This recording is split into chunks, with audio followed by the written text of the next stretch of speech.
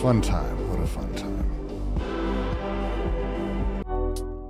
It's very few things as awful as watching weird reactionary fucks try to defend murder. Let's adjust the camera a bit. I was not ready to be going live, but I was going to be planning on going live in an hour or two, so this is kind of just fine. It'll be okay. How's everyone doing? I hope you're doing fine after dealing with that Sunday stream. It's one of the reasons, I know that there are inward circles of these drama communities and politics communities, and these people know each other. I can't even stomach handling that as like a thing we want to have a conversation about. Like, why would we give any room? Yeah, that's better. A little bit. Nice. I was fucking with my camera too much earlier. Why would we give room to anyone who sees that video or even hears about it and goes, yeah, it's probably fine? The fundamental reality of living in a society, like this is one of those like social basic things, is you should never presume the state is justified in its use of violence. Ever.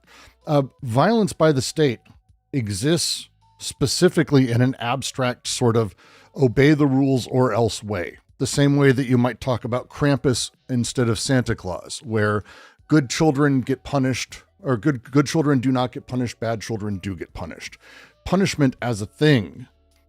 This is what the state is sort of part of, enforcing the contract of. The idea that you should not always be constantly skeptical of the state and its use of violence is horrifying to me. That's it. That's just horrifying to me. So and this goes for basically anything. This is when Cliven Bundy was doing all of his dumb shit and the state was, doing its thing. A lot of people, especially libs, were laughing about this fucking dumb right-winger. When people saw what happened in Waco, when people see these things happening to right-wingers, they tend to, liberals especially, but mostly people on the center-right, they tend to laugh about, well, that's what they get, fuck around and find out, and that same kind of sentiment you see happening here. There's no fuck around and find out for this. That is not how this works. The state as an apparatus is a just gigantic machine, and we exist to stave off its power. We exist to be a bulwark against it taking over. Cheering it on or being okay with it as a knee-jerk reaction screams who you are as a person. Just screams who you are as a person, and you're a piece of shit. And I have no reason to give people like that any room. It's just not worthwhile. Like it's just not a thing. That's all I got to say on all that. The Chud video was infuriating, but he's not alone. He's not alone. There are many other people who agree with him. Not as many people as I think they hope. Not as many people as they hope. But they're the pieces of shit who are cheering on the state. They've screamed who they are at this point already, and that's it. Like, we've got them. I don't care for the Beatles generally, but it's going to be Malachi. By the way, thanks for the $2. Don't care for the Beatles generally. Heather's a huge fan. I am not. But Maxwell Silverhammer is going to be my favorite. And Maxwell Silverhammer is going to be my favorite.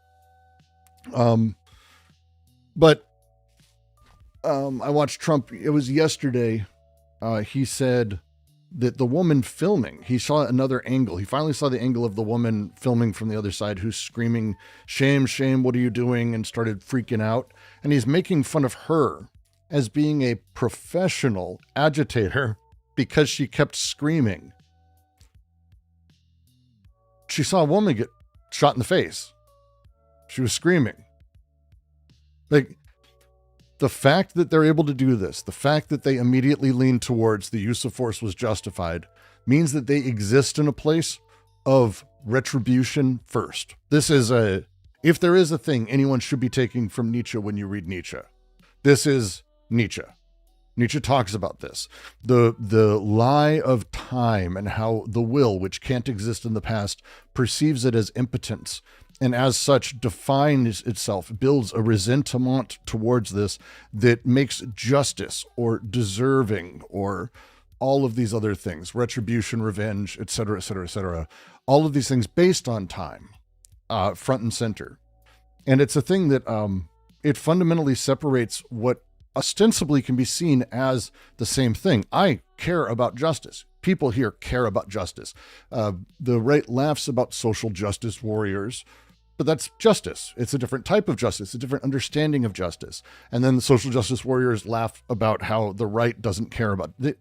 Justice is front and center to all of this, but there's two kinds of ways to consider how things have happened and why you should give a fuck about violence that's happened in the past, why you should care about terrorist attacks, why you should care about drugs getting across the border, is one of two things. One is, do you want to make sure you punish the people who've done that thing? This is a retroactive, retributive, backwards view of the world because it means that you're always going back. And we live in a time where this is the modus operandi. This is the core of fascism. The second type of justice is, and this tends to be, and it's not always, tends to be what social justice means, which is rebuilding society to ensure in the future these things don't happen again. These two things actually don't go together. They're two different forms of justice. They don't work together. That's not how anything works. It's you're looking forward or you're looking back. If you're looking back, you do things like, for example, building the ICE administration setup as we have. Fun little things that are sort of happening. Drug busts haven't decreased. The amount of fentanyl hasn't decreased. The encounters at the border have dropped. The stats have dropped. But there's a really funny thing about these stats, is that they sort of don't tell a story. They're just a number. The number of border agents who have encountered people at the border, or have had to chase someone down, or have had to expel people, or have had to catch and release, or anything, that number is drastically down. But it's not, there's no causative thing. This is like statistics 101. And again, why people should be forced to sort of take statistics classes, I think.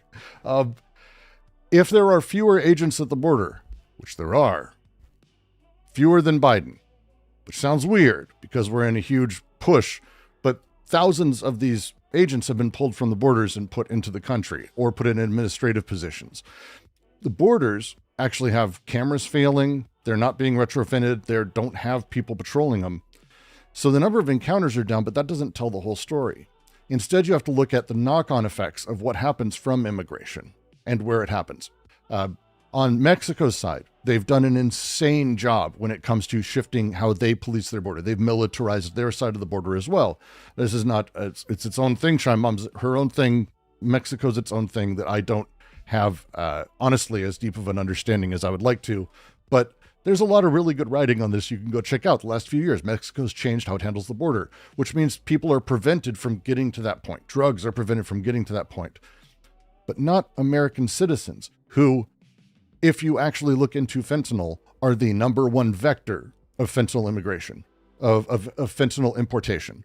American citizens are the people who do this. Kidnotkin did a research stream, deep diving this, and across the board, right and left-wing institutions found specifically that American citizens were the ones who bring fentanyl into the country. Like 85%. Like wide margin. Wide margin. With that, you have to go, well, wait, if that's happening, and by the way, drugs haven't slowed down. Purity of methamphetamine is higher than ever. They're almost at blue, Breaking Bad blue. I think they're at 97% this year. Like, it's crazy statistics of like how much better the drugs are, how much more are coming in. Cocaine hasn't shrunk. There's new drugs on the street. These things haven't slowed by any stretch. And those are the knock-on effects of the thing that Customs and Border Protection is supposed to stop. So if we don't have that happening, you can start to see that these systems fall apart. The same thing happened with the TSA. Does everyone here, God damn it, there's a very good chance that a lot of my audience right now has never existed in a world where there wasn't the TSA. It occurs to me. That kind of takes a moment for me to realize. Prior to 9/11, when I was 19, my cousin Josh and I, he had his best buddy Ryan, Ryan's old friend of his, who lived in Kansas City, and he worked for Southwest, I think. And so he flew all the time, and he was from Colorado. We would drive to the airport, and it would like at 1 a.m, he'd be coming in. We'd park in the drop-off zone and like leave the car there and walk through all the way to his gate. We had to go through x-rays and stuff. And then we'd have beers with him there in the smoking lounge. And then we'd go leave with him and go somewhere else. For like an hour, we'd drink. This was like normal. And we did this all the time. TSA and the security apparatus that exists today was actually not part of flying ever until after 9/11. And the justification was simple. They went, hey, look at this horrifying thing that happened to these planes. We need to stop the terrorists. So how we do that is we finger fuck you every chance we get, and we basically give you a security apparatus you have to deal with. Yet, it did nothing to make us more secure. The TSA hasn't stopped shit. In fact, they stopped in 2016 or 17. Every year the TSA runs tests, and they have people go through with actual shit or simulations of shit that should be stopped. And something like 94% of it gets stopped. That's not good. That's not good. Like, that's not good. When 6% of guns and fake bombs and weapons are getting through. But that's the thing. It was only fake stuff. In 2016, they started classifying those reports. So now you don't know that the failure rate has never changed. It's still the same failure rate. So, not great. But even more, they've never stopped a single terrorist. They haven't gotten a bomb. The underwear bomber, the shoe bomber, those were actually people who made it post TSA existing through TSA and were stopped by passengers on the fucking plane. They haven't arrested people otherwise. There's people who brought guns on, forgot they had guns, which is actually, it's America. What do you fucking expect? But there's no terrorists that have been stopped. The apparatus, the security apparatus didn't make us safer. It made no one safer. Ever. It has done nothing. And yet, it is now a multi-billion-dollar agency as part of Homeland Security and ICE. ICE was created at the same time, by the way, for this, to stop terrorists from getting over the border. It did not do that. It doesn't, because that doesn't happen. This is not how it works, ever. So none of this stuff stops anything. ICE isn't going to stop anything. This isn't going to stop. The borders are not secure. Drugs are still getting through just as much as they ever were. So all of this absolute theater that you're experiencing, and all of this is theater, is now costing Americans their lives. So don't give the right wing the room. Oh, we've got to crack down on immigration. No, we really don't. We really don't. Just stop. Just stop. We don't. Oh, we've really got to worry. No, we really don't. There are things we have to worry about. I do believe in customs as a thing. We want to make sure we don't get invasive species. We want to make sure people coming through aren't bringing rabid animals or things that could destroy crops. This stuff happens. These are things to be concerned about. I believe in free reign otherwise. People shouldn't be free to bring blood diamonds across the border. We should be watching for these things. There's some level of customs I get, sorry. But the idea of immigration, the idea of this level of security is laughable on its face. And it's never stopped anything, and it's not now. Scott Bessent sort of let the cat out of the bag accidentally when he was talking about how beef prices are going up because there's now disease amongst cattle. And he said it's because cattle, immigrants and illegals are bringing cattle over the border, which is, again, either he's making up lies about you to terrify the border. This didn't happen, or this is happening and the border's not secure. Either way, this explains who these people are. This explains who these people are. But there is, by the way, a threat on the border. It's a screwfly, I believe, screwfly larva, and the issues there. It's sort of poking northward past Panama into Mexico. There's issues there. But again, he's given away the game. He's given away the game. It's either he's lying in order to make you fear what's coming across the border, or they haven't secured the border and he's telling the truth. Either way, the entire Trump administration, again, fake bullshit lies. It's fake bullshit lies, and it will continue to be fake bullshit lies, and that's just where we're at. Now they're killing people. And if you are making excuses for that in any capacity for lies, and all of this is lies, this fundamentally Chud is lying. There is no security of the border. He doesn't believe in security of the border. He believes in the idea of it. He believes in the theater of it in order to make sure his white ass is safe. White people can feel better about their nights, white suburbanites especially. This is not a functional thing. This is not a thing that matters, and it will not. If the ICE agent murdered that woman, goes on to run as a left-leaning Democrat, would you endorse him? Oh, see, someone's talking about my, no. Probably not. No. Good for you. Good for you. Good for you. And I will continue to back the main candidate that I back. What do you think will happen in 2028 when Trump is supposed to leave office? I don't know. Or do you only excuse murderers for the American state when they murder non-Americans? Oh, you're one of those.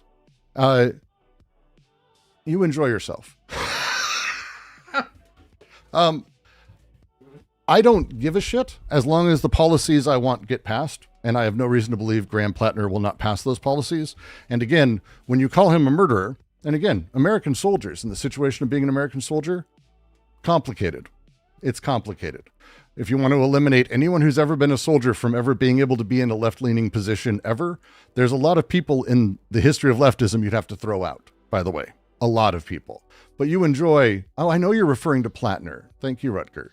You feel free to be angry as much as you want, though. And impotent and do nothing politically. That's great. You're going to continue to do nothing politically. And you're going to continue to keep that up. Nice. He's Americanized. All Brit streamers are. I don't know. I think there's an edge to that, but it's. I would argue that it's less that he's Americanized and more that America as generally the cultural hegemon and the focus of these platforms. As much as there are people from India who are basically running X, as much as there are people globally who are posting on YouTube and other things, the money made is American. With Europe being a close second and then the rest of the world sort of following suit. And so as such, the people who are more successful, the people who are able to get more money are the people who appeal to Americans first. And as such, those things explode.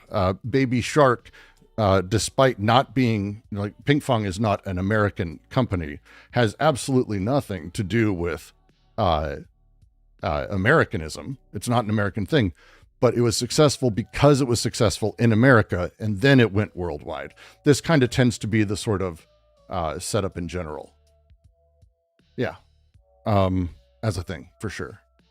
In theory, I believe in rehabilitation for everyone, genuinely. I have no idea why we wouldn't. Well, I do, because again, retribution as being the center of it. Oh, you did these things. You don't deserve this. You don't deserve my care, my vote, my thing because of these things. This focus on the past. And someone asked earlier why the two types of justice don't work. One is understanding the forces and the potentials of things that are and rearranging them to change the emergent abilities of things in the future, to give people power to enact their power in ways. Social justice fundamentally is not about retribution, as much as there is sort of the reparations conversation that is part of it as a thing. It isn't about retribution. It's about in the future ensuring people have that equal platform to bound off of and to be moving. If you are caring about retribution and the past and things like that, these are static bullshit things that literally can never win an argument because everyone's got their own version of it, but they do not interact because there is no living anything in them. There's nothing alive that affects them in any capacity. You're dealing with dead everything. And when you're dealing with dead everything, what then is alive? What then is vitality allowed to move through? What then are you able to move through? What can you change? You can't change anything, but you can change this. And this is, again, Nietzsche's fundamental move as he talks about the shift from resentment thought to a different way of considering. And again, penance doesn't do anything. That's a religious ascetic bullshit version. It has nothing to do with penance or the right setup. Whipping yourself 92 times, scarifying yourself 92 times, doing these things 92. Yeah, count your beads. All of that shit is fantasy, weird, ritualistic garbage. Has nothing to do with these things. This is not the way leftism functions by any theorist or anyone who works in the space or people who actually do real activism. The people who do activism who are just angry, who will turn on a dime, those people who are invested in the very same retributive systems that they're supposed to be taking on, they end up getting in power and just reinforcing those things. And if that's the case, if Graham Plattner gets in power and then reinforces those, that would be disappointing. But guess what? Not voting for him puts someone who's actually saying those things are good and already saying they're going to do that. I'll take my chance. If I lose by taking my chance on a person, so fucking be it. So fucking be it. So fucking be it. It's a childish way to consider stuff. If you want to change the world and shift how we can all vote, so that way it's a sortition-based system, so that way there's no representational voting, so that way popularity doesn't matter, you're free to argue for that, and I do argue for that all the time. But then, go vote and make a choice. Just to be sure you're defending Plattner, I don't think I did that. Jesus Christ. You people don't understand the needs here. Like, this is what you're worried Plattner is going to do when he gets into power is what his opponent is saying they will do when they get into power. I will take the chance, and I will argue that we take the chance. Should we not support him? Should we say Kamala is not someone to vote for? Should we depress the vote extremely so that way more of this happens? How'd that work out, by the way, for all the people who spent the entire campaign depressing the vote, talking about how Kamala's awful, how maybe voting for Trump wouldn't be the worst thing. There's a huge, huge amount of Democratic votes that were suppressed by themselves. I'm not getting stunlocked. It's incredibly frustrating. And it's the setup that it needs to be considered is at the base level. When you are able to do things, can you help someone do more things? Can you build a world in which the machinery of it encourages other people to go do things? Or the opposite? That's it. It's very, very simple.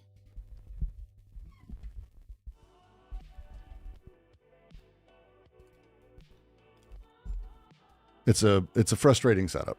But again, as Sunday says, and he's right, online politics doesn't really matter. Like, the function of it is,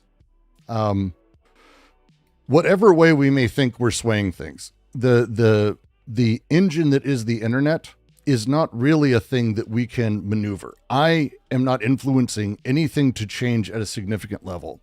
More or less what we're able to see by what populates the popular feeds, what people are watching, what people come to, is actually the at-large sort of social meaning machine that exists well outside of the internet at this point, but is sort of enveloping itself. Much more interesting, but it's not going to affect things in that sense. It's not really how it matters. What matters is, for me on the internet, is being able to give people a way to go out and do something. With Operation Inflation, I consider it to be one of the most important things I've done recently, because we've gotten notes, and it's been like, hey, look, if two jackasses online can go do something that is then cited by Supreme Court, multiple Supreme Court, it's fucking weirdest sentence, that has inspires this thing, then what the fuck are you doing? It just takes going out and doing something. And that empowerment, we're still seeing knock on and continue and continue and continue. And it's fucking awesome. It's fucking awesome. And that thing is what you should be doing. You should go do something. That's it.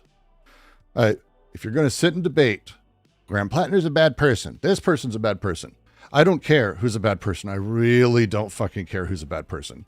I really don't. We live in a system of particular power structures, and I'm utilizing them as they come. And if you want to talk about an idealistic world where only Marx runs and his 12 perfect followers, you're free to do that as well. You made some mead. It's not bad for first batch. I tried mead.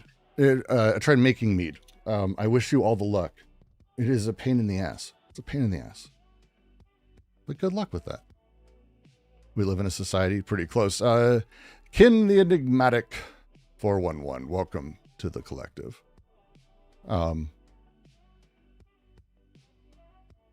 Isn't there a book that has a title like Beyond Good and Evil or something? Maybe. Maybe.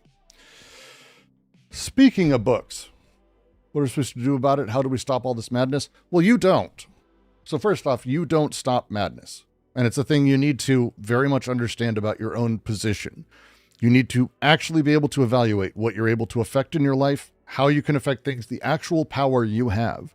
Understand the forces behind it, understand the implications of it. That's the first thing. So understand what you can do, and then build within that.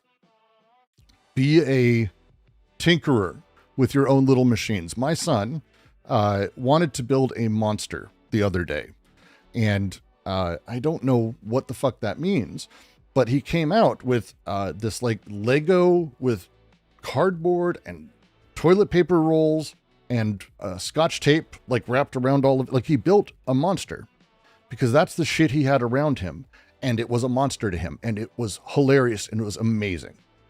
That is what you should be doing. If you want to do something politically, be like Dexter. Find the things you have around you that you can use and make something. That's it. Make something. You only have so many pieces. If all you're making is coming on here and shitting on people or saying, this is a bad person, this is a good person, I don't like them, blah, blah, blah, you're not making anything. You're talking. Good for you. You do nothing. You do absolutely nothing with kind of all of it. Flatly. But let's talk about, because I was going to do this with Sunday as a thing, but I think this might be fun because now we are in a point where, hey, how do I understand the world? Typical parent bragging about their kid. If you saw the monster, you'd know it's bragging to the point. But every kid does this, though. Like, that's the best thing about children, is they don't understand what they don't have. That's not a thing that they care about. Kids build with whatever they've got around them. They paint with whatever they have around them. They draw with whatever they have around them because that's what's around them.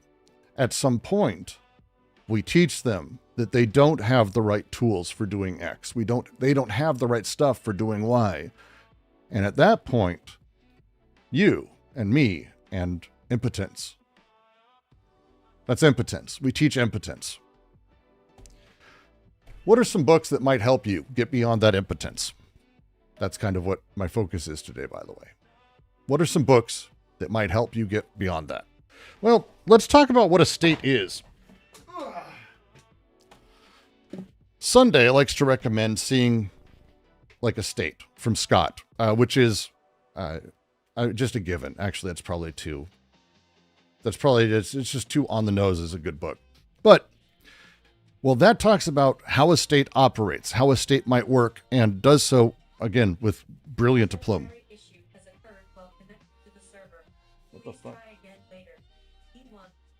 My TV is having an error. That's weird. Turn that off. Did my internet go out? No. Weird. And I'm not going to be recommending Anti-Oedipus here. Seeing like a state, incredibly important. But when we talk about how a state came about, what is the state? One of the challenges when we talk about the government or the state or a king or democracy or Trump or fascism or whatever it is, the thing at the base of it is we don't talk about how it started. Graeber tried. I'm not going to recommend Graeber's posthumous work on I don't know, the origin of everything shit. It's not very good. A better version to read is this guy. This is, come on. I know you're able to focus. Come on. Oriental Despotism from Wittfogel. Oriental Despotism. Wittfogel's an interesting character. So, Marx and dogmatic Marxists as a people. In the early to mid 1900s, they went on a hard bent towards being very positive on the Soviet Union. And Wittfogel, who lived during this time, became extremely disillusioned with communism and Marxism. Because to him, the Soviet Union was never Marxist and it wasn't communist. He fucking hated it. This got him drummed out of a lot of Marxist historian circles. He's an anthropologist by trade and a Marxist one at that, and brilliant. His books are incredible. Oriental Despotism, which is, yes, a hell of a title, but it's very particularly about how the state happened, I think would be the phrasing for me. When we talk about what the state is and how it came about, for Wittfogel, he talks about the first time that there was like a critical mass of people. State power, as it first was founded, didn't just show up. People at large numbers need water, is sort of his core argument, and it's actually very, very good read. They need water. If you have a small tribe, you have some people, maybe you live by a stream, but if you have enough people, you have a distance from a stream. So you have people going to get water. Well, maybe you start building irrigation ditches that can go in, but at some point that's not enough. At some point, something more needs to happen. At some point you become what he called a hydraulic society. And these systems end up shifting how we deal with everything. So when you start building the aqueducts, for example, and when you start having to distribute labor beyond just, hey, I'll go get the water for the 20 of us, but instead, okay, I'll go work for a year building this aqueduct, management of time emerges from this because you realize you need to build something more. You can't just do it ad hoc. It's not going to work anymore. You need someone to manage this. And at this moment, a shift happens.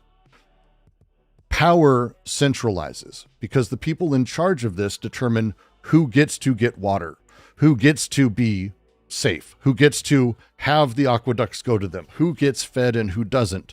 And this setup shifts everything.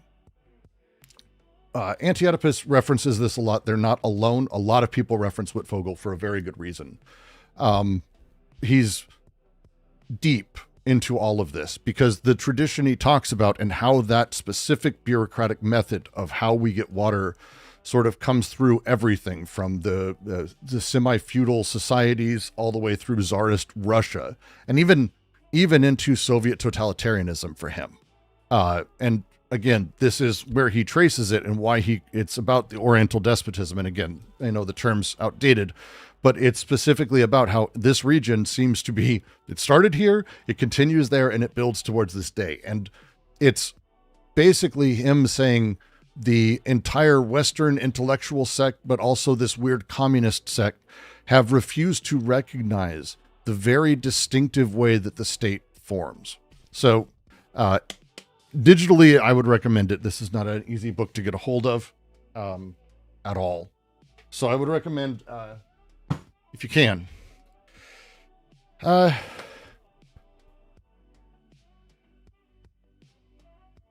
Wittfogel is pretty historically accurate. You're actually able to go through and you can say it's not historically accurate. That's fine.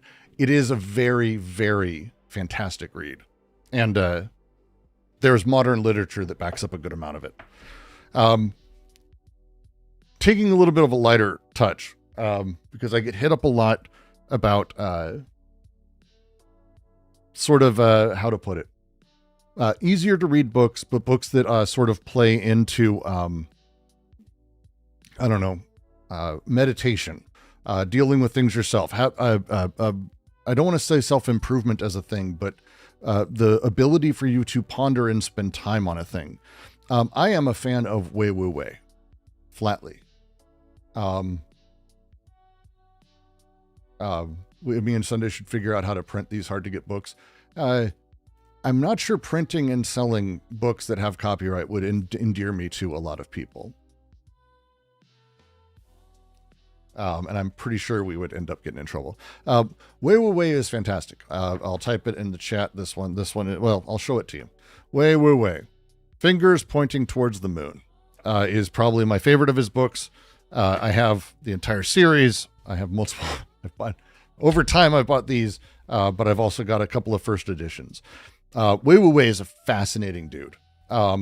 He was an Irish, I don't know how to put it, upper middle class guy, who was extremely well learned around, the turn of the century, 1900s,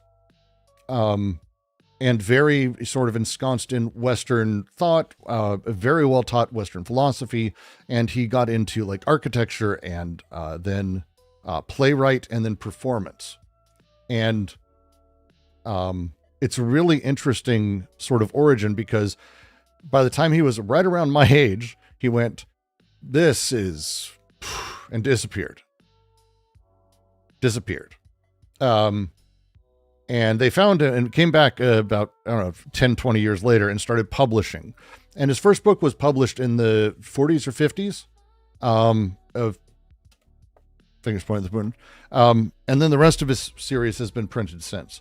It is a particularly interesting take on generally Eastern thought, specifically sort of the intersection of Buddhism and Taoism and Zen, in that specific sort of trifecta. It's a really interesting setup. And the reason I say that is because he is so deeply trained in Kantian, Hume, Husserl thought that he actually utilizes their terms to talk. It's a Wei Wu Wei. Action through inaction. Also originally printed as OOO was his original printing name. Reflections print of a Pilgrim on the Way is pretty much as good as he gets, though, I think. And his understanding of a lot of these things flow in so wonderfully in and out of Western thought and sort of the jargon of phenomenology or perception versus apperception, versus cognization. And he uses these things to explain Buddhism in a way that I think is stunning. And again, I'm not saying it has answers, but I will say it is a thing that I have found stunningly fun to read and really, really wonderful. So anything by Wei Wu Wei, but Fingers Pointing to the Moon should be top of your fucking list. The whole thing is available online for free. There's a Wei Wu Wei archive. There will not be any fiction in this list. I don't like fiction. Sorry. That's a whole fucking discussion. But there will not be any fiction in this list. It's not a thing for me. So it'd be worthwhile. Pick it up. It's the Wei Wu Wei archive, free online. You can read it there. They have a phone version, 100% worth sort of going through and enjoying. I don't read fiction. I need literature. No, I don't read literature really either. Fiction. The reason I rarely find fiction I enjoy is I overindulged on it until I was like 28. And by that, I mean, I read just voracious amounts of books, like silly numbers of books, the same way that I overdo TV, and I have always overdone TV. And the thing with fiction is when you overdo it to a point, for me, what I ended up experiencing is I ended up getting sort of, snobbish would be the wrong term. Maybe it's the right term. I got bored. You start to see the same tropes over and over and over. You start to see the same things over and over and over. And there are a handful of people who've done those things exceptionally well. But after that, it's just not interesting to read. most fiction. This has been my experience. So I still do read. Mo Yan is one of my favorite sort of writers of recent. I've been going through all of my Brian Catlin's. He wrote The Vor and a whole bunch of other works. I've got all of his stuff. I'm going through again. There is fiction I like, but it's not a thing I normally read because it's just not new and interesting. It's just tough. Like, yeah, Kafka, Proust. I mean, I can go through. I've got, and I've got my pulp novels, which are just like, again, this is where I get fucked up. The reason I don't enjoy something like Pluribus is because the ideas in it and the stuff in it, there's nothing new that it does that I find interesting. If you just grab a billion copies of every Ursula K. Le Guin novel, or you grab anything from Jack Vance, or you grab anything from literally any of the great sci-fi masters. We went through this. People who were doing my book stream, I showed I have a bunch of pulp novels. It's just done. Things are done better, and were done better the first time. I mentioned, where did I put it? Where did I put my copy of? There it is. I was going to try to talk about this last night. If you like Pluribus, here's a fiction. I've got a fiction book. You ready, Yanni? One fiction. I've got a fiction book. To Marry Medusa, Theodore Sturgeon. It's now called To Marry Medusa. This was called Cosmic Rape. If you can find a copy of Cosmic Rape, pick it up. Same book. Kurt Vonnegut said this is one of his favorite books. This is how good this book is. The idea is simple. A alcoholic homeless man gets infected with a hive mind. The hive mind, as it kind of turns out, like everywhere is hive minds. Hive minds are the norm in everywhere else in the universe. And Medusa finds Earth, infects this dude, and is assuming that, like, oh, I've beat this guy, I've infected him, therefore I would be able to take over Earth, and then learns we're individuals. What the fuck? It goes, what the fuck? And it breaks Medusa a little bit. It makes it go, well, then I need to figure out how to take him over. And what happens is so fucking reverse engineered brilliant. I'm not going to tell you about the outcome. I'm not going to tell you. You need to read it. It's not a long book. Fucking come on, people. This is a fucking giant text. Fucking 150 pages. The ending is so good. And I realize now no one's done this. It makes me want to turn it into a screenplay and see if I can shop it, because this shit seems to be popular right now.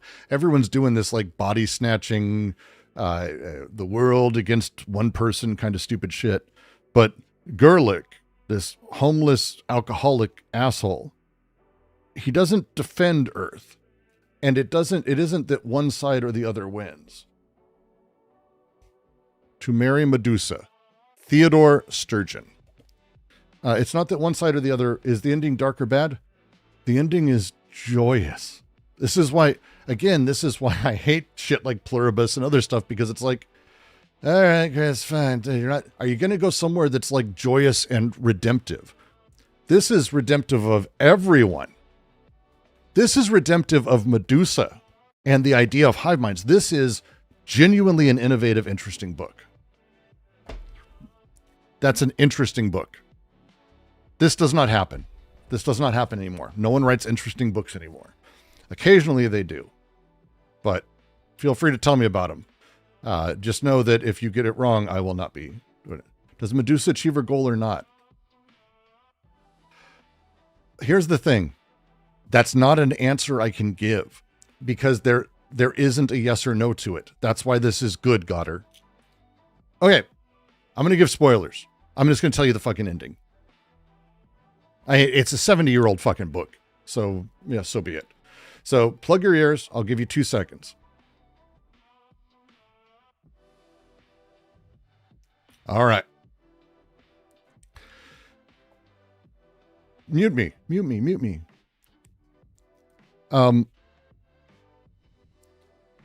humanity fundamentally changes and improves the hive mind by making it something that is able to be both an individual and a hive mind at once. And we take over everything. It's emancipatory and brilliant. And we're done. We're done. You're back. You can come back. You can come back. You can come back. You can come back. You can come back.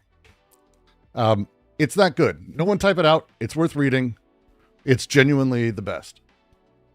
It's brilliant. It's a brilliant ending. Absolutely worth checking out. So there you go. What does that even mean? Exactly. You've got to read the fucking book. It's 150 pages, Goddard. Hey, Goddard. I will send you the PDF of this personally. You made me watch an hour and a half of the worst shit I've ever had to watch. Not even on stream. You can read this fucking book. But it's that good. It's that good. You're good. Off of fiction. I might do fiction in a second if you want a handful of older books, but nothing new. These are all books, and these are recent-ish, or recent translations at least. Here's a book that I think is important for today's modern times if you want to learn how to understand and rethink culture. One of the challenges we have is that you have what is ostensibly the leftist version of things, talking about how important it is to keep cultures and that we shouldn't appropriate cultures and that the blah, blah, blah, all of this stuff. And then on the right, they basically are a hegemonic nightmare Nazi force. This binary. Can you have the PDF too? I did complete the interview. I told you this. I've got to rewatch it now because there are things I want to go through before I give analysis on it. Because it's too important of a thing to respond to. It's not a thing you can respond to flippantly. He's a nightmare of a human being, but it's not someone who you respond to flippantly. He is not some shithead plastic pills on YouTube. Okay? That's not it. These two sides, this supposed binary of cultural things. Francois Julien, in There Is No Such Thing as Cultural Identity, does away with this.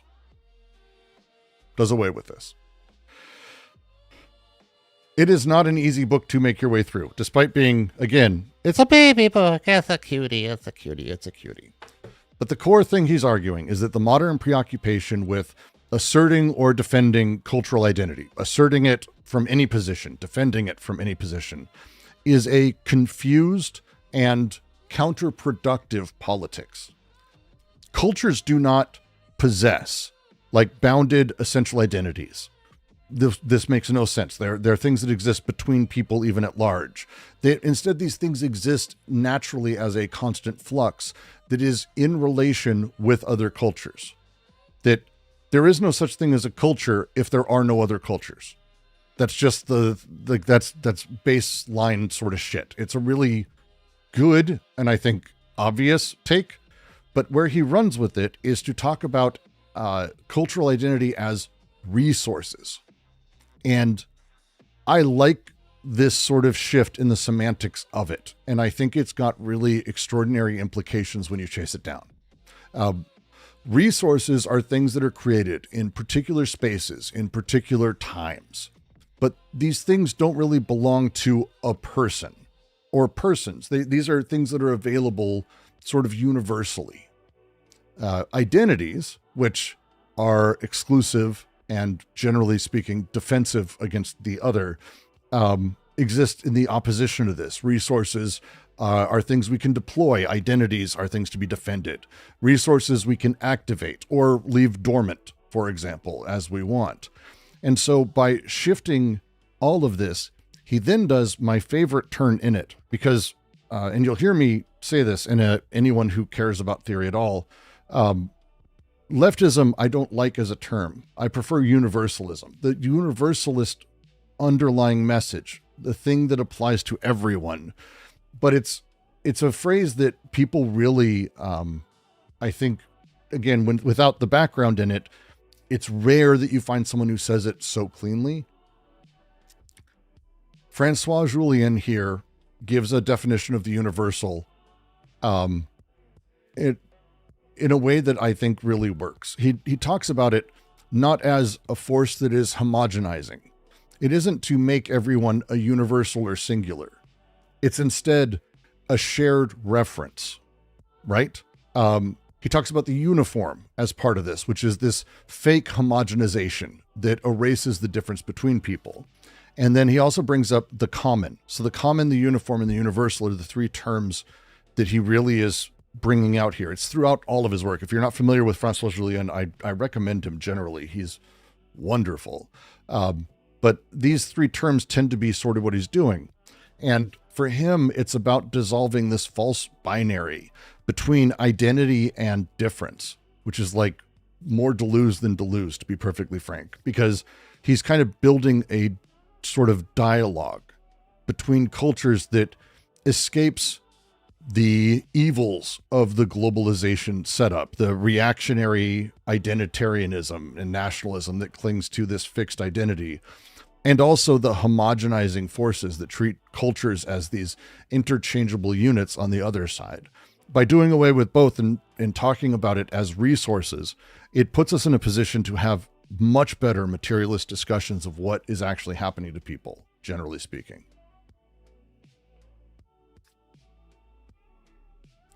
It's really cool. Saying resources, he's a Marxist. Oh, no, he's a Francois Jullien, his entire thing, and he's a Marxist. Materialist, certainly. He's very unique. His entire oeuvre is about building bridges between East and West philosophies. If you look up his works, you'll find that he does basically Confucianism meets Greece. And it's like, but it's brilliant. He's brilliant. He's brilliant. His work is genuinely wonderful. If you get into it. Yep, that'd be him, nobody. Francois Jullien. All right, let's see. What's the next one I had notes on?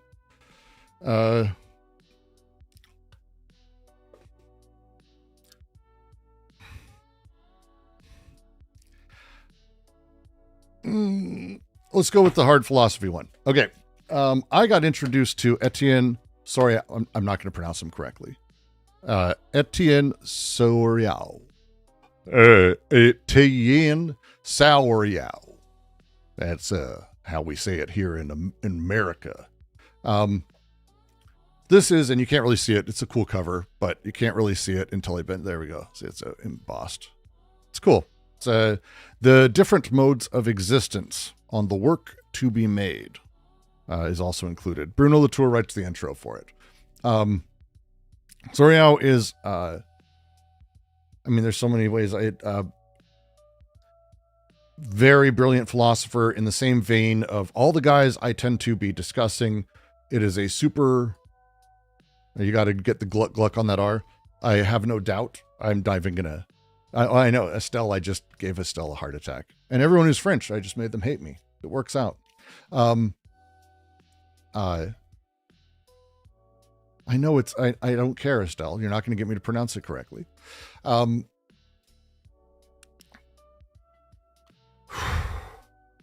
So his stuff is interesting to read if you've been through other people. And I'm not going to say that you shouldn't read him on his own, that it's not worth it. For me, personally, what I took, this was the guy that La Poujade studied along with Deleuze. This is how I found him, is La Poujade, basically, who's the current, one of the master writers on Deleuze currently, as far as I'm concerned, is doing translations of some of Deleuze's most interesting untranslated work, like on painting.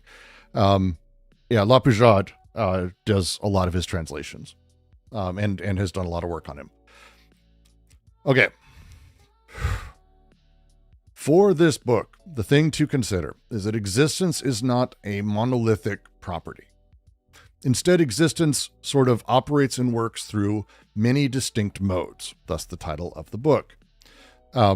Beings come into existence through a process he calls insaturation, where the potential and the actual, the virtual and the actual, interpenetrate.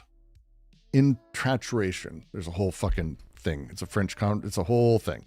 But the whole point that he sort of is doing is that the human, that there's a human creative responsibility at the center of this that brings forth things into being. And it is wild as a thing, because so in that phrase, intraturation, I'm not going to pronounce it correctly, instauration, I don't give a fuck. I'm really not going to be able to pronounce it. I shouldn't have written it down. This is what I get. I'll type it out. No, I'm not going to do that even. It's worth reading. It's a complicated book. I recommend it to anyone here who's actually spent time with Deleuze, Simondon, or Latour, Bergson. And when I say time with, I don't mean reading one book. This is not a simple thing. This is not a simple book. But it's a book I'm now going to be reading 2 or 3 more times because a lot of things in it struck me very similarly to Klosowski's Nietzsche and the Vicious Circle, where it just sort of went, okay, this is an interesting take. And thank you, Waiko. That is it. And instauration philosophy. God damn it. It's just a nightmare. Obsession with Frenchies is pretty high. Feel free to share with me people who do other writings. Last year I think I ended up recommending Yuk Sui all of his books, and then nothing this year from him. So it happens. There's just not a lot of people outside of that who do anything interesting in this space, sadly.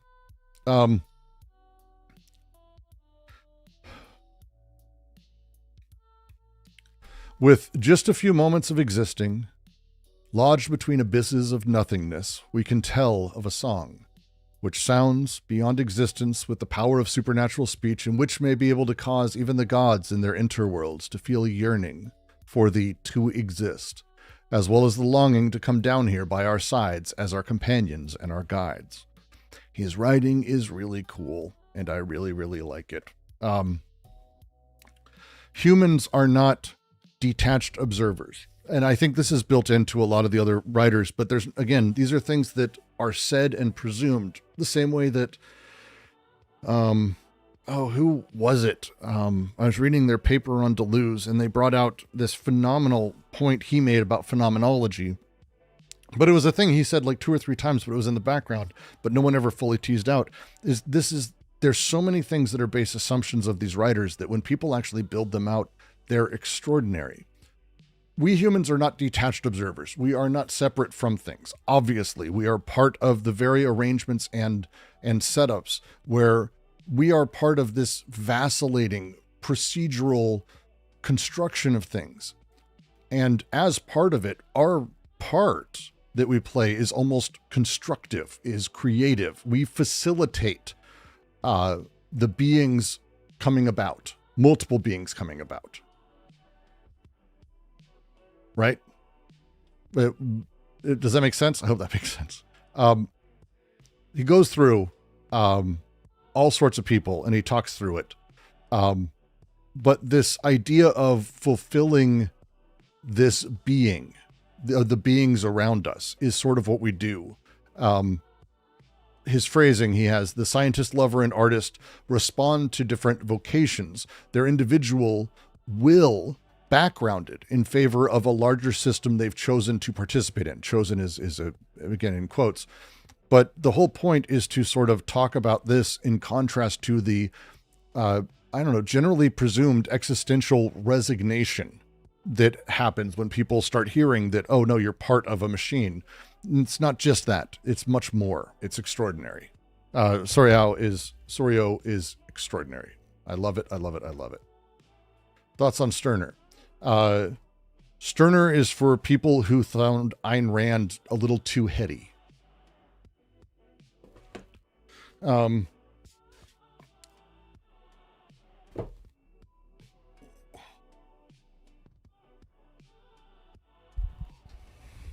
right. This dude is awesome. Willem Flusser. If you haven't actually read anything by him, I know Sunday and the the reading groups in the cathedral did a reading of Vampiroteuthis Infernalis, which is Willem Flusser's. I mean, I wouldn't say it's his best work, but it's probably one of my favorites of his. His book on the devil would be second. He is a phenomenally interesting writer. Phenomenally interesting writer. Into the universe of technical images, I'm bringing up, it's in my, I'm going to be recording over the next day a lot of essays that are going to be going up next week because I've got my new attempt at doing partial objects, which is going to take as long as it takes.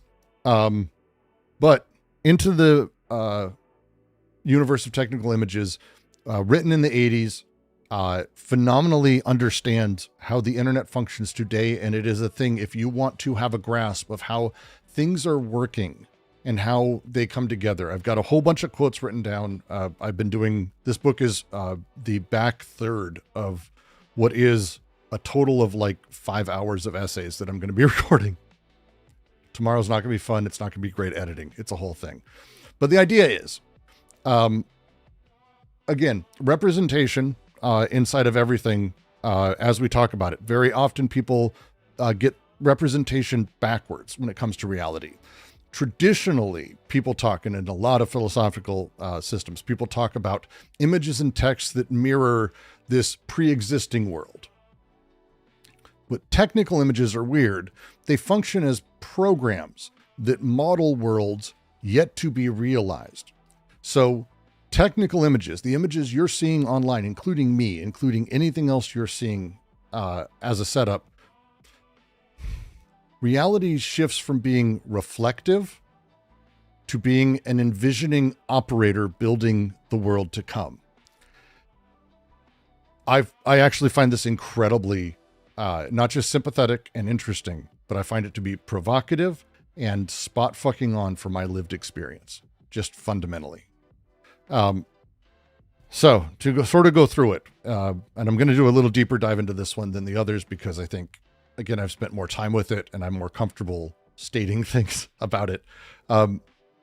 So history kind of has 3 phases for him when it comes to communication. The first is the domination of images, graphism, and this lasted for a very, very long time. Then the rise of what we would call linear text. And this is, we're sort of at the tail end of that setup, but this has been the brunt of what we would call recorded history, right? Technical images are very new. They're very new to him at the time. In the 80s, they were very, very new. We're talking about like something that has not existed since, I don't know, 1950s and 60s for what he's talking about. And that dominant form that it has become shifts things because every communication form shapes consciousness within those eras, within those epochs in its own way. Images build people who see things in a bit more of a nonlinear perceptive setup. It yields he calls it like a magical consciousness, the way that like spoken word stories are told and how they shift order and change, but somehow maintain a centrality to them. But that shifting and changing is a magical dimension to these things. A little bit different when you have these linear historical texts because it creates a very particular consciousness that is cause and effect based, that is this, then that, then this, then that. These things happen in this order. These things happen in this way. It creates a consciousness that understands these things in this way. Now we have, and again, most of my audience has been alive long enough that you've been basically ensconced in technical images your whole life. It's an entirely different form of imagination for him. The way that they differ fundamentally from traditional images and from text, for example, photographs, we could say. Photographs capture existing reality through the waves of the particle. And it's mechanistic in a very direct and observable way. The photons hit the chemicals and they're sort of change the composition, which gives us the photo. But the photo is still a reflection of reflection would be the word, a reflection on reality. Electronically generated images don't work like that at all. They precede reality. There's no such thing as an image on your desktop. I've had this conversation with people because there are people who exist who think AI are able to see pictures, but that again, fundamentally misunderstands how all technology works, because there are no images on any hard drive. There's no such thing. What there are is interpreters and files that interpreters can read. So if you have a JPEG, or you have a GIF, or you have a PNG, or you have a TIFF, or whatever it is, those are procedural bits of data that are run through an interpreter, granted very quickly, but they load bit by bit. We see them all at once now. Those of us who are old enough remember images having to load like this. You know, porn used to be really, really painful to watch. That thing that is immediate now, you forget that it is not an image. It is reading from your hard drive. It is procedural and it is generative. But specifically, it's not a reflection of the world. The inversion that happens is really important. Photographs reflect the world. Technical images direct the creation of worlds, which is, I think, really an interesting way to talk about it. So the magical effect that is there, and if you haven't read any of his works, he very much talks like he's a shaman, and he writes a little bit in that way. He's not. He's very, very thoughtful, very thoughtful. But the point is that technical images liberate the people who experience them from having to actually have any conceptual thought. Because historical consciousness that has this sort of second order magical consciousness, the linear thinking setup that requires sort of an abstraction of understanding of things, that goes away. The operator instead has to develop a capacity to envision, to grasp what abstract model this image is a part of, and the way it will manifest in the future is the phrasing he's got. And when you see images now, it's no longer, and I think today with AI as it is, the thing to fundamentally sort of see his work as explaining is why when you see a picture now, you're not actually caring what's in the picture. Everyone's question is, who made it? What's it for? Why is it here? Is it AI? Is it this? Who put what where? Why was this done? The meta conversation of the world around it is there. The meta conversation is built in. The technical image, because it's assembled by software and because the process of having it sent to us is done by a person and there's intentionality at every step, it is absolutely its own thing. I highly, highly, highly recommend it. And I find it to be a stunningly interesting take on everything that's going on. Does he speak like a guru? It's not guru. His language is, Deleuze had this in him too. When he would write, and a lot of people take it as like Deleuze the wizard, or he talks about sorcery. He would use terms that seem to be touching into sort of a shamanistic take or a mystical take. Willem dives into that. He is not doing that at all. And Flusari is, I would say, playing with the same things Baudrillard is. Josepher, if you're wondering, they're playing with the same things. They play different, very, very different. But yeah, and yes, that's the Brood Witch. It cannot be disassembled.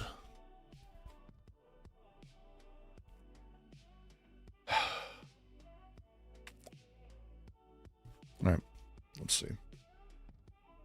How many works in economics, which I prefer? No.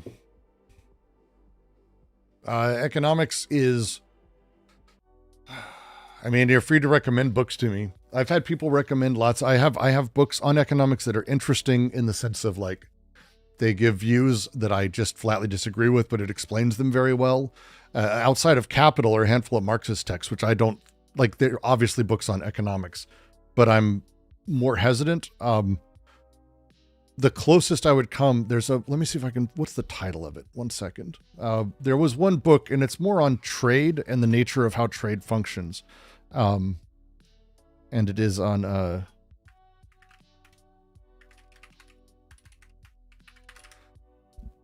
Nutmeg's Curse from Amitav Ghosh, which I'm probably not pronouncing correctly. Nutmeg's Curse is, I would say, a book on economics. And it is really, really, really depressing. It is really depressing. It's a book about colonialism and the way trade functions and how it works through today and how things haven't really changed. I'd say that.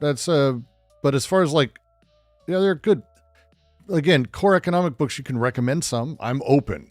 We'll just say I'm open, got her. But the challenge is like when we start talking about reading through them, and I've got, I don't know, I have books on modeling and economic theory and this thing and this and how the economics of have an entire book on how to be a curator at a gallery and how to make your own museum. Not because I really wanted to, but because I want to know how the actual ins and outs economically of museums and galleries function. And it's a fucking amazing book. I got it at Stacks in New York. Phenomenal book. But like, these are much more interesting to me than these grand ideas. I had a book on modern monetary theory, for example. And they're fun. Like, I think Stephanie, God damn it. She's a good writer. Stephanie Kelton? Is it Kelton? One sec. Stephanie. Is it Kelton? It is. I got that right. She's a good writer. And Deficit Myth was good. And her books on MMT I find to be convincing. But then what? Gary's Economics, I subscribe to Gary. Gary's Economics is okay. I appreciate the thing I like watching. And there's a lot of people who are in this sort of camp is people who are capitalists who've made their money in that system and who tend to be very blunt about how the system works, more or less because Peter Schiff, for example, I think is actually an interesting person to talk with. I've had a weird life. I've had an opportunity to sit with him and talk with him about economics. It's fucking life's weird. It happened out of nowhere in Vegas. It's a long story. But like these people, they're not grifters in the traditional sense. They're also very capitalist, but they're much more aware of their own capitalism. And that awareness of the system and the parts that they're like, it needs this to survive. It needs this to survive. And they're terrified of it falling apart. They tend to be very open about it. And that conversation, I think, really helped me understand, like Gary's Economics does it very well. Scott Galloway, I think, does a very good job generally too. There's a lot of people, even on the far right side, who are economic populists. These conversations, like what things matter, how things matter to them, it's incredibly enlightening, but it's not really like interesting beyond that. It's like, you can't really do much with it, at least as far as I've been able to see. It's like, I'm not talking to billionaires and millionaires for lessons. Anyone who tells you it's anything but like luck, they've misunderstood their situation. They lucked into a thing. They were prepared for the right moment. Sure. But luck is a huge part of why people are excessively rich, especially billionaires. So it's basically all of it. Find socialism and communism more captured by capital than capitalism. Well, everything's captured by capital. There's socialism and communism. They're not really things. They're ideas about ways that capitalism can evolve. Like that's traditional Marxism, is that capitalism as we know it today is a evolutionary stage that is going to slowly collapse into socialism, into communism. And these are transitory phases. I don't ascribe to these beliefs at all. Again, I'm not a hyper doctrinal Marxist. But yeah. When does that literacy essay comes out? It should be this week. And it's going to not just one essay. It is 12 essays. It's my new project. The Partial Object series, very short version. Partial Object series started as like 15, 20-minute videos. I really liked doing them. They were fun. I could kick out 1 or 2 every week. And then as I started getting into more complex ideas I wanted to take on, they became 40, 50, 60, 70-minute essays, which is not hardly partial, dear Lord. So I'm doing one big essay, then breaking it up into 3 smaller essays and breaking each one of those up into 3 or 4 smaller essays, and all of them are going up. So it's going to be a lot of partial objects, which is the idea. We'll see how it works. Who knows? And no, I don't know calculus. Unlearning economics is also someone we might react to today if everyone is interested. Really, there's a handful of videos that are in my list of like things I don't want to go over. Oh, shit. And unlearning economics is really... There's new videos on AI, and it is technically a thing. You didn't know. It's technically a thing. Last book. Let's do this. Let's get these books out of the way so I can put my notes away and we can switch to videos and relax for a minute. All right. As I was just talking with Flusser, one of the things that is important for people to understand is we have reached a type of technicity. It's very specific phrasing that is far beyond what any theorist in the 50s could have even grasped. That we are embedded, and it is embedded within our lives in a way that isn't nearly as exciting as cyberpunk, but is just as bad. It's just as bad. And so when we talk about how we sort of get to these positions or how media works, one of the things that people do a lot is they romanticize this sort of the Hegelian mentality of a progressive march of media that, well, it was just this. How great was it when we just had images or spoken word? And then the next thing that you do is, and then it evolved into, and it's like how people talk about evolution as if it's always a positive step forward, right? It's not. That's describing like so many fucking things. So it's a longer book and more of a technical read, but this is one of those that I can recommend to people who do not have philosophical backgrounds, which is really nice, I think, to be able to do. Maybe just me.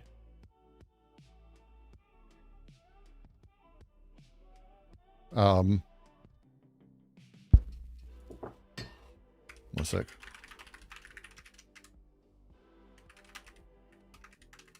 If you don't have any background in this shit, that's fine. Which book is this? I haven't given the title yet. Zelensky's After the Media. Not that Zelensky, different Zelensky. Siegfried Zelensky, After the Media. So, you notice I have a lot of univocals because every time I go into a bookstore, if they're on sale, I buy them because I really, really like the covers and the texture and they feel good to read. Really nice copies.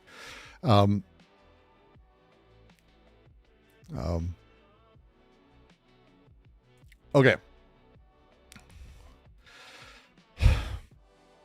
After the Media is, I would say, it's hard to say if it's prescient or if it's just about where we're at, but it's a discussion about the technical side of all of this in a very particular way, because the shift of what we mean when we say technology-based communication is we've moved into a space where it's redundant, where it's systematized, and where it is a totality. And it's weird because I grew up in a time where there wasn't this. There was no internet. There was no cell phone. People weren't connected. I remember when I got a pager and everyone thought it was because I was a drug dealer and I just wanted to look cool.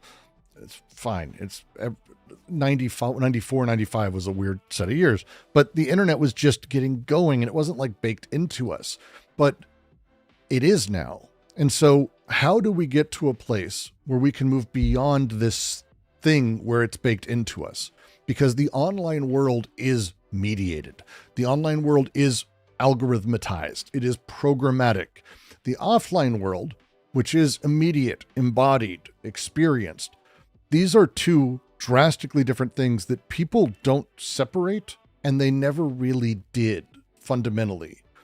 And For him, he goes through and he sort of rethinks the history of media in terms of this thing he calls deep time, this genealogy of failed experiments in media that gave way to other things. So it's not about a progressive growth, but instead for him, it's about the wreckage along the highway that is actually the interesting thing. And it's one of my favorite books on this because I've been part of that highway. I worked in, I was one of the first people to do things in social media. I just like mini resume thing. I registered Star Wars on Twitter, Facebook, LucasArts on there. I brought Lucasfilm and Star Wars to the cloud when the cloud was first a thing. We had the AWS people there 2 weeks after it was founded, helped put Industrial Light and Magic there, built the team that put together the Star Wars single sign-on. I was one of the first people to do things in virtual reality, did the first large scale, like I'm at the cutting edge of technology. I've been there. It was my career for like fucking forever. I got really lucky. And the thing that's interesting to read Zelensky's work through is to realize as he goes through all of the fucked up and broken attempts, because what we take for granted, what we take is the internet, is Facebook, is this, forgets the 10,000 websites that were basically Facebook before and around Facebook, but didn't quite measure up. And I'm not just talking about MySpace. I'm talking about the infinite Friendsters and all of that shit that existed there. It's all of these things. And I watched some of them grow. I watched some of them fail. I got to know a few of the people. Spotify is still trying to figure out what it's doing, and it's starting to try to, jump into the video thing, which is insane. I worked with the co-founder of My Mixtapes, which is a sort of underground hip hop Spotify-esque type thing that was trying to be like a Last FM for hip hop. The failures of all of these things and the way technology-based communication has shifted to being now completely systemic, and that change over 70 years, where we have found a way through technology to colonize art, to colonize theory, to colonize criticism of the world in every way. This is what Zelensky wants us to walk with. And this is, I think, the most interesting angle I've read on the history of media. He distinguishes between media explicit thinking and media implicit thought. So you have, on the one side, you have conscious awareness of mediation, where right, that it's being in some way, right, that there's a mediation, you're aware of it. Often we aren't. Media implicit thought is where we don't actually know that we are being absorbed into the system. And he talks about it this way, that we are either aware that we're taking it in, or we aren't aware that we are being taken in. There's not really another path. And this, again, these two ways of considering it shifts how we can talk about these things. So one needs to be offline and existing online. You need to maintain an embodied offline existence as this ground of resistance of the world and the way things are shifting. But you also have to be able to navigate this mediated existence on its surface layer and be aware of it. Someone once said, it was a long time ago, talking about Twitter. It was at a conference in 2009 or 10. Zizek ended up using this quote years later, and it's because it's a fucking good quote, is people who were born in a world where, they're 40 when Twitter comes out, they see it as that, that smoke over there. They can identify it, they're far away. People who grew into it are able to sort of be stuck in the fog, and they're inside of the fog as they walk around. People who are born after Twitter exist where they're just breathing air and they don't see the fog at all. These three distinctions, I think, are what Zelensky's going with, that a lot of people, and I would say it extends a little bit beyond that, but people don't understand how mediated their world is, how their existence is mediated, how they are pushed into various ways or direction. They don't know, because to them, it's just the air that they breathe. And the way Zelensky goes about it in the book is genuinely amazing. And I can't recommend it enough. Again, it's not to go pre-media. He's not trying to do the Noble Savage thing, which is a failure from the front. It's not pure Luddite bullshit. But he wants to create an after media. That's why the book's titled After the Media, beyond this totalization of communication that we've got. And I think he gives a very interesting foundation for moving with that. So I think it's cool. Have I seen Serial Experiments Lanes? Of course I have. Of course I have.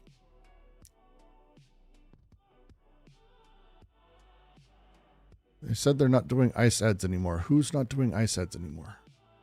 I don't know. It's not primitivist at all. I do not jive with primitivist bullshit, to say the least. I do not jive with that. It ain't my thing. So.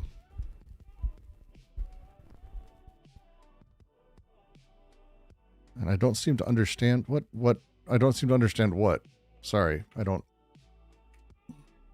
no idea. Textualize? No, I have not. I will put it in my list. So many animes I haven't watched, and I always have to just do a double check to make sure it's one that I don't want to be embarrassed telling people that I've watched. Because anime is an embarrassing art form. Sorry to say. It is. It's just fundamentally an embarrassing art form.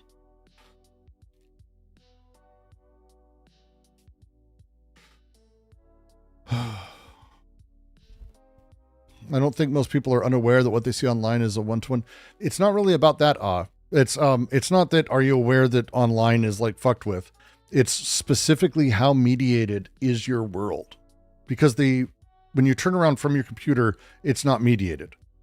You have no idea. And I would argue almost no one has a concept of how mediated this space is, because again, people think their computer is just showing. And it's not. It's not how it works at all. All right. It looks like I shouldn't be embarrassed to watch this. Good. Oh, it's the people behind Lane. Excellent. Watching anime is like being into metal or punk. No.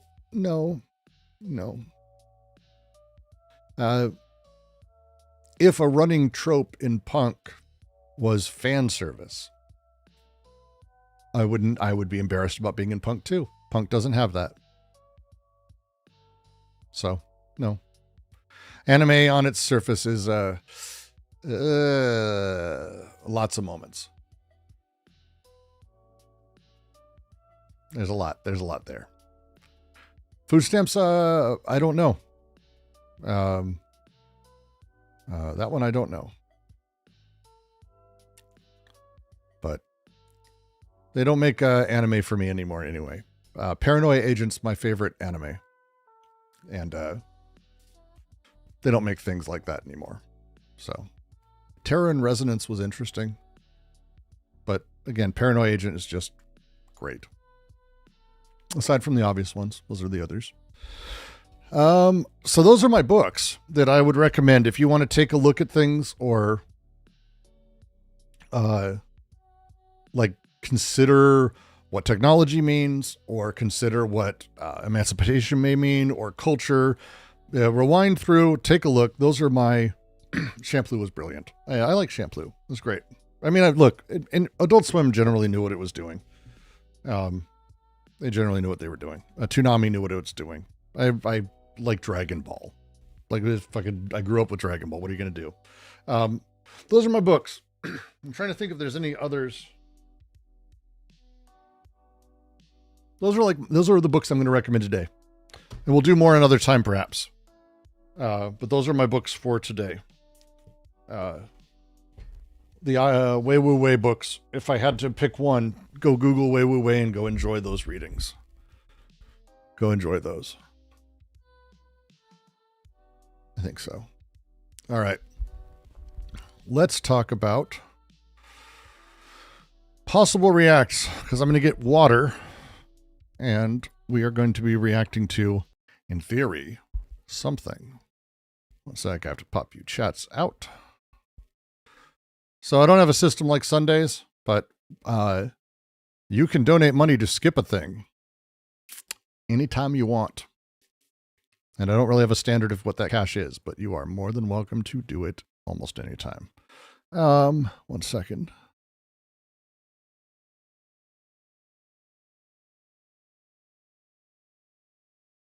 Fucking hate. I really hate. OBS lately has become just a fucking weird nightmare. All right. There we go. All right. Oh, God. None of this seems like a thing I'm going to be excited about, to be perfectly frank. But this is the life we chose, I guess. Here I go anti-anything. Ho ho. Ed Rotherick super chatted $11.64. Thanks for the recommendations. I may disagree about things you don't like. Your recommendations have always been great. I appreciate it. Thank you for the 10. Rotherick means a lot. And as I always say, and I think I said it last night, I may not have been strong about it. Pluribus, I hate. But again, I hate because of things that I would love someone to give me a good answer for. And if you find the answers good, great. The answers don't work for me. I can't do that. Here I go anti-anything. Ho ho. At Lone Pantalones 8284 super chatted $5, sending money to skip bathroom break. P. I do have an empty coffee cup. No, I'll be going to the bathroom. I'm not pulling a quartering in here. Do I like Better Call Saul? I literally said Better Call Saul might be my top 3 TV shows. Again, so I shit on Pluribus yesterday, but I'm going to say again, Vince has 3. He's the only person I think who has 2, but he has 3 of my top 10 television shows of all time. So this is not the art style is my thing. It's none of that. It's literally, I need these things answered. And if the answer is satisfying to you, good, do it. Like, that's great. I shit all over Star Wars. And I hate a lot of Star Wars. I love the first Star Wars. I hate a lot of Star Wars. If you like it, have fun. I mean, I'm not here to tell you that your life should be miserable and you shouldn't be enjoying things. Like, of course, go enjoy life. Dear Lord. But go enjoy life. Like, whatever gets you through it. I don't give a fuck. Like, that's fine. But I can disagree. And by the way, me disagreeing and saying something is bad doesn't mean you're bad for liking it. Somehow we got to this place where people have to defend media they love because it's a choice. And it's like, no. Like embarrassing things, it's perfectly fine. I have trash I love that is just wonderful trash. I binge watch The People's Court on YouTube. And when I say that, I'm not joking. My YouTube report for 2025 is my #1 watch channel. I binge watch The People's Court.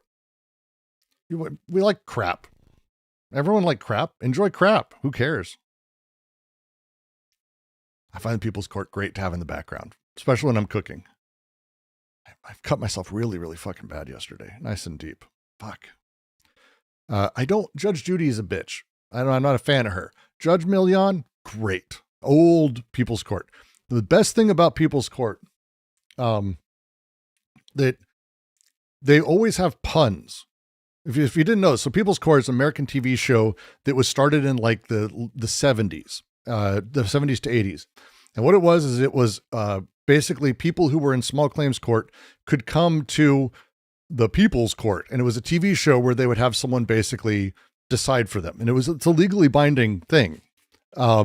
And they'd go through and they'd kind of find the middle ground. They'd do their thing. The judge would do his thing. Judge Wapner, if you've ever seen Rain Man, kind of big thing. But what's always great is when they do the intro, they explain the stuff and then they say some joke and it's some pun. And the last like 20 years, they've been terrible. They occasionally have gems, but the original People's Court had like the best puns, like horrifying puns. One of them is a guy who's a playwright, had a theater that he was opening with a specific, a thing, and he got a loan from a friend to do it, and it ended up falling apart. And his friend was suing him for that money back. And they called it the case of waiting for the dough. That's magic. Are you fucking kidding me? That's magic. It's magic.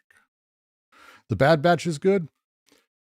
The Bad Batch is fun. I dislike The Bad Batch because it overwrote the world's memory about what is actually a phenomenal and interesting movie called Bad Batch, where Keanu Reeves and Momoa are like cannibal drug dealers in the desert.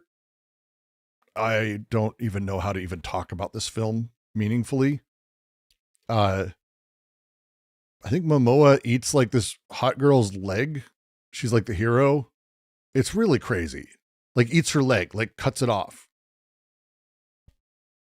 It was an awesome movie. And then it disappeared because the Bad Batch is now this fucking Star Wars garbage. Very frustrating. Very frustrating. So,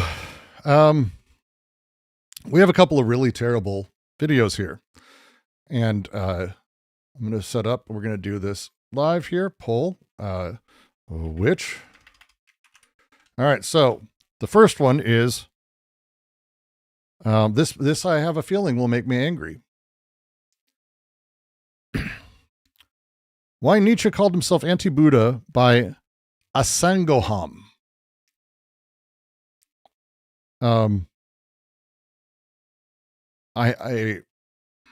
It's 27 minutes.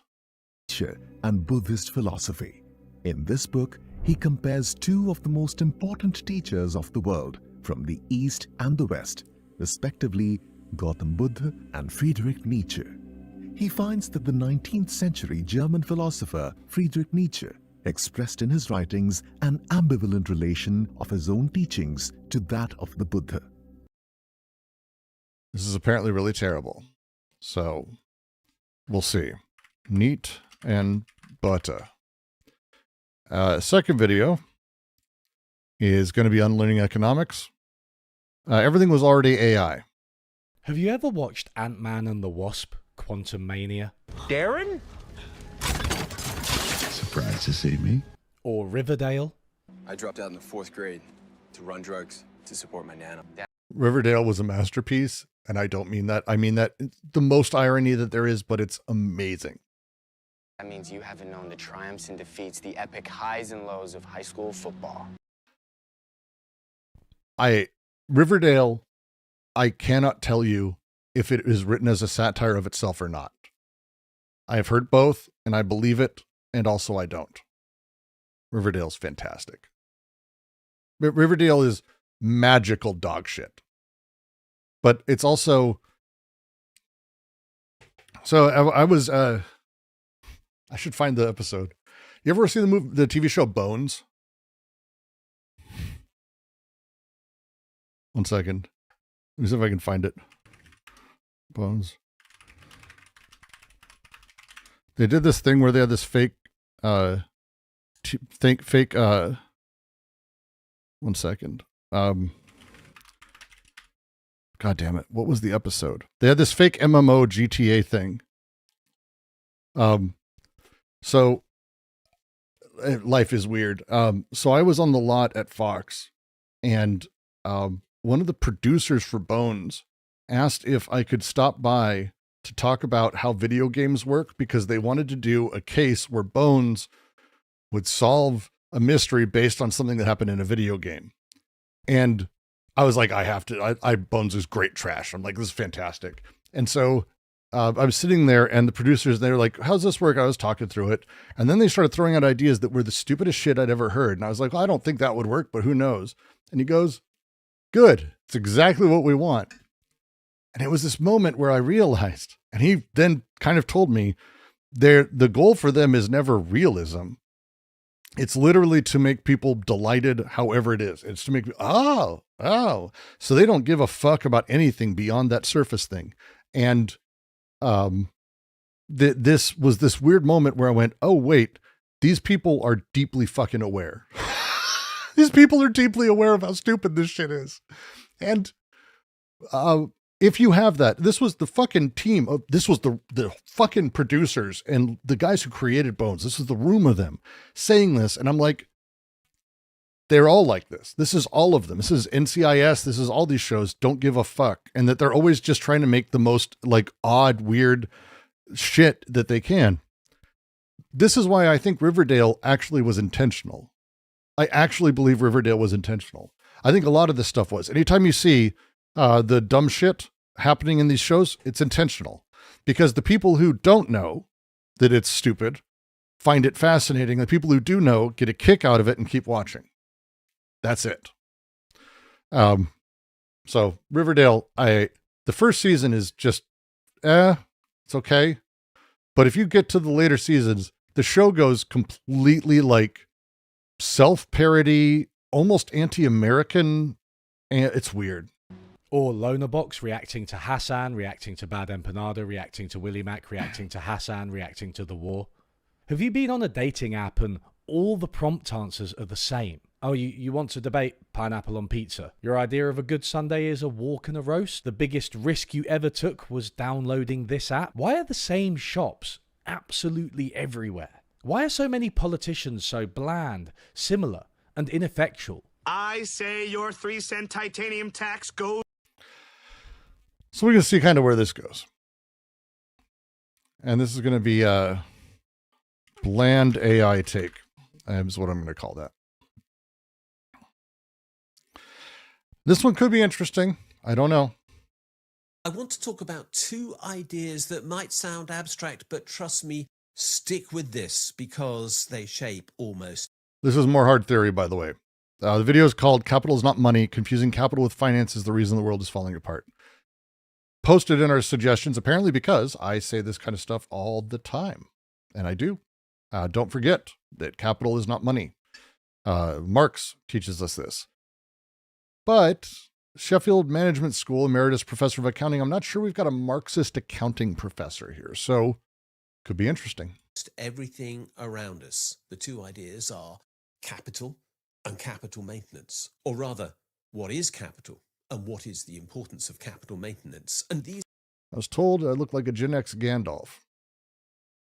When I'm wearing my nail polish and like my hair is pink, I've been called Sam Pride, which I think is my favorite nickname, I think. Sam Pride's my favorite nickname. These are not. And I've seen Psycho Gorman, of course.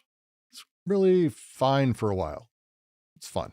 Not academic curiosities. I know I might be a professor, but that's not the point. These determine whether societies thrive or decay, and that's why they're important.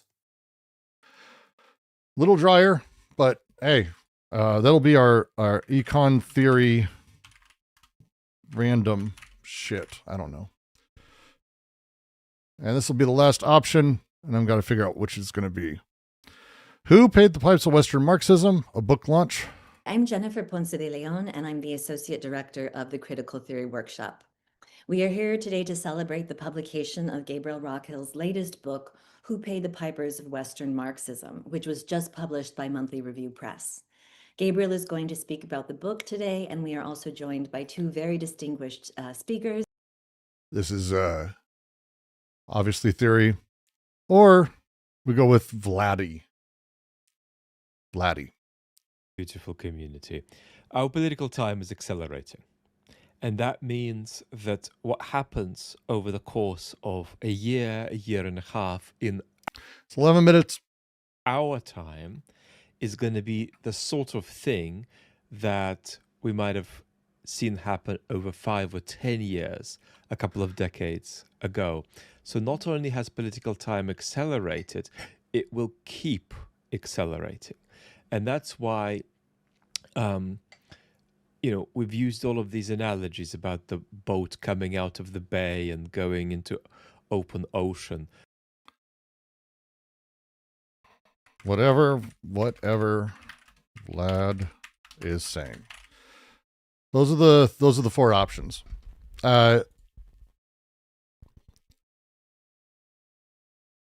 Gabriel Rockhill, maybe. Who knows? Murphy could be fun. Unlearning Economics. Milquetoast AI video, I think actually might be, if I had to guess, probably the most interesting. I've got a... Oof. I don't even know if I want to add this into the mix. We'll let those go for a minute, though. Okay, folks. The Metaphysics of Clown World. Oh, my Lord. Oh, this is old. Okay, I can't. I appreciate this, but Phew. Yeah, we're not going to do that one. And I'll save you for later. You will go in my watch later. We'll save the Gabriel Rockhill one for another time. Ugh. Bland AI take is winning. I am going to get myself some water. Until then, let's see. What can I have you waste your time watching?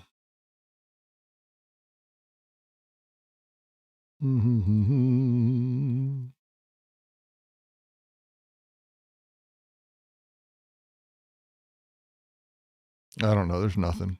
Everything sucks. Everything sucks. So we'll do that. I'll be back in just a moment. Keep voting, and I will return very shortly. Let's get some music back up to at least entertain you while I wander off. If I can. Where the fuck is it? Did it not add? God damn it.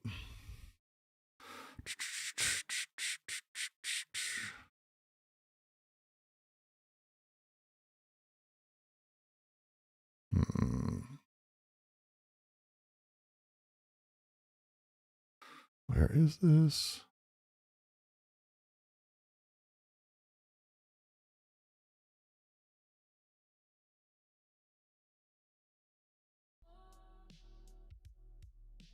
There it is.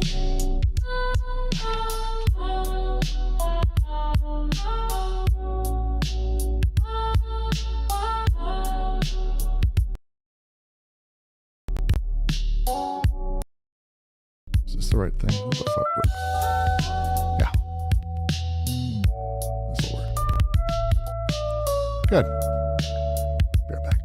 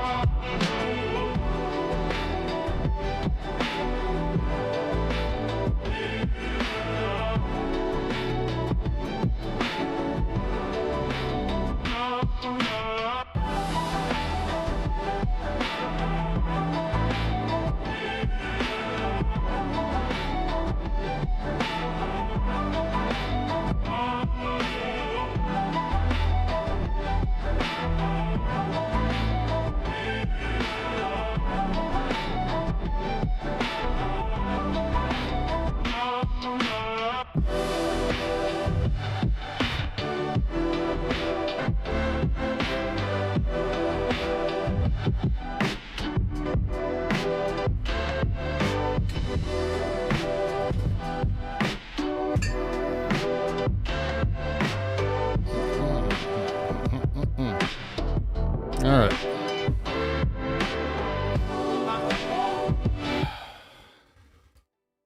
It's going to be the bland AI take. Knew it. It's okay. Kind of knew. Unlearning economics was going to be the thing. Oh, I'm doubling myself. God damn it. One sec.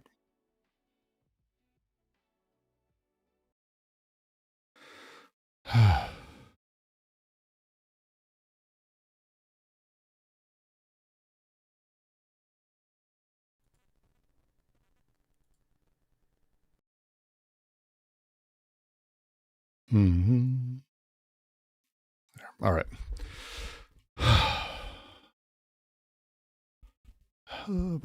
What the fuck am I missing? AI slot bros. Oh, it's at least it'll be interesting. Unlearning Economics has a lot of videos that I'm not a huge fan of. I appreciate generally what their work is and what they do. Hello, everybody. But there are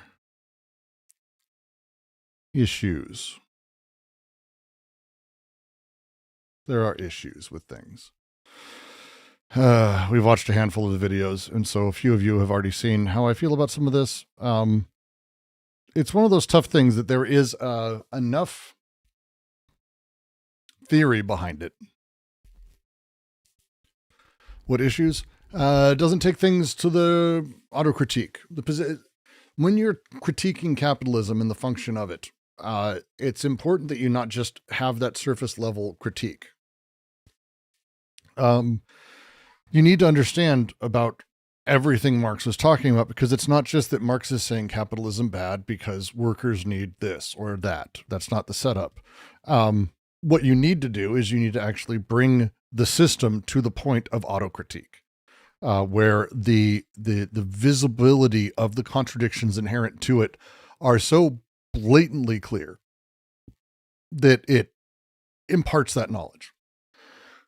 If you're just going to complain about capitalism, you end up in a place like a Luna Oi type who is just shitting all over something. It never makes it clear what exactly is it that capitalism is bad about. Because if you just think it's, hey, people have been trading, it's owning a business. No, people have owned businesses for forever, effectively. Oh, it's the privatized ownership of it. Yeah, that kind of had that for the last 2,000 years, for the more or less. Oh no, it's the trading and the marketplace of stocks. Really? What is the thing that you do? Like, what is it? Oh no, I got her. I'm getting to the labor theory of value video, because when you start making these critiques without going to that point, without really getting underneath it, you end up in a really tough place, because you say shit like what Goddard's bringing up, where he completely confuses what labor theory of value is and how it works, and takes what I would say is the almost Austrian critique of it as though it is the thing itself. It's not very good. And again, I don't think he's doing it from a position of trying to bolster capitalism. It's like Luna Oi is not trying to get capitalism there. But complaining about exploitation, complaining about who owns the means of productions, these things are useless in and of themselves. You're repeating a criticism. You're not doing a critique. And the critique is the whole thing. So for those of you who haven't seen this as a thing, I have, was it the Marx video? I can't remember exactly which Marx video. He's got a few on Marx, and none of them are, again, they're in the right direction. They're doing a very different setup. He's doing a very different setup, I think, of what he's trying to build. He's trying to, I think his channel name comes through in what he's trying to do, which is speak to everyday people who have been raised in a system that has taught them this is the way economics works. And he's trying to unlearn that. He's trying to help them unlearn that. And again, that's good. And again, fine. But the simplification makes it so it's tough. It's tough. To go on really quick,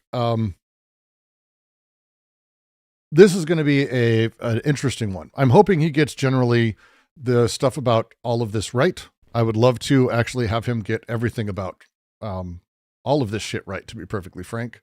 Let's move it on up to the screen. It would be nice. I would like not to be severely upset about this video very quickly. Because one of the great challenges of people who talk about AI, the vast majority of people who talk about AI, is they get it really, really fucking wrong. And I think there's a lot of frustrating mistakes that they make. Let's see how it goes. goes too far. And I say your 3-cent titanium tax doesn't go too far enough. Have you ever bemoaned the music played on the radio was unoriginal? It all sounds the same. There's scientific... Seen this film before, and I didn't like the ending. Think about me every night, oh, isn't that sweet? I guess so. All of these things have the feel of regurgitated slop served up to us as humanity's lowest common denominator.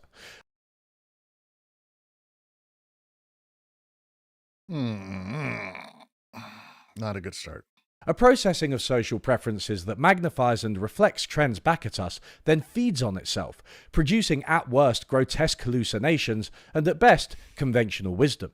There's a nub of substance at the heart of it, but it's wrapped in a combination of lazy... Yeah, Sabrina Carpenter did not belong in that threesome at all. That song's killer. I appreciate her. Laziness, compromise, and superficiality. And here's the thing. None of these were generated by AI. Many people are worried about whether AI will take over humanity, use all of our energy, and result in massive inequalities. Others are excited that it will usher in an age of abundance, humanity's escape from drudgerous work, and a sci-fi-esque future. Clearly, these debates are... I think you could argue the first two songs he used there. I don't like the... Mark Fisher made a statement about how there's no original music anymore. This echoed to me in my brain as that same thing. I don't believe it. I would argue even those first two songs, well, they are mainstreamized some level of what he's talking about. I get. They are not AI or produced like AI. You've selected songs amongst the massive multitude of complexity that is music today. Have you listened to the radio? No one listens to the radio. Have you not seen the numbers, dude? Like, no one listens to songs on the... When I was in high school, everyone listened to the radio. I'm old. You are old if you say the songs on the radio.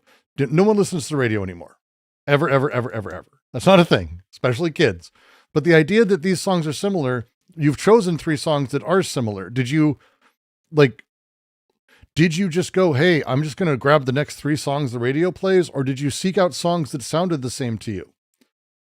And again, I would argue Carpenter has nothing to do with those other 2. Espresso is not the same as those other 2 at all. There's a breathy voice, but that's not even the same as the second song you played. Songs are not the same. I just disagree with this fundamentally already. It's just not a great start. Are worth having. Since the launch of tools like ChatGPT, AI has changed our lives and its impact... Taking all bets. Is he going to confuse, or let me restate this. Is he not going to outline that AI and LLM are not the same thing? Or is he going to consistently use the generic term throughout it, so that way all things that have ever been called AI he can complain about?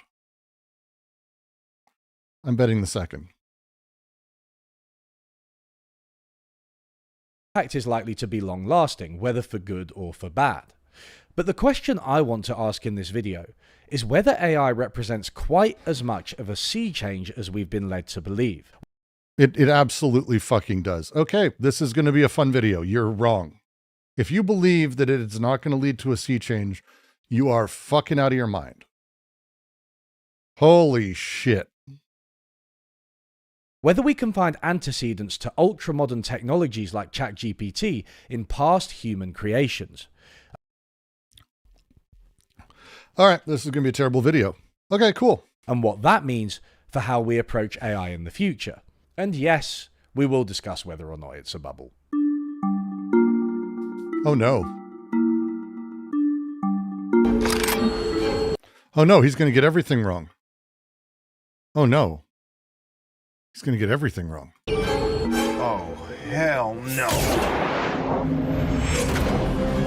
Sorry, couldn't resist playing a clip from the best film of all time. To understand how AI links to the modern economy, I'm first going to do a short explainer. AI is a broad term, and I'm simplifying here, focusing on the kinds of AI most familiar to the average person in 2025. It is a mainstay of pedants everywhere to point out that tools like ChatGPT are not really artificial intelligence as imagined by science fiction films like I, Robot. What we call AI are really just large language models, or LLMs. Okay, good. Statistical tools which apply algorithms to reams of data and return an answer which is deemed most likely to be useful as determined by their training process.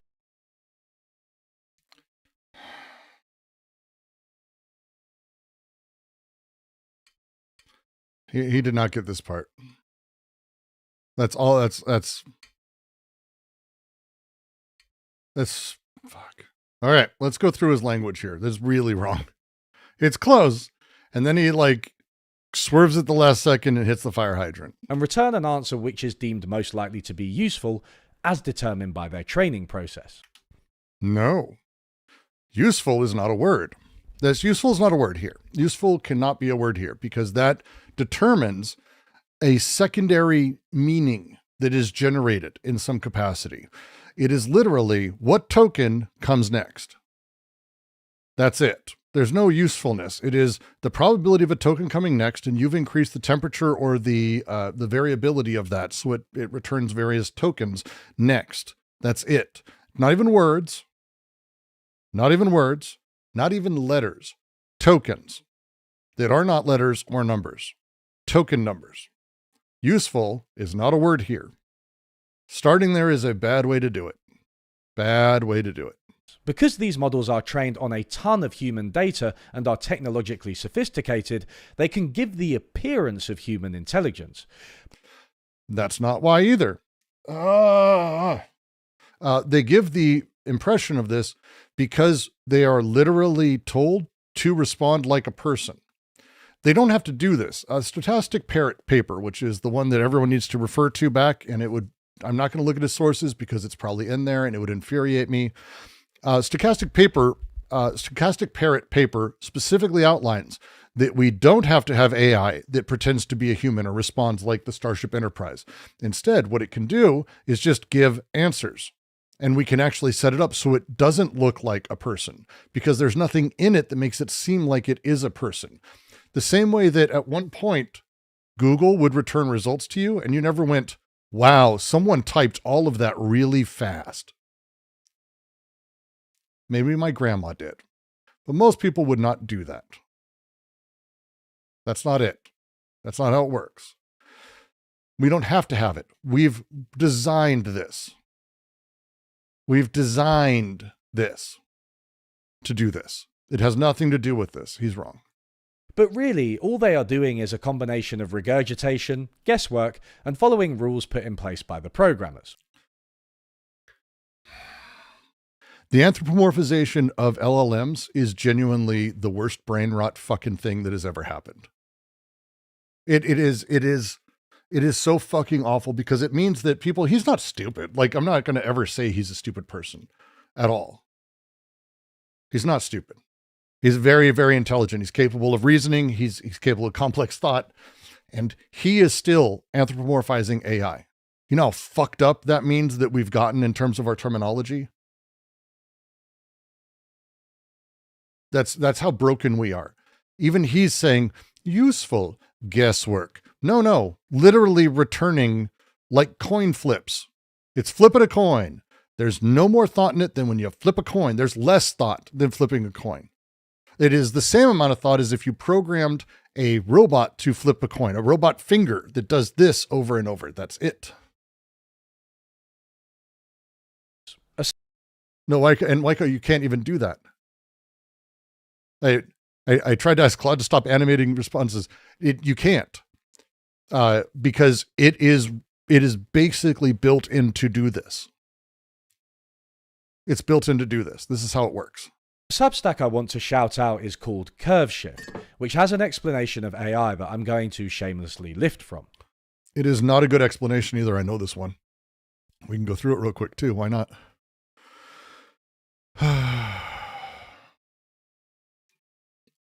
It's not a good one. I don't believe it's a good one, I should say. That's all blown out. So I have one monitor that is HDR, the other that is not. So we'll go to the non-HDR one so you can read along with me. Blah, blah, blah, blah, blah. Keep going.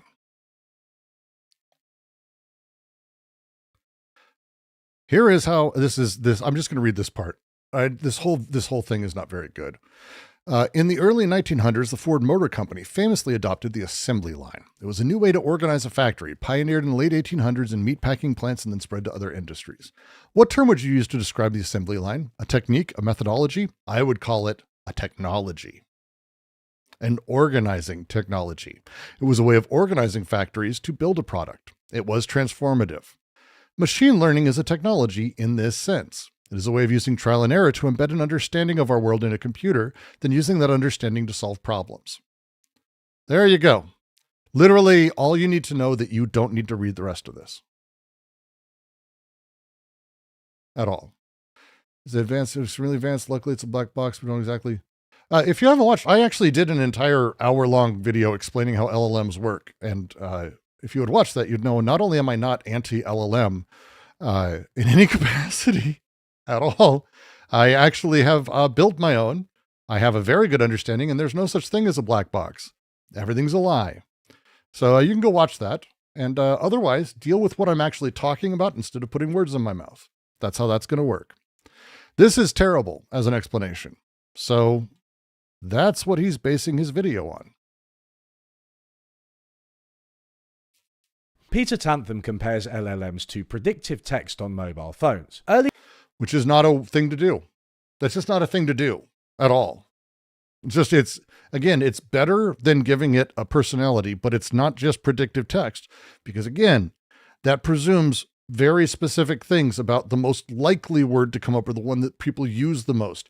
That's not exactly how it functions. We have regressive modeling and attention modeling and all kinds of other things that sort of determine this. Again, it's not unknown, but it's not just as simple as saying predictive text. This is frustrating. Early texting took the inputs you gave it. I was about how I feel, so it's shit that such technology is wasted, but to be fair, I don't know enough about it. LLMs are, and I mean this, all of these technologies, machine learning as a thing is incredibly powerful. Humanity has this wonderful ability, though. It's magic. We somehow over and underreact at the same time to things. So we scream about how it's going to end the world and be the worst thing ever, take everyone's jobs, and how it's the most powerful thing in the history of the world. Or we say, it can't do any of those, it's nothing, it's garbage. And everyone's dumb, and they just don't understand their stuff. Very annoying.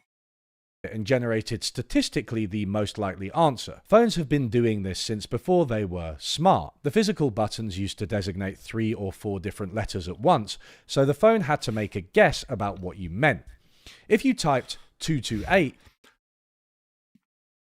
Again, the language... Even he's using the language with predictive text. The phone is guessing. The anthropomorphization of technology is just a fucking brainworm. You could be typing cat, but also bat. As cat is used more frequently by English speakers, the phone would select cat as the first choice and bat as the second. With a full keyboard, whether a touchscreen or physical, who remembers Blackberries? These systems became more advanced. For instance, instead of predicting a word with the same number of letters you've inputted, modern phones guess the word you're writing from only a few letters. So CA might turn out to be cat, or it might turn out to be car. The issue is that the potential number of words is very large. In fact, there are over 12,000 English words beginning with CA.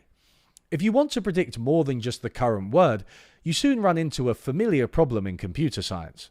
There are 26 letters in the English language, which means 676 possible 2-letter combinations, 17,576 3-letter combinations, and 500,000 4-letter combinations.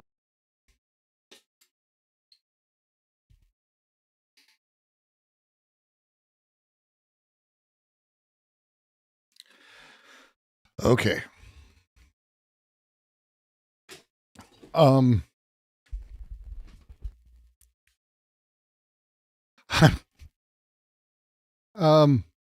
There are around 50,000 words. Why aren't there 500,000, Brooks? He's only talking about 4 letters, any 4 letters. Well, because there's not a lot of words that start with ZXBQ. There are none, because no one would type that. In fact, most letter combinations don't yield a word.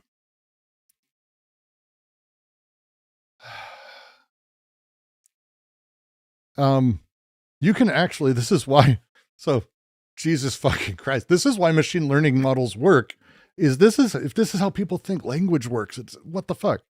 Most words kind of work the same in English. Like, you can just kind of like,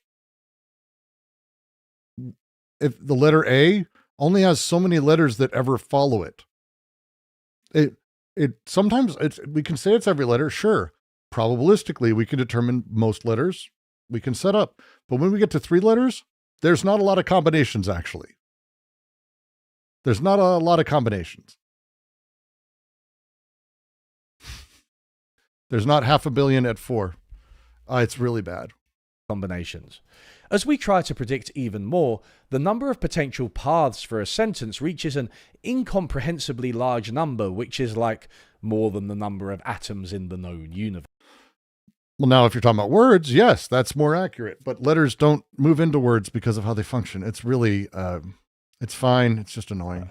What takes us from simple predictive text to something closer to modern LLMs is that they take the rest of the preceding sentence into account. Sometimes I'll start a sentence and I don't even know where it's going. I just hope I find it along the way. So if you compare "I like to drive my car" with "I have a dog and a car," it will know that you have a dog and a car and that you like to drive your cat. Just being silly. Instead so frustrating.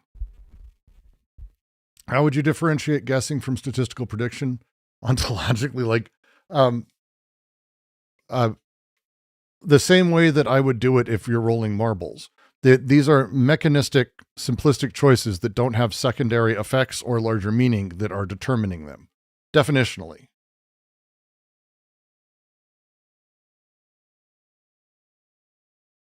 Should we consider explaining it then? What is this person?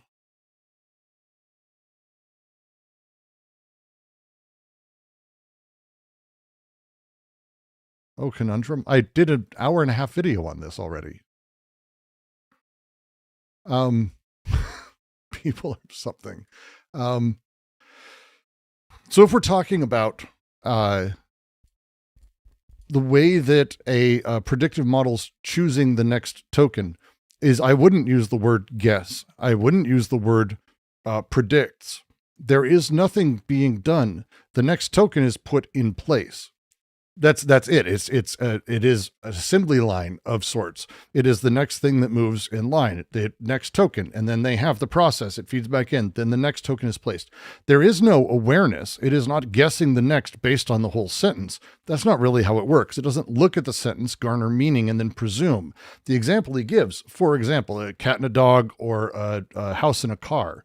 These things they have signification to us because of how the words sort of structure. They have a denotative style within the meaning of them. A house means this thing that I'm inside of. A car is a thing I drive. A cat is my furry little cat Ishu. A dog is my dog Dottie.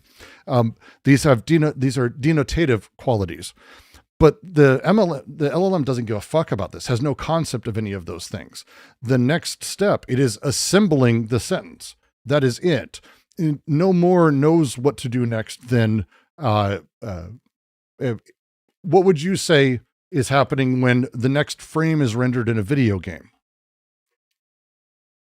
Is it guessing? Like that's not how we phrase any of this, but we're pretending it's anything different than that. It's not. It's doing the next frame. It's rendering the next thing. It's outputting the next element in the calculation. That's the thing that's happening here. That's it. It's just an output. It's just an output to a system of software. It is none of these things. And again, anyone who says that there's intelligence or guessing or any of this is anthropomorphizing at a level. He's doing it with Nokia already. The system doesn't look at any of these things. It's not reading a sentence. By the time that token is done and you have the T that's placed there, it's just doing the thing. It's inputting and getting an output. That's it. It's not guessing. There's no statistic. It's not doing statistical prediction. This is, again, what does doing mean? It isn't doing statistical prediction. It is statistical prediction. That's not, that's, if you give a calculator 2 + 2 and you hit equals and it shows 4, it's not doing math. Your calculator doesn't do math. LLMs don't do reading. They don't do writing. They're outputting the next thing. It's software. This is not, it's amazing software, but it's not anything more than that. And again, a child that puts random guesses and is trying to do a thing, it's doing it based on all sorts of knowledge that is not even what's in front of it. That's guessing. This is not guessing in any capacity. Instead of mapping out every single possible path, the model needs to look at how words are commonly used in the English language. It can take into account... No LLM actually looks at words. Sounds weird. It is a technicality too, and I'm being a bit of a pedant, but they're looking at tokens. Everything gets converted into tokens. That's it. And it's looking at these tokens follow these other tokens. It's not a linguistic system that it's looking at. It's looking at this token is most likely to follow this based on this regressive sort of history. And then it rewrites, oh, this, not this one. It tests it and it goes back and it builds the model. And the model more or less builds these sort of preset grooves of resistance or not, that this is going in there or not. But there's no looking at it and going, oh, I'm thinking about it. Yes, that word. No, most words are broken up into multiple tokens. Count that certain words are more likely to be used in conjunction with others. Cat is associated with tails. And there's no LLM uses cat. They haven't done that in forever.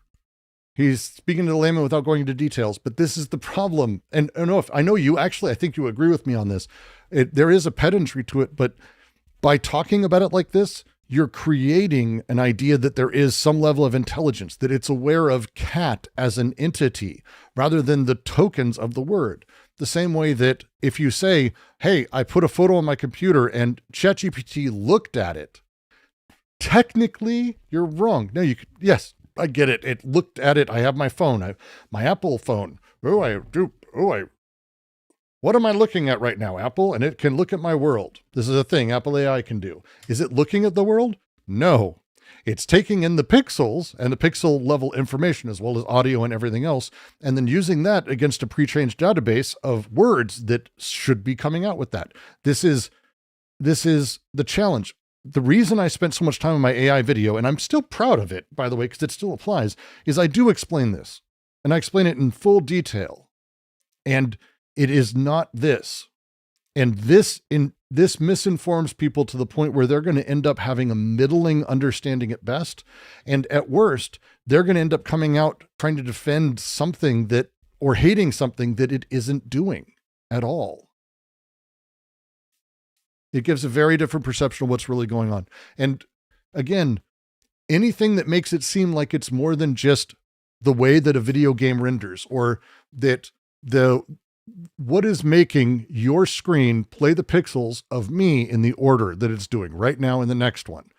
Is it looking at me? Is my camera looking at me and telling my computer, and then my computer's telling yours what to? No, that's the problem. I don't know. Can you elaborate on not doing? I would call a calculator that inputs 2 and 2 and spouts out 4 as doing addition. It's not. It's not doing addition. It's giving you the answer to the thing, but it's actually not doing any addition. Then it's a fundamental misunderstanding of how software works that, again, if you actually look at, and if you've ever had to program something from like scratch, I always point to my modular sense, because if you've ever had to do a DIY one, you learn this. If you've ever built a computer, and they have these kits for kids that you actually can build your own with just wires, that with no memory at all. You just built just wires, and you can see that all of this stuff, it runs like shit. It won't run Crisis or whatever the fucking new version of that joke is. But it's just on and off. It's not doing anything. The result you're able to take and use because you are doing math. Even by using a calculator, you're doing math. Gears don't do addition. An analog clock that has gears is not actually telling you the time. Whiskers, scratch, fluff, and solitaire. I built a transistor level calculator. I see how it runs. I call it do.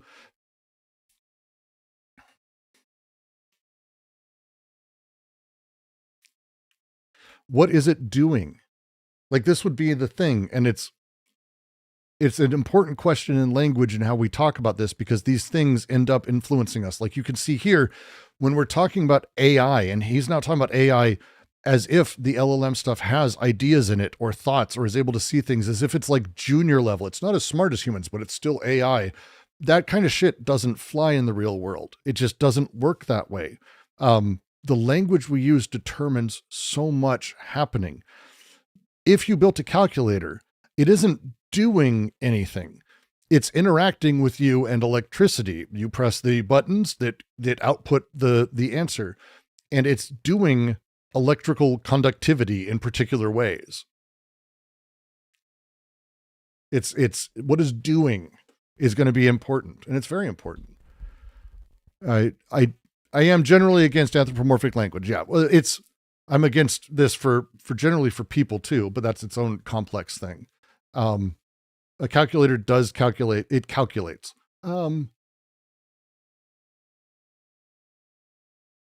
It doesn't. You use it to do calculations. It doesn't do anything. A calculator sitting there doesn't do anything. It has to be made to do something. LLM sitting there, made to do something. Fundamentally, that's it. It's made to do something. We're just against language? No, we're against particular usage of it and an understanding that as we talk, it defines things. Logic of sense. Gilles Deleuze goes into this, has some great examples. One of my favorites is actually not his. It's another one he uses that comes from the old Stoics, that says, when we talk about a doctor operating on a patient, we may say that a scalpel is cutting the skin of the patient, but we could just as easily say that the skin is dulling the scalpel of the doctor. The reason we talk as we do is because we build an intentionality and directionality and a meaning into our language that makes it easier for people to understand what's happening. Because a patient who's under anesthetic is not doing anything. They're not dulling the scalpel. The scalpel is cutting, but at what point? There's all of these things it's important to understand. But this language gives direction. And if we don't understand that, we can get taken away brutally. We can get taken away into this. And he's a perfect example of it.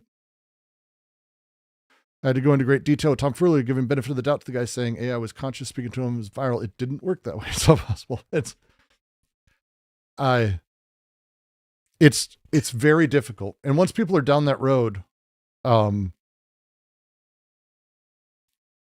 lot of it stems from the belief that they actively do things. And they want to ascribe that to other things around them and other people, so that way they can blame them when they don't work right. I used to make jokes about how Nietzsche talks about how retribution or justice or someone doing something wrong and wanting to make it right, responsibility is a thing that's born out of resentment. And if you ever want proof of this, do customer service for anything that's technical. I've been tier 3 customer service for a couple companies when I was younger, and people call in and blame the electronics. Always. It did this. It does this, because that's what they want. People want to be able to blame something. That's why they want to add this, because if this exists as a thing that can be blamed, they can blame it rather than their own stupidity, rather than their own fault, rather than them being a failure, which also isn't true, by the way. How do you differentiate an LLM not doing things and a human not doing things? Humans don't do things on their own either. They do things in consort and as part of a coexistent system. That's how it functions. That's how it's always functioned. So at LLM, you interact with art that you see. Art exists on a wall. You exist outside of it. The interaction you have when you're moved by art happens with you both. It is a coextensive set of realities that are sort of constructed inside of that you're experiencing. Thought isn't something you think. Thought is evoked in you by the world pushing into you or by forcing that response. The world is about responses to other things. Nothing does anything. It isn't a locus of a center thing. This helps to pare down the number of possibilities. It is fair to say that large language models capture what a cat is and how we talk about them, even if the model doesn't actually understand it in the human sense. This is where we get closer to modern tools like ChatGPT. They look at the context of what has been said. As Tantham illustrates, the start of a sentence, "It is commonly kept as a," is most likely to end in souvenir rather than pet if you look at everything that's ever been written in English. However, if tabby is in the preceding sentence, that probability will change. The way LLMs learn how to consider the text as a whole is actually through brute force. Take a load of models that use a combination of rules and randomness to generate outputs from limited text inputs. Run this through absurdly large amounts of human data, which tells us about pets, souvenirs, and everything in between. The coders can test whether or not the model gets it right by truncating the text. So you can show the model the first half and see if it can guess the second half. One of the things a lot of people don't understand about LLMs is they're not responding to you. That I would even say this language this is fraud. They're completing, they're continuing, they're ongoing.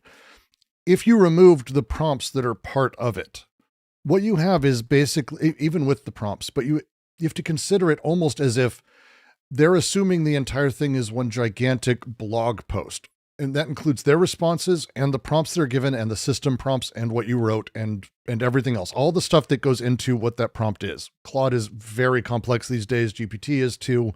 It's overdone. It's wild. Some of it's very good. Again, I'm a Claude booster, but it's not really responding like a separate person. The language he's used throughout this has been problematic already, but to say that it's completing your sentence, no, it's joining you. It's building your sentence as if you're talking. You type stuff in and it's building the rest.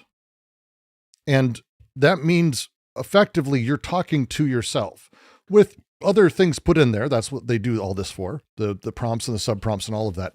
But it's continuing you. So what you're writing, it gets as a piece of text, and it just assumes that text continues and continues and continues.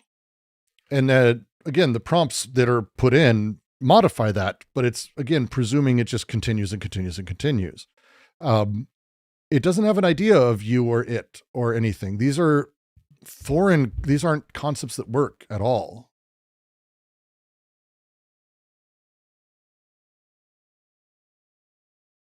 Which you as the coder know, but the model does not. For example, you can take "it is commonly kept as a pet and working cat," but also ranges. Wait, did he just call the people who put prompts in coders? Which you as the coder know, but the model does not. It gets it right by truncating the text. So you can show the model the first half and see if it can guess the second half, which you as the coder know, but the model does not. I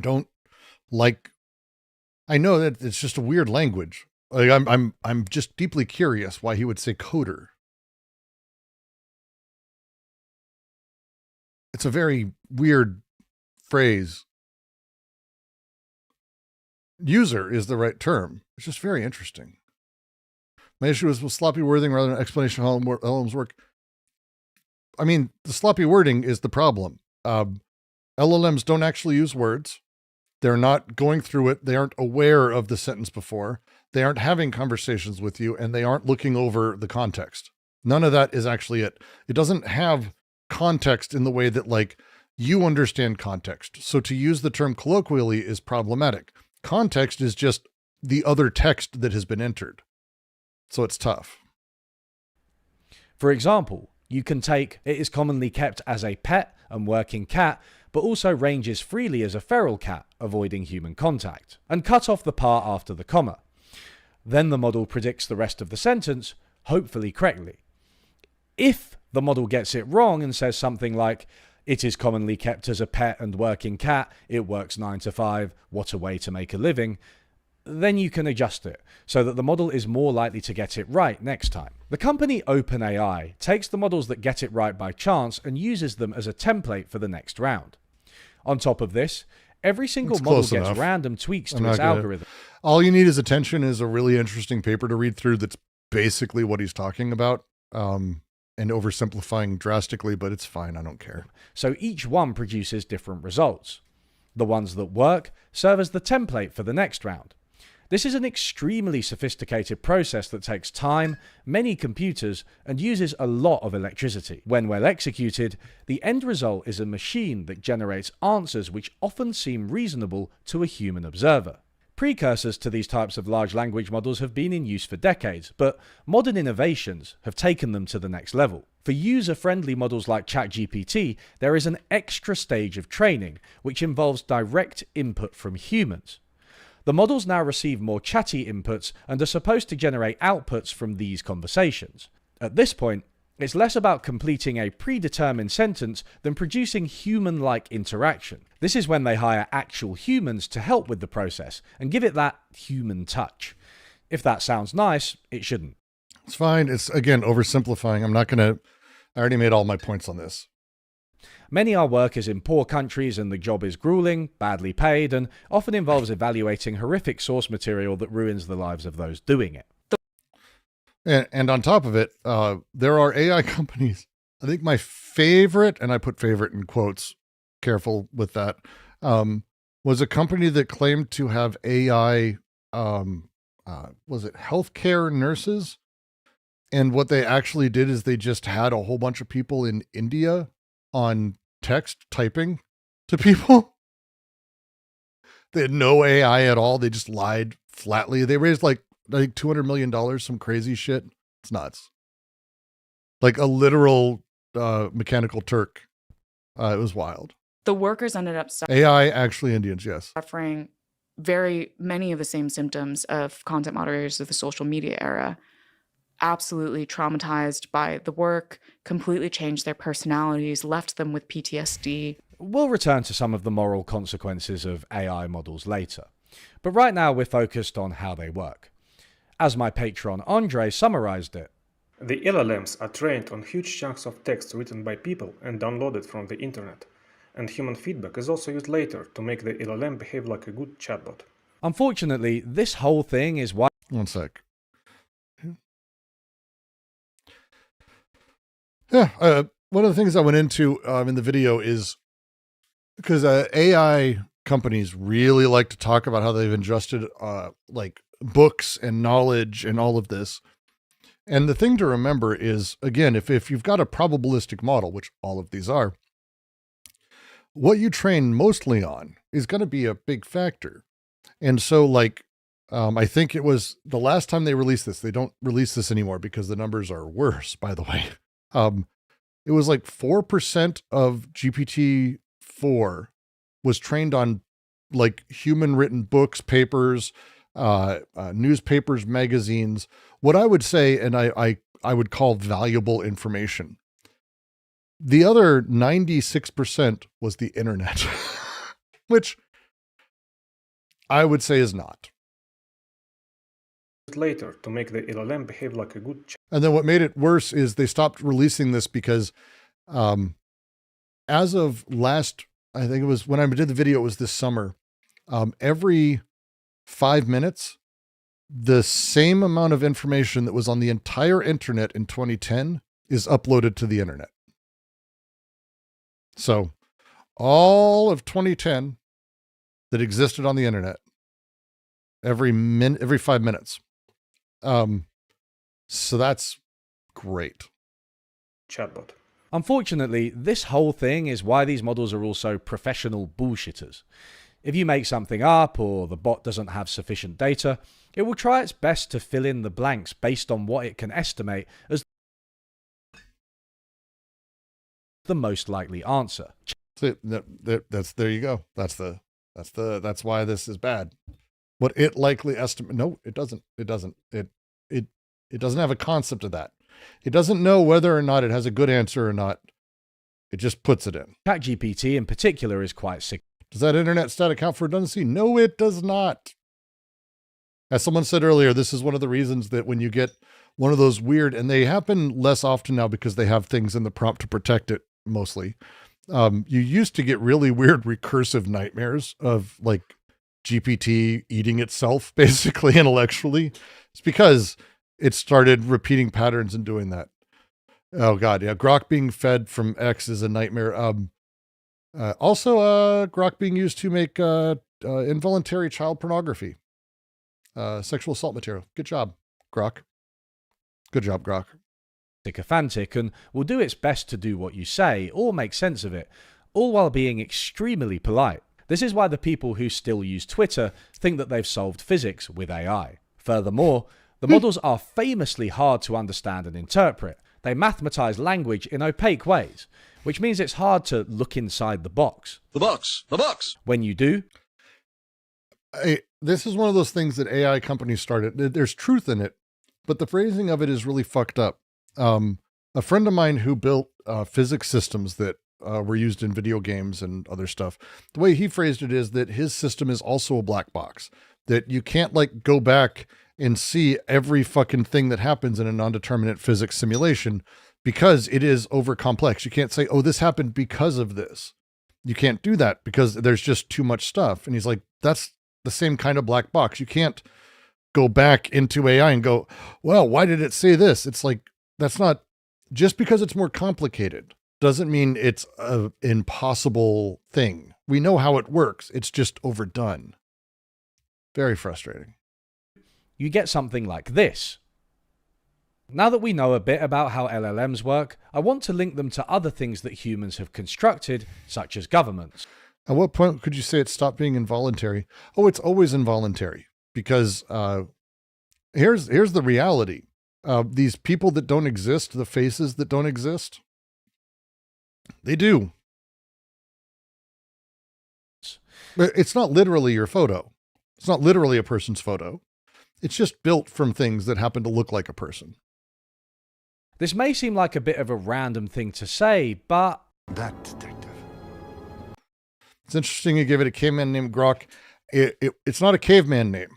Grok is actually one of the greatest words that he could have chosen that upset me and fucking pissed me off. Robert Heinlein, who is a middling sci-fi author with a couple really good books, invented a term grokking. And to grok something is to grasp it cognitively and bodily. It is a imminent understanding of a thing.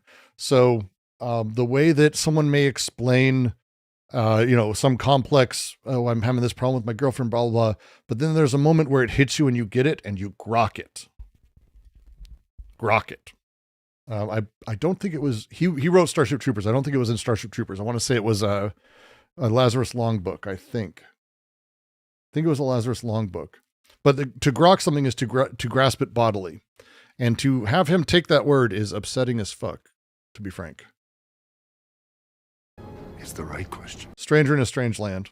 Yeah. That's a Lazarus Long, right? Isn't it?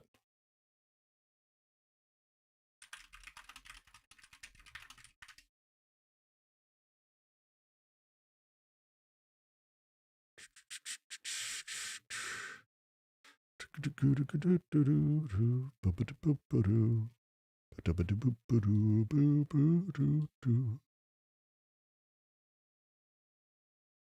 that not part of that series? I haven't read it. I haven't read any of these since I was like in my teens. Nope, it's not Lazarus Long. That's okay. Yeah, it's Michael Valentine. Did you ever watch the era of British stand-up comedy which was like, haha, every house has a messy cupboard? We don't want for much, man. As long as we can have access to one drawer. That's all we really need, one drawer. The man drawer. Or American chat shows that were like this. I think she needs to kick him to the curb, baby. Why does every corporate meeting revolve around nothing concepts like drive, adding value, and tailored solutions? Have you ever wondered why modern food is so perfectly packaged, so superficially attractive, so fleetingly enjoyable? It's called the Dorito effect, and there's an entire book about it. Or have you ever actually sat down and listened to the lyrics of the famous song Life by Des'ree? I don't want wanna see a ghost. Here I go and I anything. Ho ho. At Tamerlane Returns super chatted $5. Hello Brooks, sorry to say I can't stick around for this spree. What is your favorite Chuck Palahniuk novel not including Fight Club? Oh, Fight Club's not actually my favorite Chuck Palahniuk novel. It would be a fight between... No, it would be Invisible Monsters, followed by Choke, followed by Diary.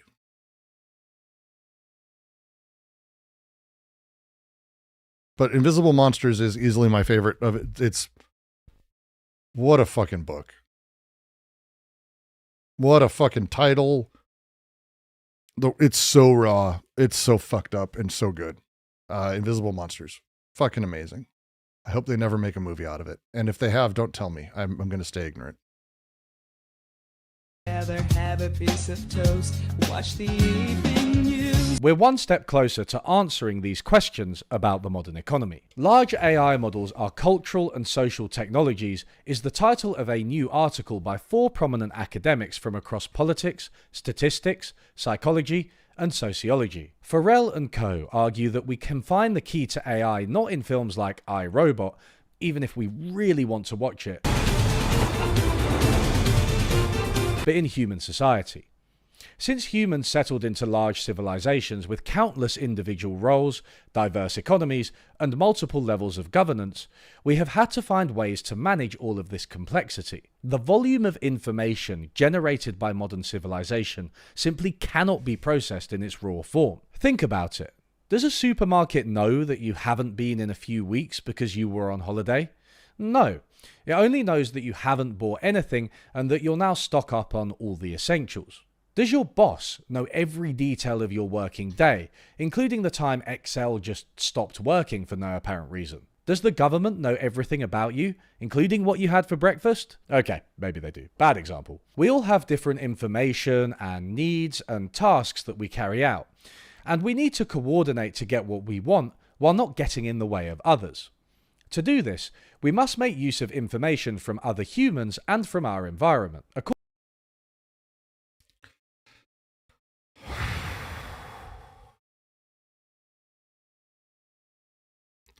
This is going to be a very complicated critique. This is going to be very complicated because I think there's a fundamental misunderstanding around how these things come to be important socially or how these things come to exist socially. Your supermarket has no concept of things, but it knows in aggregate what people in your area need and do. This is cart before the horse representational thought, maybe perfected. Because this is very interesting. This is actually maybe going to be more interesting to critique than I thought. I think it might be more interesting to critique than I thought.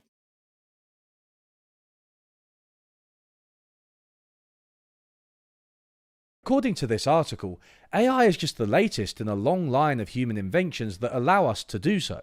Farrell and co. call these inventions cultural technologies.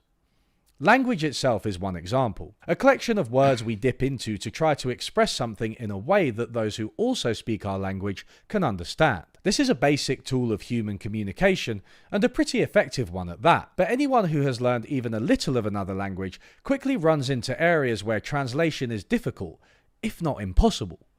In Portuguese, the word saudade describes a vague and constant desire for something that does not and probably cannot exist, for something other than the present. This is a very poetic word.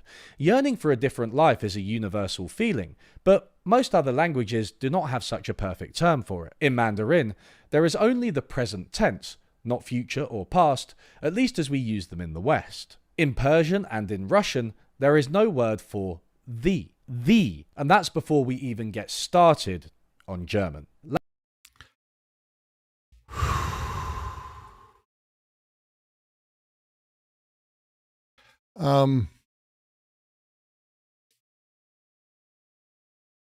I have friends who speak Arabic who would probably laugh pretty hard at this statement that there's no way to communicate the. beyond that, this is presuming that words are the foundation. That's where he's starting, that these words mean things, and from these things we grab stuff. But that's not how that's again, not how language works fundamentally. This is, like I said, an interesting thing to consider.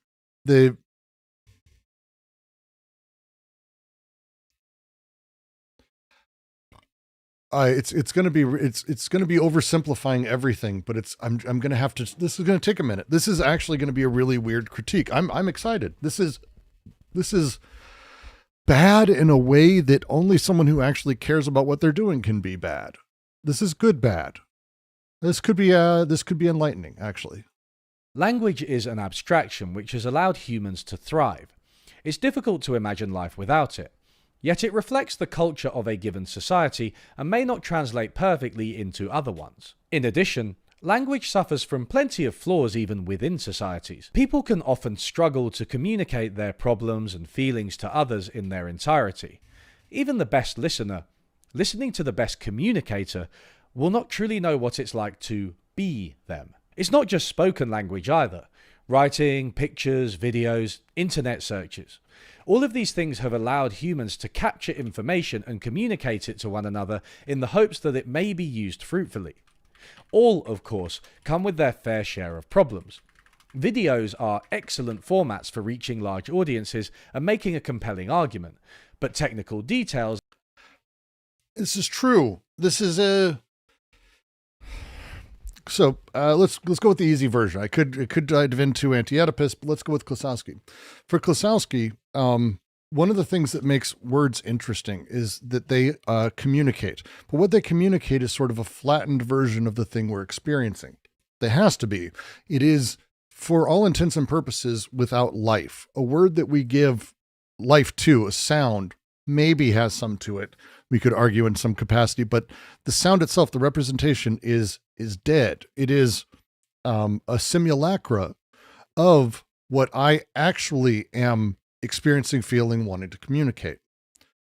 That experience, which is a fuzzier, made of impulses and waves and oscillations and complexities colliding into each other that don't have exact words to them. This phantasm is produced by the impulses that ultimately make me up at large. The thing that is fascinating here is, if we want to start with the idea that language is fundamental, that language is a cultural technology, which I think we could probably have that conversation. If we want to talk about cultural technologies as a singular thing, this becomes a really weird breaking out of these things are cultural technologies, these things aren't. I think if we were to talk, language is a technology. Okay, cool. It's techna, which I think we could debate about. That's probably fine. But it is something that is used collectively the same as a shovel. A shovel's a cultural technology. Irrigation is cultural technology. Homes are cultural technologies.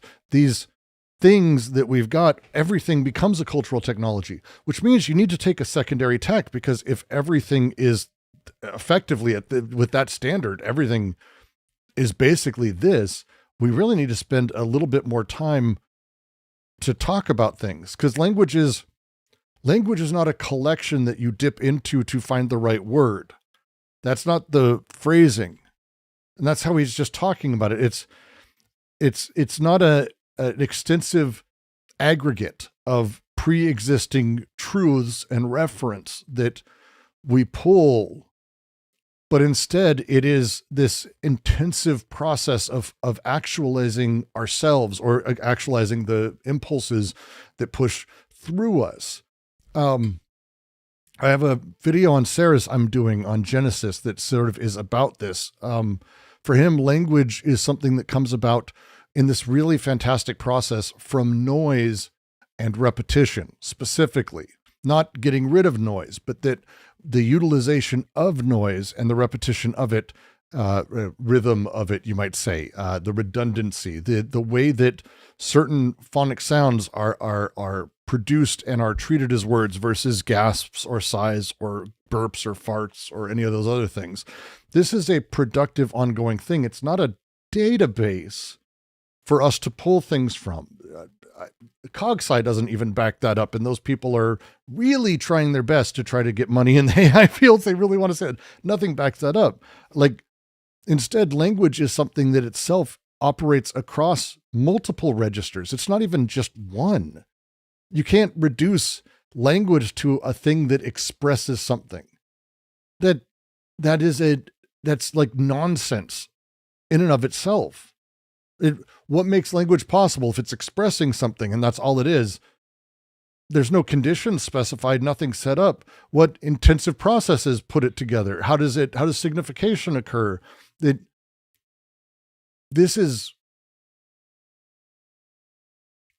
doesn't allow for the emergence of how language had to have come about materially. And fundamentally, if you're going to start with the presumption that all these things are social technologies, you're presuming, one, that man is social. You're presuming that this is a thing that was built socially, that was already predetermined, but how? How did it mirror and marry itself to the written word? Because that's not a fucking thing. That's not the written word is a social technology too, but now they mirror each other. We didn't have that always. Once upon a time, the scratchings and the word weren't the same thing. They were actually very divided. Same with voice and word actually is a thing that we now have sort of fucked up in and of itself.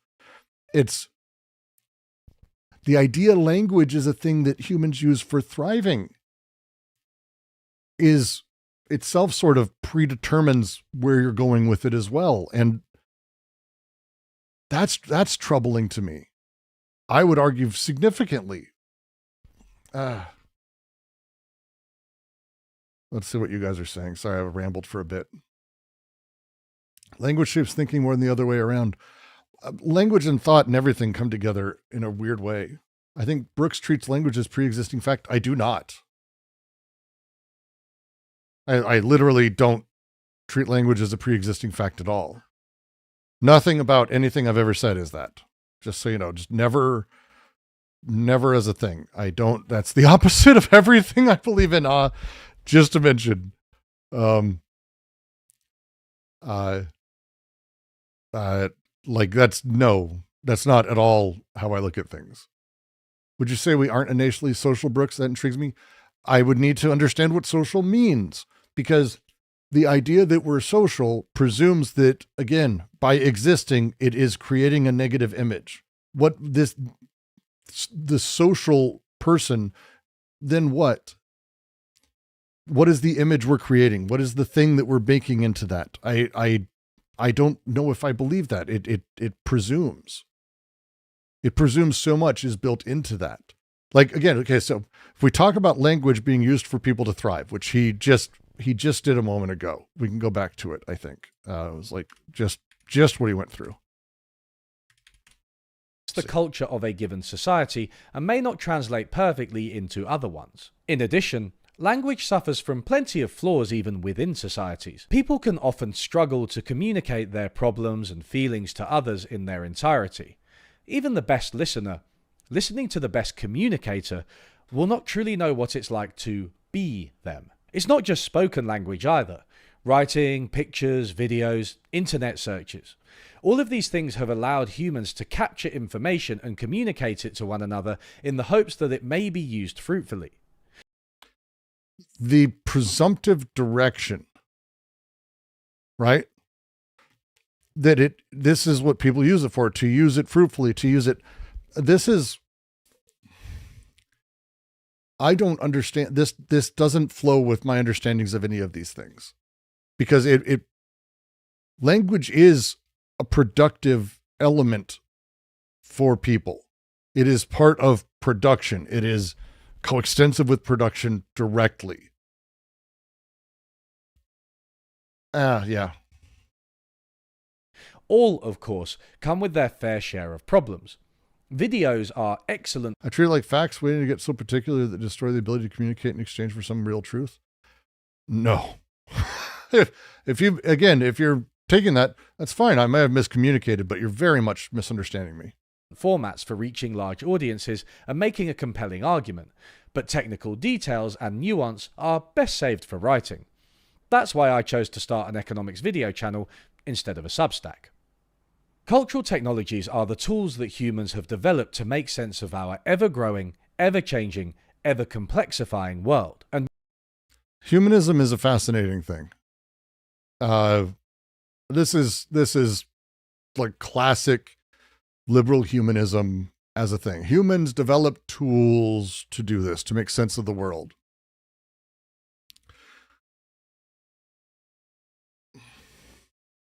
The challenge is that the technical social assemblages that are created, the arrangements of the world, actually produce the subject positions that are able to use them. To say a human develops the technology presumes that humans and technology are not in the same milieu, that there's a human outside of it that develops it. That is the challenge with everything he's saying. There's no human outside of it who then develops it. The human and the hammer are one and the same productive machinery. People don't develop technology. They don't live outside of nature. They don't live outside of tech. This is the thing at the base of it. Many of the institutions that we have designed to help us manage our societies do not just transmit and receive information, they use this information to actively reconfigure reality. Farrell and co. draw analogies between LLMs and economic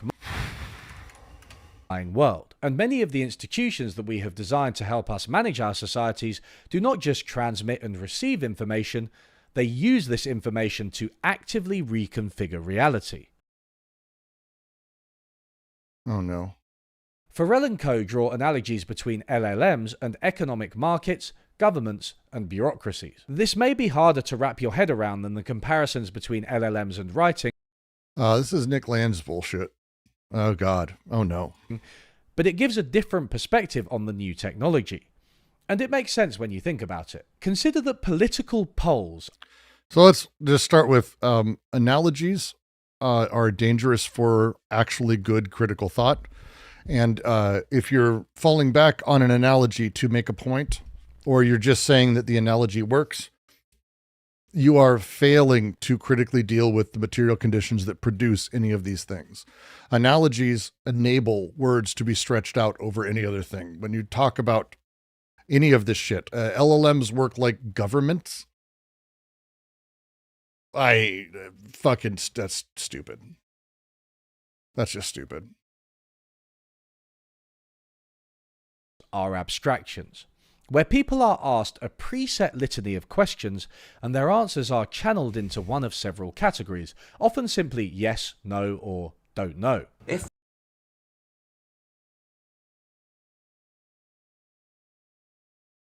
Okay. You go to the DMV and you fill out forms, male, female, other, don't know, trans, whatever. Are you this? Are you that? Do you live at this address? Yes, no, other. He's talking about filling out forms. Oh, God. If don't know wasn't there, what would you put? The room for nuance and shifting. Well, let the response there. It's just great. Opinions is lost in a snapshot of a representative sample's answer to questions designed to give a general impression that's easily digestible for politicians, media, and citizens. No. The aggregate of humanity, the rule large numbers.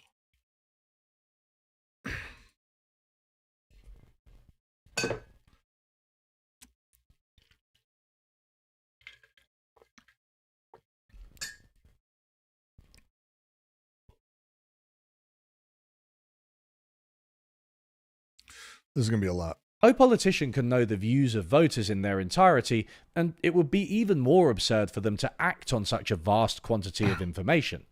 And that's assuming that they want to. In representative democracies, elections are just political polls. Often cruder than those done by Pew Research and Ipsos Mori, they vastly simplify all political preferences of voters into a yes-no answer for a party, or maybe a ranking of parties at best. Or sortition, which is a form of democracy, but everyone always forgets that because it's good. Farrell and Co. state, markets, democracies, and bureaucracies have relied on mechanisms that generate lossy but useful representations well before the computer. Those representations both depend on and go beyond the knowledge and decisions of individual people. A price, an election result, or a measure like gross domestic product summarizes large amounts of. I didn't expect this. Beginning of the stream, I recommended a book. Oop. Oriental Despotism from Whitfogel. Unlearning Economics, I would recommend this book to you. The state is an emergent result of a critical mass of people existing in a specific place. The way that we have managed it and the way it has been dealt with as a very particularized structure that has been repeated over and over and over ever since, specifically deals with the fact that at large, you must deal with people at large. Democracy necessitates decisions being made. And if we were to have an even perfect one, where it was, hey, should we do X? What should we do? How do you find ways of processing individuals all the way to those large aggregates? It necessitates the flattening. It necessitates that.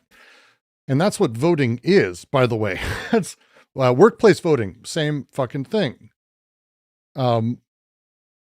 The setup that is happening inside of a workplace is you have a manager who's able to understand and look over everyone.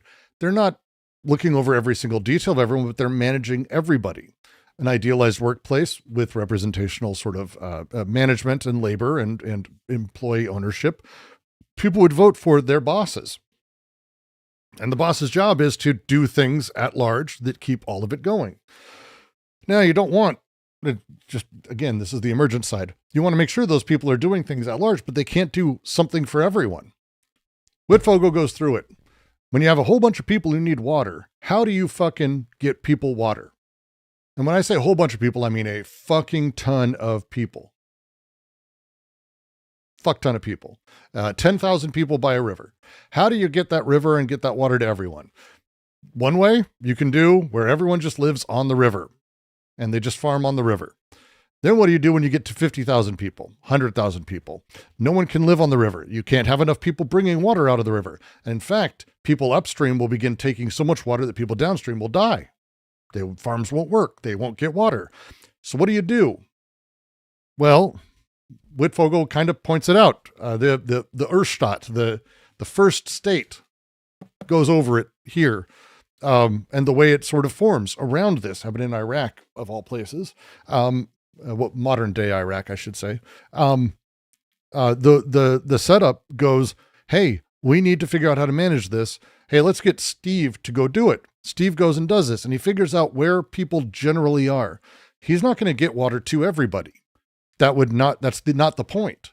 That was the opposite of the point. If you got water to everybody, what then? Like, how does that even function? Instead, he gets water at large to people, collection centers, areas, irrigation tunnels, whatever it may be, with people who are able to work. And then he has to manage those people and the food that they're getting, because now they can't work on these other things. They've got to help build the aqueducts. So the aqueducts are going to all these different areas and he's setting it up, but now he has control. Someone pisses him off. Oh, I'm not going to send anything over to you. It is the anarchy skit. This is the theory of it. This book is the theory of it. It explains exactly how bureaucracy becomes built emergently, because we can't take care of everyone. People have to, at some level, take care of themselves and those around them, and they do that at local levels. But once we've gotten to the point where we're at, and we are only born into the world we're born into, we exist in a capitalist world. Every single person here, unless you live on that one island that kills people if you visit it off the coast. We're not everywhere. You're in capitalism. You're at the shit end of the stick maybe, but you're in capitalism. And we exist here. And everything's global and there's a fuck ton of people. How do you manage all of them? There's only one way. You manage them at large. And it's no good. And it's tough. And it yields things when people especially stop dealing with local politics because they're over involved in national or international politics, as if that has an effect on them in any fucking way. But then they watch their fucking water board locally, their school board locally, their city council locally get taken over by right wingers. And then they're very upset that suddenly everything's getting worse. There's a reason. There's a reason. Because democracy is about local small groups that then get represented into larger groups. Again, Sortitia would solve this, but the modern system is this thing. So this is just misunderstanding that it doesn't start at the end. It starts at the people and is emergent from that, and then becomes a historical part of the entire thing. A price, an election result, or a measure like gross domestic product summarizes large amounts of individual knowledge values. This is not the case. It is an actualized statistic of production at any point. That's it. It doesn't summarize the knowledge or values. You're flattening. You're doing pure representation. Individual knowledge, values, preferences, and actions. At the same time, these social technologies can also themselves shape individual knowledge and decision-making. If you're used to thinking of AI as a revolutionary, game-changing technology, then I understand that this analogy may be jarring. To be clear, the point is not that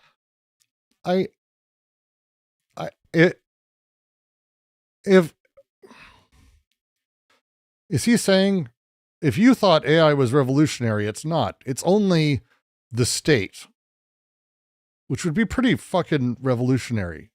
That AI is nothing new. Of course it is. It has already changed our lives in fundamental ways. The point is that AI might not be quite as new as we think. More importantly, the way we understand and manage AI may benefit from a look backwards at other cultural technologies rather than worrying about whether or not it is. If this one actually is lucky. Literally, I started the stream with a bunch of book recommendations, and Oriental Despotism was literally the first one. So this was luck. Literally sunny. Can you? By the way, cease your investigations. Farrell and Co. use the term social technology as well as cultural technology, and you could argue that there are political and economic and military technologies too. For the sake of simplicity, I'm just going to use cultural technology in this video. You can...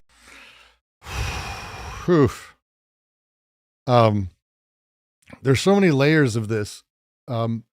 Information doesn't exist. Like, not as he's talking, like the phrasing he used a moment ago and then brought into this is really telling that AI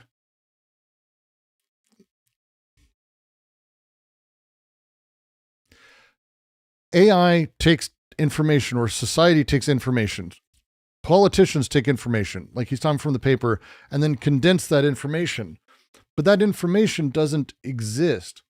Like when you're talking about the government thing, right? They ask you to yes, no, maybe, yes, no, other, yes, no, other, yes, no, other, over and over and over. That information doesn't exist. That person doesn't have, they aren't yes before answering that. They're yes when answering that. The questions are, again, create the answers. The categories produce the information. The information isn't producing categories. There's no pre-existing preference that polls measure. The polling being asked creates the measurement and the thing it's able to measure. That's how it works. Communication doesn't transmit pre-existing messages. Just to quote from Sarah's again, it's producing signal from noise, pulling it from noise, but the noise is there. The biases and other things that are part of this, these are features that bring out particular things. This is frustrating. It's just frustrating because that's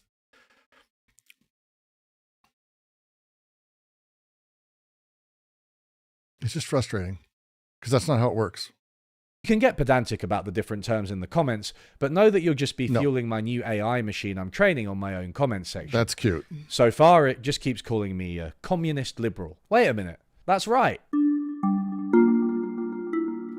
When did the graphics in computer games just stop improving.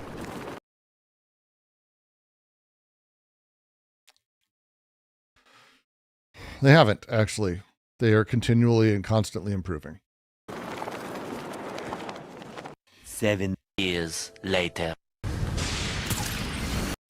Oh, just fuck you, dude.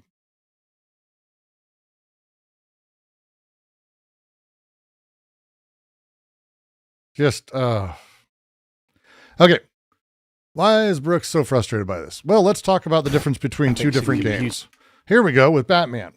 Very particular game made for specifically consoles with a kind of overindulged budget, made an engine, a pretty good engine, that was built very particularly and utilized a very specific type of streaming that enabled very, very close-end stuff. He happens to show, at this moment, this great vista view. Then he goes to another game that was in literal development hell for a decade and a half, famously so, utilizing a different version of said engine on hardware that has to be across multiple things and also needs to be able to be working as a live systems game, so necessarily the graphics have to be degraded in order to get to a larger group. That's the comparison you go with. That's the comparison. Let's do a better one. There's Batman, and let's go with what I consider to be stunningly beautiful. Avatar. If you didn't play it, Avatar. It's a real video game. The good one too, by the way. Recent.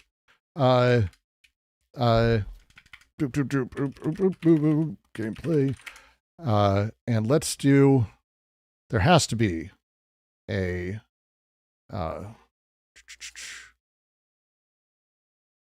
it has to be a Digital Foundry. Yeah, here it is. So this is, and I'm going to, you won't be able to see this because I'm not streaming in full 4 fucking K. This is in 4K. And this is where... This is real time. This is not pre-rendered. This is real time. Procedural real time inside of the Snowdrop engine at Massive Studios. Ubisoft Massive comes in, who have been working on this... All of it's in real time. Global illumination system based on hardware ray tracing, and the results of it are quite the sight. I'll blow it up so you can see it and you can go, okay, so maybe games have gotten a little bit prettier. Fucking hacks. Dude, tell me that's not a photo. Fuck you people. To behold. The RTGI in this game definitely gives the game its... By the way, also has full RTX ray traced audio. Genuinely it's a fucking transcendent experience. Overall look. And I think it is that which makes this game stand out in a crowd of other current gen titles. But just saying the name ray tracing doesn't mean too much unless it really bears out. And it runs at, for me, I got it 90 plus frames a second.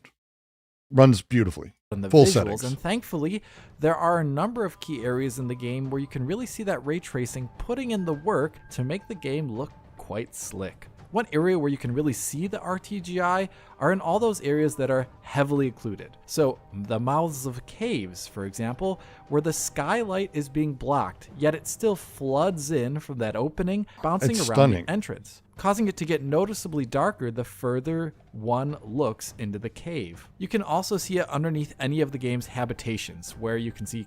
Stunningly beautiful game. Let's find actual gameplay moments where they show them running around.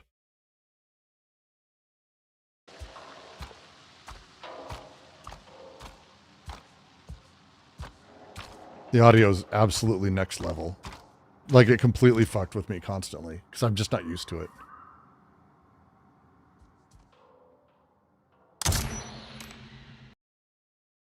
Issues that I noticed. But funnily enough, with the publishing of a blog detailing a lot of the information about the PC version of this game, there was an interesting little tidbit here. If you are reading this, you can learn that there's a launch parameter for the game to unlock the so-called unobtainium max setting. It's true too, by the way. All aspects. The first is related to BVH quality. Unspeakable. Basically, even at the stupidly incredible unobtainium. And if you don't like the art direction of Avatar, that's fine. I don't care. That's a beautiful modern game that beats the shit out of Batman. And this is not max settings. Which caused the RTX 4090 to buckle below 60 FPS at 4K DLSS quality mode. The BVH quality in the game is not always so high. In practice, this shows up mostly in specular global illumination. But then, the full settings. These do not have ray trace reflections. As you can see on this glass here, they're just standard. Beautiful. Games are beautiful now. So he's wrong. Wrong. Genuinely wrong. And it's upsetting to me anytime someone does this shit. And also, by the way, if you're going to upload a video in 4K, which this video is in 4K, his video is in 4K. I don't do videos in 4K. It's philosophy. Don't do that. But if you're going to do that and you're going to have pixelized things in there, like this is the quality you're going to upload,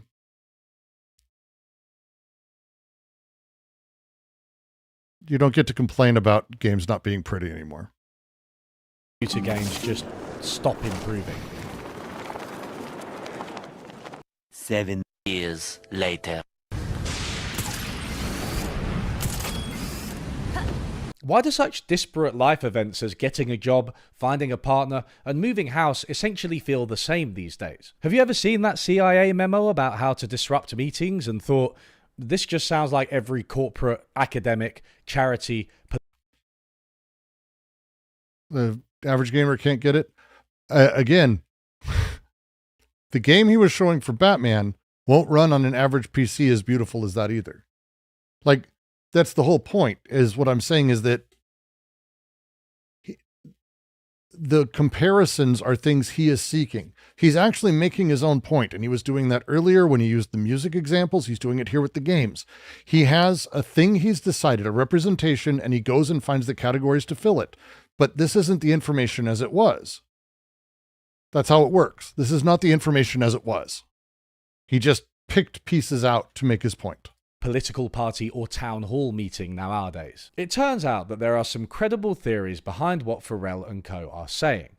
The Nobel Prize-winning economist and psychologist Herbert Simon thought deeply about information and how we as humans can harness an irredeemably complex reality to make both individual and collective decisions. My co-author Stuart Mills, no relation, sometimes quips that Herbert Simon solved economics a long time ago. There is a book that in my head I'll one day write where the opening line is the fundamental question of economics was solved by Herbert Simon. The rest is just politics. Simon famously argued that individual humans are rarely rational. We simply cannot process all of the information available to us. Even something as simple as buying groceries is an impossible task if you're trying to sort. Yep, as presuming information exists for us to digest, that it isn't a coextensive process of development. This is bullshit straight through. There's so many problems with this. Fuck me. Sort through every combination you could buy. The number of potential baskets of goods a person could purchase in a typical supermarket exceeds the number of atoms in the known universe. There it is again. In Herbert Simon's work, an important technical concept to grasp is local optimization. Think of one human navigating a hilly area with no phone, no map, and no previous information, trying to find the highest point. It's trivial to find a tiny bump that is a local high point in a very small area. It's not too difficult to find the top of a bigger hill that is a high point for an area visible to one human. But it's much more difficult to know whether you're on the biggest hill in the region, the country, or the world. Based on the information that you alone have from your eyes, it's impossible to say that you found what's called the global maximum, the highest point in the land. Okay. There's a problem with this is like phenomenology, like junior. This is presuming categories of information that a person doesn't have access to, but that they should be aware of the fact that they don't have access to them despite not having access to them.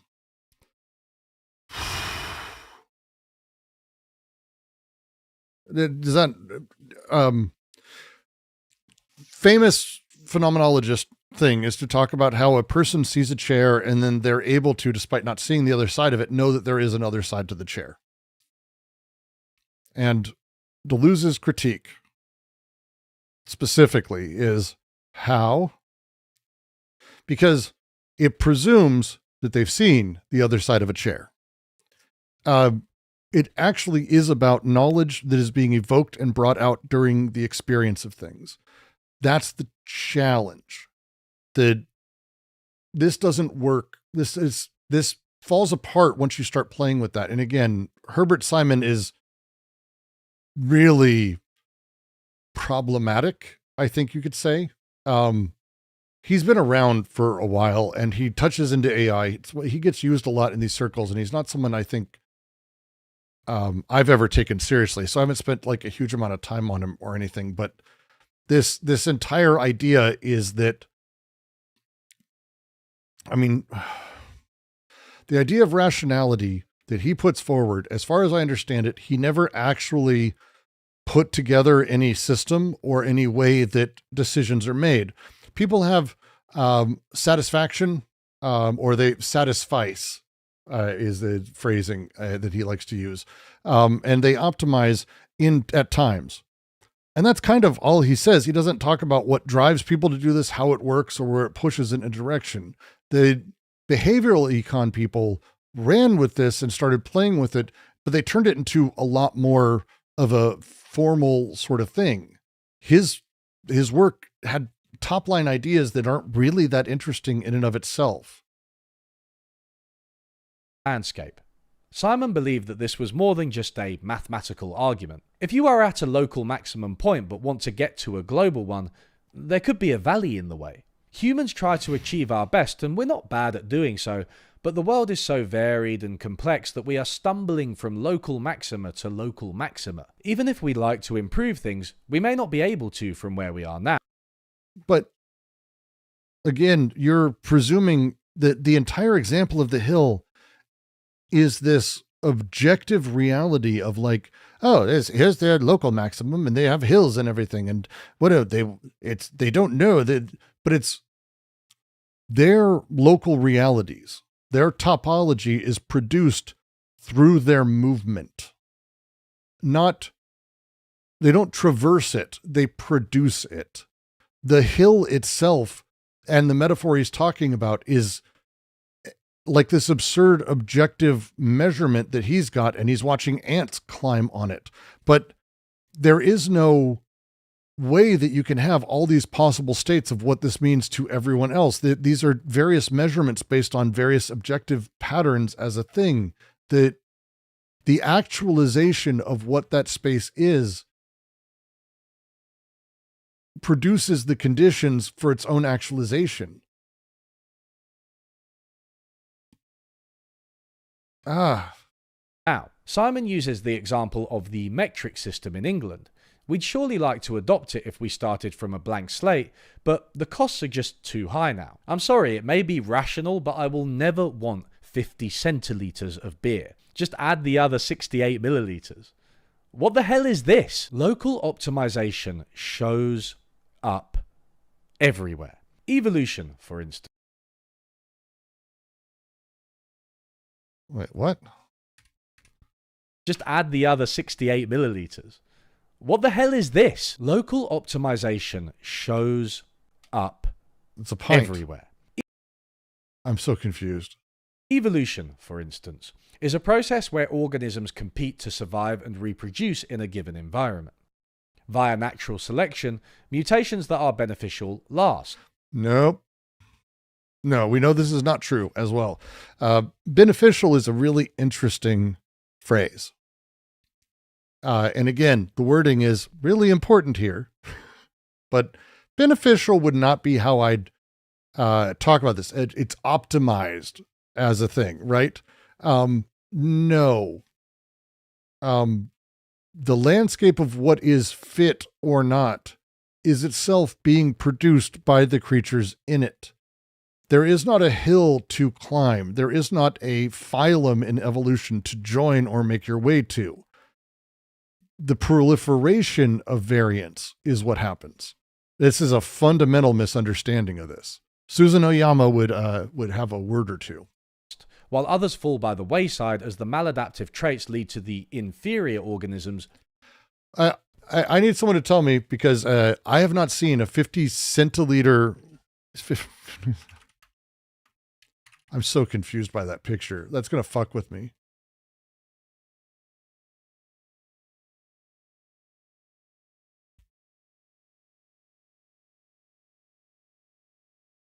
Is it a pint? Is 50 centiliters a pint?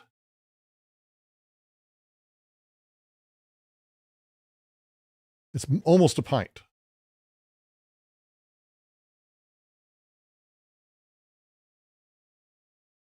$50 centiliters is 1.06 US pints. So, okay. So wait, he never wants a 50 centiliter pint. He never wants a 50 centiliter beer, but he wants a pint. They're the same thing. I feel so stupid. It's a half liter. That's what I thought. That's what a pint is.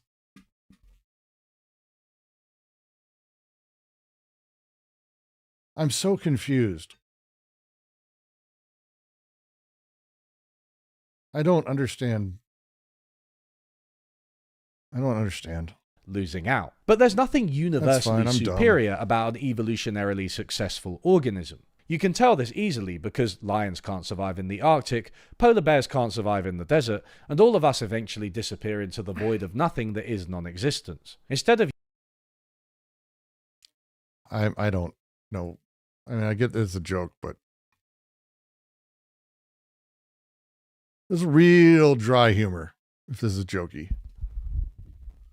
universal solutions to the problem of existence, evolution gives incremental improvements to make survival and reproduction easier at a given time and place. It's not unlike a human poking around on a hillside to find the local peak. So this is where things start to get familiar.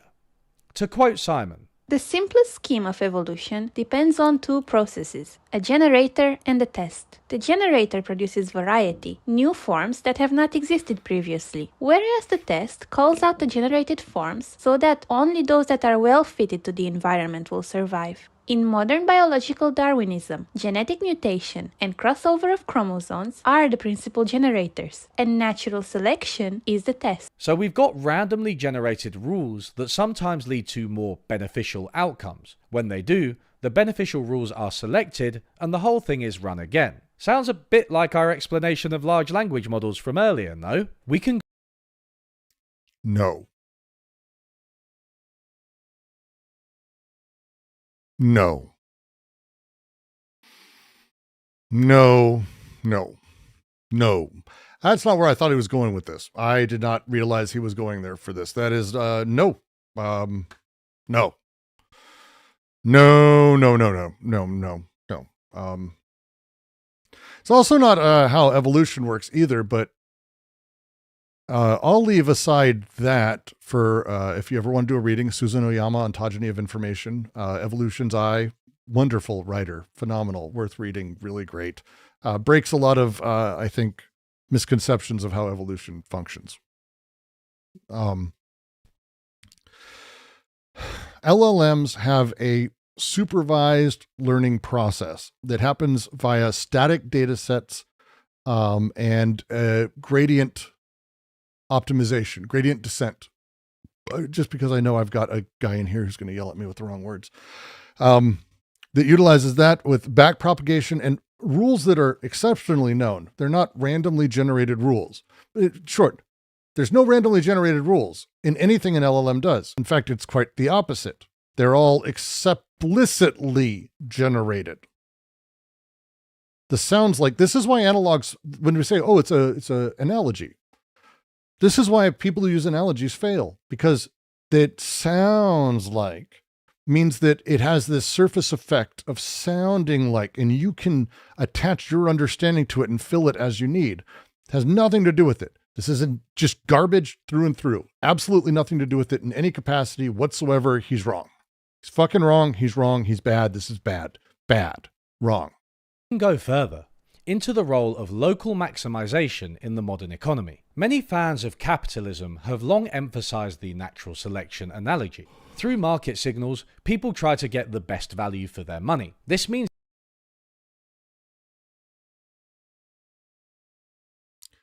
honest to God,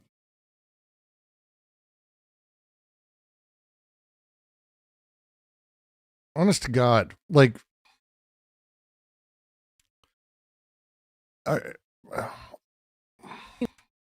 in the modern economy. Many fans of capitalism have long emphasized the natural selection analogy. Through market signals, people try to get the best value for their money. This means companies compete by lowering price and increasing quality. The best companies make more money, so they survive and grow.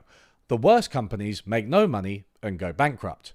Hence, survival of the fittest, but for the economy. Or so the argument goes. Thank God. Please, please, if you're ever going to do like really hardcore classical economics that has been just laughingly shown otherwise, please preface it by saying their argument that is uneducated and wrong goes that these things happen this way. It's very, otherwise it's a little edge of my seat for me. Natural selection mechanism of the market helps to communicate information about what people need, who can make it, where it should be and when, in what... I can't tell. Or so the argument goes, feels like he's saying that's not, or does he believe that that's actually what happens, that markets work through signals that rational people interpret? That's laughable on its face in every single way that exists. But is that what he's doing? What price and quantity, how this should be financed, and so on. This mechanism selects for some desirable characteristics and boosts productivity and efficiency over the long term. Free market economist Friedrich Hayek directly linked the power of the market to the limited knowledge and computational power of humans. The most significant fact about this system is the economy of knowledge with which it operates, or how little the individual participants need to know in order to be able to take the right action. Herbert Simon cites a wide range of experiments which show that even in situations where people don't have much information or rationality, markets still largely succeed at getting buyers and sellers together. People can behave... Do I even critique this? Like, this is... He's supposed to be doing... completely randomly, and markets still coordinate. It's a robust result, but a bridge too far for this video in terms of technical detail. We don't need to glaze Hayek too much. While there's something to the analogy between evolution and markets, we must remember, from like 1 minute ago, that there's nothing universally good about a surviving organism. It's just adapted to its environment, and once you add morality to the equation, evolution really has nothing to say. Surviving organisms may spread disease, be parasites, be vicious predators, or even subjugate other creatures, take over the entire planet, and then burn it to a cinder, hypothetically speaking. Hayek may have overstated his case if he argued for free markets being the best system on this basis. I actually can't tell if he is... It is entirely possible he is stating all of this in a way that I am too fucking stupid to understand he's criticizing, but it sounded like he's taking everything that is wrong with neoclassical economics and just stating it, and then talking about their interpretation being wrong, but the facts on the ground work that way.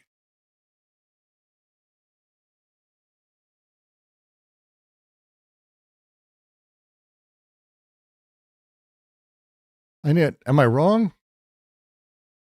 What do you think of, I love Ah. And I disagree on stuff, but Ah's very lovely. We disagree in fun ways. Oh, I had a comment. Analogies can be the only way to get someone to understand something. There's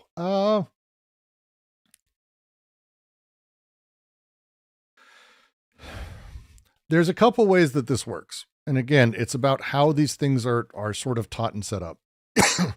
For me, look, you're going to do whatever you're going to do. And there is no way outside of representational thinking. So I'm not saying not to use analogies or metaphors. You will hear me use metaphors often. I do not like analogies fundamentally. I find analogies to be worse.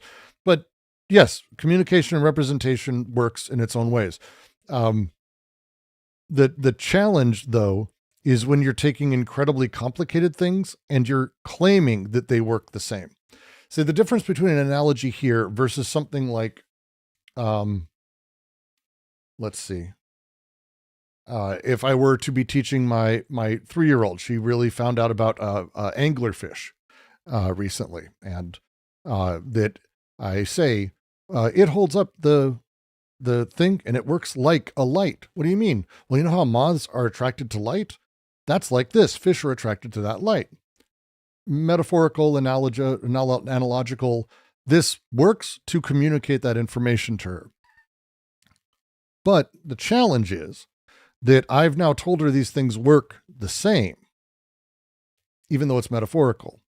This is, generally speaking, problematic in a lot of different ways. But for something simple like that, it kind of works fine.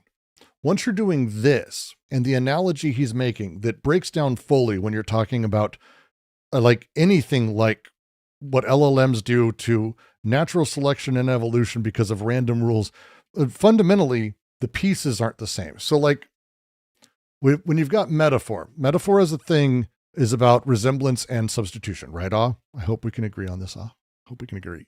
You have a term that stands in for another one, right? This is bad enough because it presumes that these things have stable, similar identities that can be swapped in and out for the same meaning. I'm not a fan of this, but metaphor works generally in a lot of ways. But analogy is about a proportionality. A is to B as C is to D. That shit that we've had in a billion tests, SATs, and all that stuff that dominates the scholastic world ultimately. What it means is that our existence is more or less predicated across levels of things. Not just the one identity, but levels of things. It works across levels. When he's talking here about the way LLMs work being the same to evolution because of random rules, you're talking about fundamental different registers of meaning and existence and setup. Things a person created, things that actually evolved into people, and you're saying that they're the same. This is a problem because it teaches people that these things are in effect the same. If it's simple stuff, and I agree with kids, yeah, I can get you with kids and you're teaching and you're using allegory or you're using stories to tell a thing or teach a thing, so be it. When you're at the level of complexity and you're teaching people complex things, you got to stop because that stuff doesn't work like this. When you say things like, oh, look, the budget of the government is just like the budget of our house. It is fucking not. Your house doesn't have the ability to print its own money or issue bonds. Eat shit. You have no idea what you're talking about. These things don't work the same. But saying they do flattens a thing that is materially different. That's the problem. And so it is a thing we can use, and it can be used. Again, I'm not against its use. Fundamentally, I'm against the way it's being used here. Absolutely. Absolutely. I was watching Oz comments just to see if she would yell at me. Did anyone? It's problematic. It's problematic. I think he just gets this. I think he's just saying this. I think he's just saying this stuff that like fuck materialism in general. But that's not how markets work. Markets operate through the flux of capital and it's sort of changing an actualization within the bodies and mechanisms of people, production, and the purchase of goods. The neutral information processor that is the marketplace doesn't exist. The marketplace is a particular mode of production that exists inside of capitalism. And it works via commodification, it works via exploitation, it works via capture, but it is not neutral and sitting in the middle of this. This is a very bad economics thing to say. For a channel that's supposedly about it, that's really bad. You super chatted earlier. What? Wait, I thought I mentioned it. One sec. Did I mention it? Favorite movie and director. Oh, I'm sorry, I missed this. This is a fun convo. I don't do the favorite thing. It's problematic for me because I have a lot of moods and I'm a very mood-based watcher. But if there's a movie I could watch 1,000 times, and I probably have watched 1,000 times.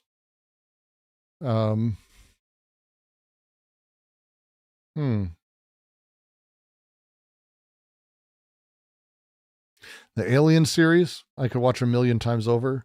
It's not my favorite movie, and Jim's probably one of my favorite directors, at least for most of the things he did. But if we're getting into like Charlie Kaufman films, would probably be my favorite like unit of a director.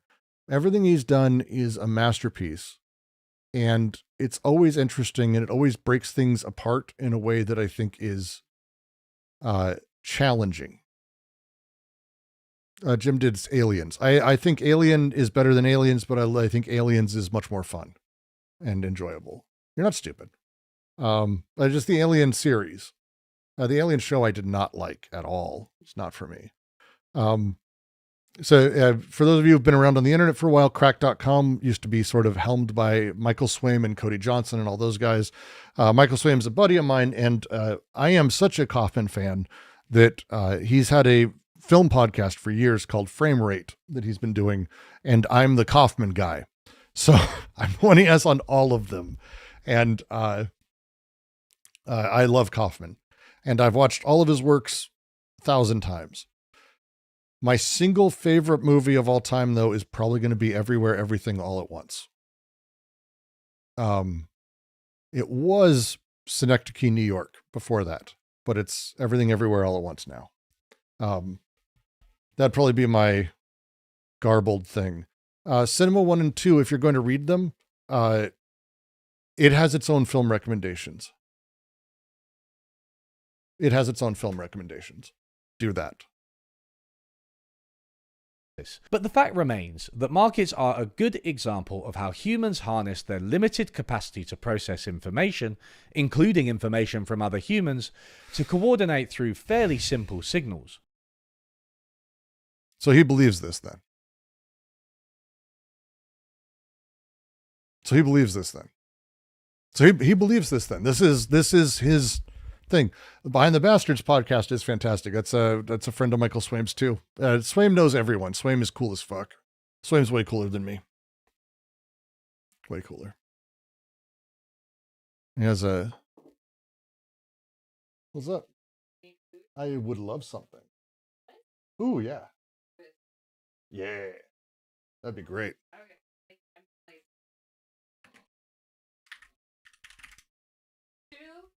That'd be great. He's back doing cracked stuff, by the way. There's his own thing, but one sec. His actual channel, I was cracking up so hard at.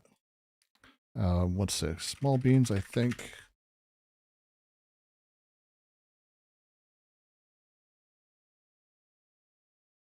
Let's face it, gang, 2025 was shit. I mean, for me, every year's been shit since I was abducted from a crumble cookie store parking lot in 2018 and forced by a maniac to live in this garage and review movie trailers. No point complaining, I guess. That's the way the cookie guy that kidnaps you gets you. He's great. Small Beans. I can't recommend it more than enough.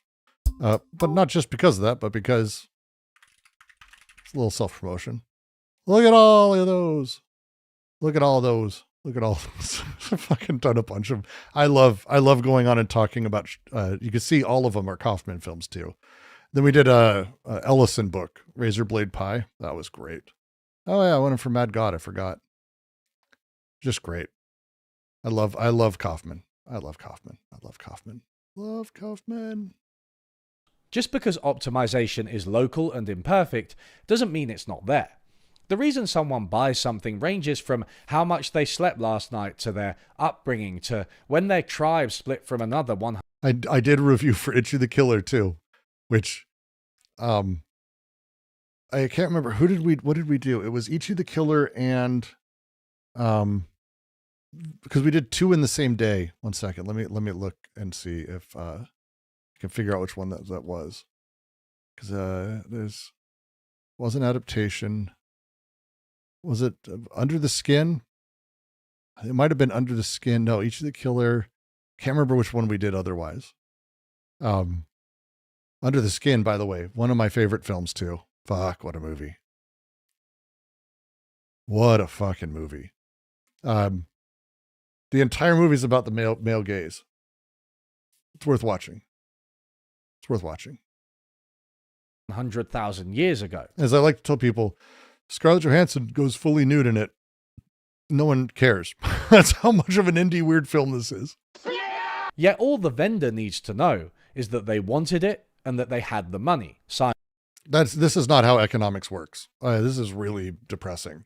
Simon summarizes. Markets appear to conserve information and calculation by assigning decisions to actors who can make them on the basis of information that is available to them locally. That is, without knowing much about the rest of the economy apart from the prices and properties of the goods they are purchasing and the costs of the goods they are producing. The global economy produces an incomprehensibly large number of goods and services, each with their own attendant inputs, prices, quantities, branding, locations, and so on.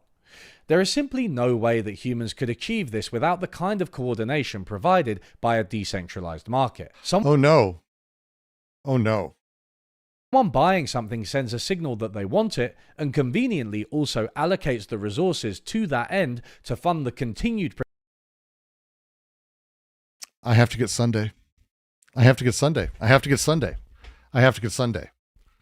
I am just fucked up over this last quote. Years ago. The reason someone buys something ranges from how much they slept last night to their upbringing to when their tribe split from another 100,000 years ago. Yet all the vendor needs to know is that they wanted it and that they had the money. Simon summarizes. Markets appear to conserve information and calculation by assigning decisions to actors who can make them on the basis of information that is available to them. I know where he's going with this. So here's the thing. The line, markets appear to conserve information. This is about how markets see. And how they see things and how they do stuff. Because he immediately went to saying, locally. That is, without knowing much about the rest of the economy apart from the prices and properties of the goods they are purchasing. Predictability and in people is embarrassing. The global economy produces an incomprehensibly large number of goods and services, each with their own attendant inputs, prices, quantities, branding, locations, and so on. There is simply no way that humans could achieve this without the kind of coordination provided by a decentralized market. Someone buying something sends a signal that they want it and conveniently also allocates the resources to that end to fund the continued production of what they want. Is anyone seeing where he's going with this? I'm going to keep using the word see. Because it's about no person can tell, but from above, it can see. Millions of individuals and organizations send these signals constantly, which helps to coordinate resource allocation without everyone knowing detailed information about what should be produced and how. Most of us don't really know how most of the stuff we consume is made, and even inside companies, most people have only a partial representation of how things work. But something sees from above. Sunday would have a fucking heart attack. He's going to be bringing up James C. Scott, who we went over yesterday and we laughed about and I talked about a little bit too. This is seeing like a state. But it's backwards. He's doing it backwards. He's going to do it backwards. He's going to do it like the whole point of seeing like a state is that the state sees these things, that they see these categories and they're able to put it into place. And he's going to compare this to AI. Markets are far from the only cultural technology that condenses, processes, and acts on information generated by large numbers of humans. See, this is what he thinks. He thinks that the society does this. It puts the stuff in place and it moves stuff and it puts stuff over there. There's something doing that, just like AI. In order to produce better outcomes. The anthropologist James C. Scott famously argued that states see through abstract categories like population census, I hate incomes, predictability, age, man. and so on. It's not that these... I hate how predictable people get. This is the same fundamental misunderstanding of all of this shit straight through. How embarrassing. variables have no meaning without states, but they depend on context, and states... Because this is, I've had people argue that this is what seeing like a state is. That seeing like a state is about the organization of things and that the state does this. But Scott's entire point, we'll rewind it in a second because this is going to be really embarrassing as a thing. But Scott's entire point, and I would love Sunday's take on this because I know he really loves this fucking book more than me. But the thing that he's going at is that the state creates the categories that it is claiming to measure. Right? A census isn't actually representing the people. The questions you ask on a census don't pre-represent the people. What it does is by being given to its people, the people fill it in and constitute the objects of governance within that census. This is good. The bad reading is that the state is aware of this and creates these categories. Hello. Thank you, Heather. Very nice of you. Ooh, 2 Pepsis. You know me. I got some hot tamales. Thanks, Heather. Love you. Sweet tamales. I think Heather was like, Brooks, are you fucking hungry? I'm like, I'm fucking starving. I didn't know James C. Scott was an anthropologist. I don't know. I think you could call him that. I thought that's what we called him. Tamales are so good. They're Trader Joe tamales, and they are chicken. I think. I don't know, actually. They might be the pork ones. I don't care. Oh, these are the pork ones. Sweet. See, it's we're looking, if you know, outside of Portland, mostly Vancouver, Washington area, if you happen to know a good tamale place, and like a real tamale place, not like American tamales. Like we got spoiled living in LA as long as we did. We'd go to the farmer's market every week. We'd buy 24 tamales from the tamale guy who not only knew us by name, but he like knew Dexter, my kid, by name. Dexter would always he loved Dexter. We knew him. And he would, this big vat, fucking tamales. Oh God, they were so good. Sweet corn tamales. Oh, my kingdom for a sweet corn tamale. Fuck. Often flatten a lot of the detail. For example, as a self-employed person, my income is quite poorly defined. It's unpredictable, volatile, and taxed in retrospect twice a year. Yet when the UK Treasury is deciding what to spend, my income and tax paid just appear as a figure in their books, the same as someone in regular employment paying tax automatically every month. Those final figures on tax collected are good enough for a state that wants to fund public services, but my experience of income and tax is entirely different to most people's. Self-employed income also has to be predicted in advance, which means that my payments are sometimes too high or too low, which results in higher tax than... I'm so fucking lost. How is any of this related to how LLMs work? Even, you know what? I'll even give you an analogical or metaphorical standpoint. How? LLMs don't see through categories. In fact, categories aren't a thing to them. So, completely irrelevant. Expected, which is a pain in the ass when you just don't have it. Subscribe to the Patreon. And these... I'm behind on the stream. Aren't there some apt analogies? Isn't my comparison of LLMs to the rendering of a video game an apt analogy? It's not an analogy. That's why it's an apt use of a comparison, because it's not an analogy. A video game renders by putting through bits and putting out bits, but it doesn't render. It doesn't go, excellent, Brooks moved left, let me do this. It's just giving me the next thing. That's all tokens are. The computing systems do that. That's all they do. That's it. They're just putting out the next thing. There's nothing else there. These days, you can also become a member of the YouTube channel or support me on Buy Me a Coffee. There are many ways of giving me money, each of them more exciting and climactic than the last. And don't worry, existing patrons, nothing is being taken away from you. We have to form organizations to transmit information and resources, and these organizations are necessarily limited and imperfect. Oh, Sunday he's out and about. Don't anyone tell him. I'm going to send him this video to react to. Perfect, reducing the amount of information each person has to deal with.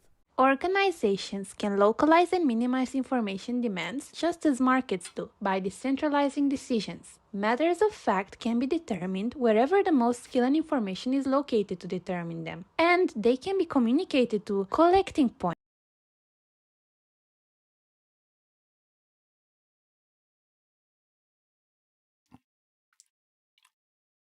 I am possibly going to be really upset.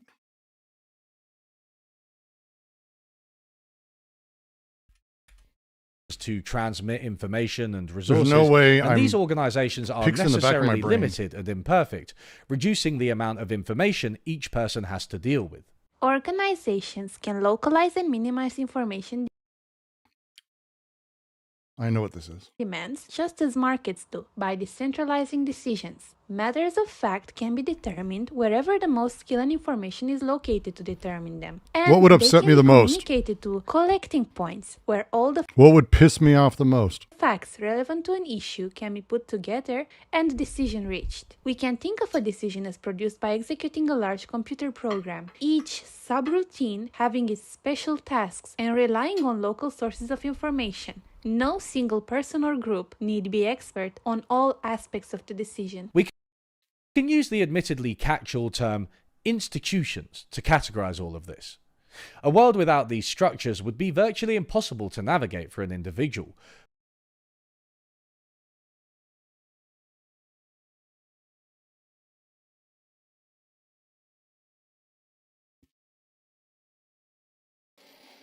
One second.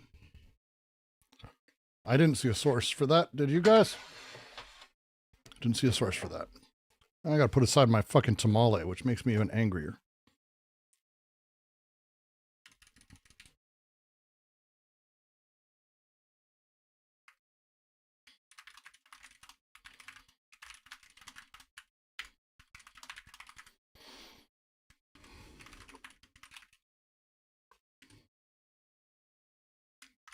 One second.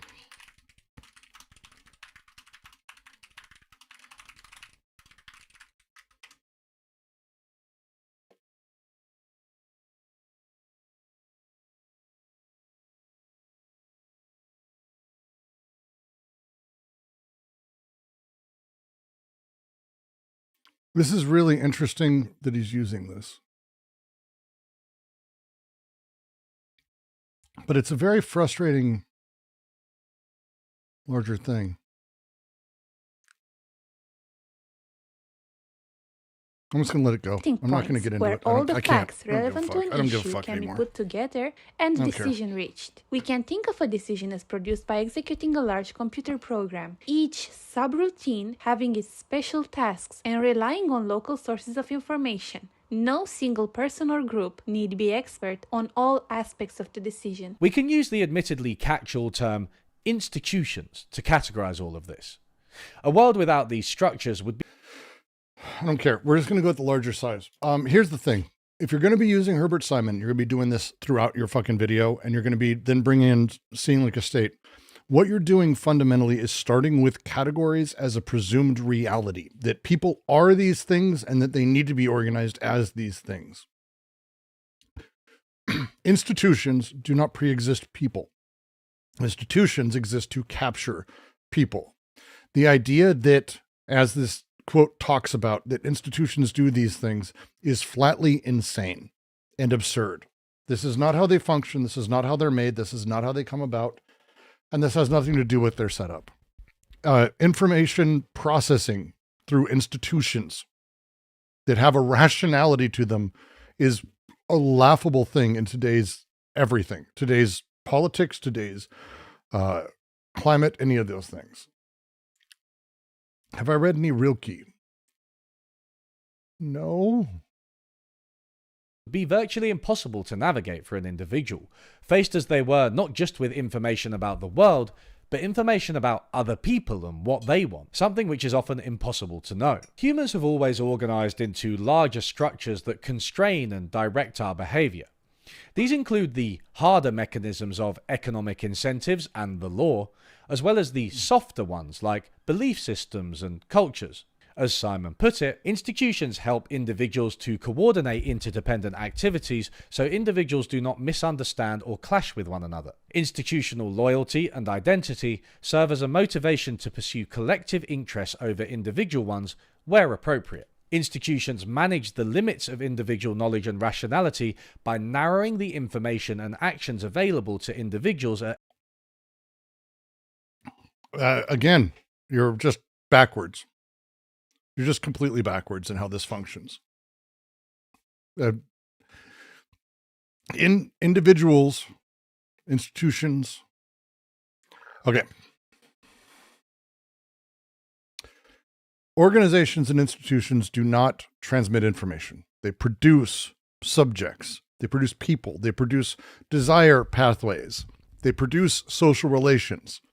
The way you treat and the way you set up these organizations as though they're neutral channels of pre-existing information that simply moves stuff around, again, flatly goes against, I would argue, any interesting theory, let alone any real economics theory that exists out there.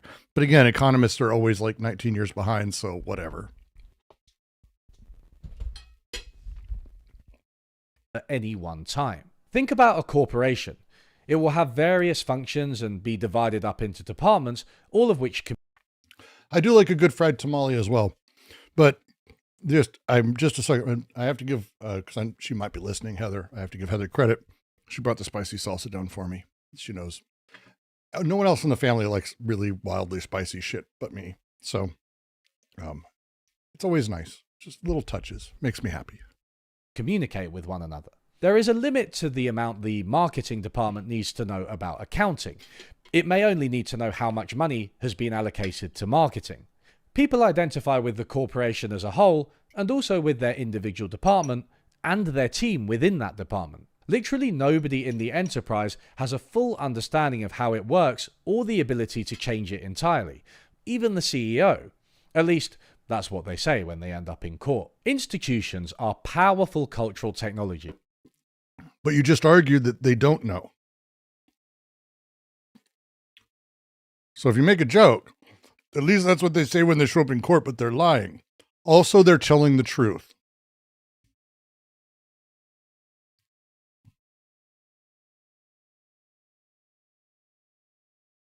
What the fuck? That allow us to do much more than we could alone, or even in small bands. As James Scott meticulously documented, modern states have produced remarkable progress in economic growth, in health outcomes, in education, in science, research and technology, in infrastructure, and much more. Markets have also contributed to all of these outcomes and are excellent at providing... No. God damn it. States did nothing. States are organizations. People did this. People did all of these things. Fuck.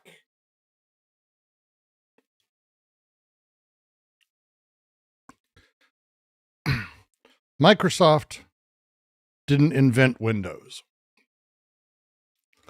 Tesla didn't invent the electric car. These are groups of people. Shorthand, sure, but people did these things. It's wild. Are tamales like chimichangas? No. Tamales are masa itself with a, basically wrapped in, with something wrapped inside of it.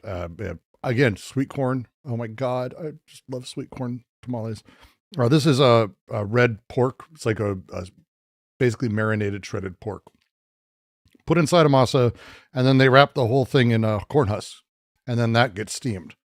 Phenomenal.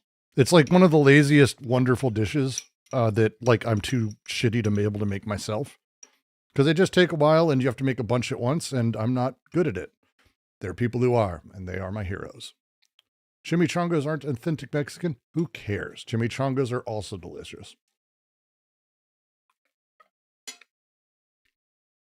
Just like I'll always order the place taco place by us, the taco truck has gringo tacos, which means crunchy. And I don't give a fuck. I will happily order gringo tacos. Or banana leaf. True, also banana leaf, depending. In consumer goods in a way that states have proven not to be. AI is often misused, but in my experience, it is still good at processing, summarizing, and suggesting improvements for information that you give it. It can surely replace some white-collar drudgery and act as a useful Okay, here you go. As James Scott meticulously documented, modern states have produced remarkable progress in economic growth, in health outcomes, in education, in science, research and technology, in infrastructure, and much more. Markets have also contributed to all of these outcomes and are excellent at providing consumer goods in a way that states have proven not to be. AI is often misused, but in science, research and technology, in infrastructure, and much more. Markets have also contributed to all of these outcomes and are excellent at providing consumer goods in a way that states have proven not to be. AI is often misused, but in my experience, it is still good at processing, summarizing, and suggesting improvements for information that you give it. It can surely replace some white-collar drudgery and act as a useful consultant when used carefully. Oh my god, I said something marginally positive about AI. But it's also wrong. Like, how do you do that? You say something minorly positive, yes, and how cute for you. How cute for you. But your minorly positive thing is actually not that interesting. How depressing. That must be depressing to be that person. How depressing. Avila incoming? Oh no, that's got to be a joke. It's got to be a joke. Hopefully I don't get as much abuse as Alexander Avila did. And maybe he can help with this video. How did you know? November of 2024, Coca-Cola released a Christmas commercial made with AI. The response on Twitter... And again, Avila, genuinely laughably bad video. Like, hilariously bad video. And it's fine. Embarrassing crap. Twitter was overwhelmingly negative. I hate it. AI has no place in creativity. This is the most soulless Christmas ad I have ever seen. I'm sorry, but this is utterly soulless. Art is dying. Coca-Cola using AI? Wow, whatever happened to respecting the ancient artistic practice of mass-produced soda commercials? And I'll say again the same thing I said here. Fuck you. You don't understand how advertising works in the creative industry that it has been and the place it has been for people who grow out of it. Fuck you, fuck you, fuck you.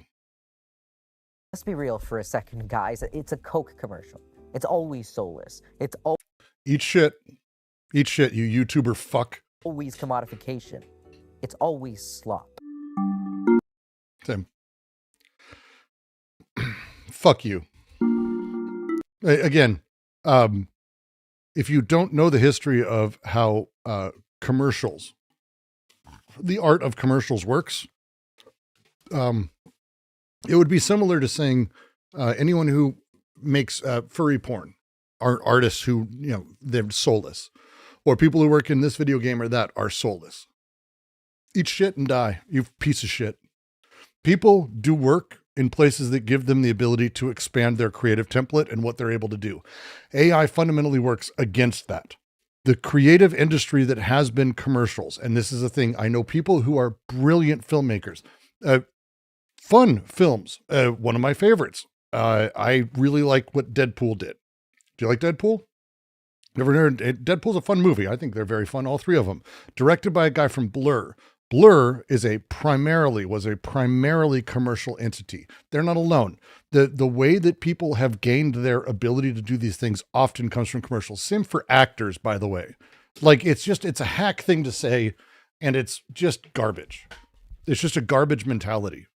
It's the ability to make things and to be creative and to do stuff. And I would also argue the AI thing that they did with Coca-Cola was trash for different reasons, but it's still interesting. Using AI in these tools, it's a given. Get used to it. Welcome to it. It's going to enable a lot of new types of filmmaking that are amazing. But to shit on it and say it's just a fucking Pepsi commercial, who cares, guys, is embarrassing at a fundamental level. It means you don't care about art, genuinely. Have you ever watched the new series? Are you saying advertising is art? Yeah, it's art. Everything's art. AI art is art. Look, it can be bad art, but it's still fucking art. You're free to tell me where the edge of art is for you if you don't think it's art. Because it's a stupid take that doesn't have an aesthetic system behind it in any capacity that is anything you can even communicate to someone else. All of it is art. There's a thing called bad art. It can be bad art. Still art. Of The Simpsons. Sing!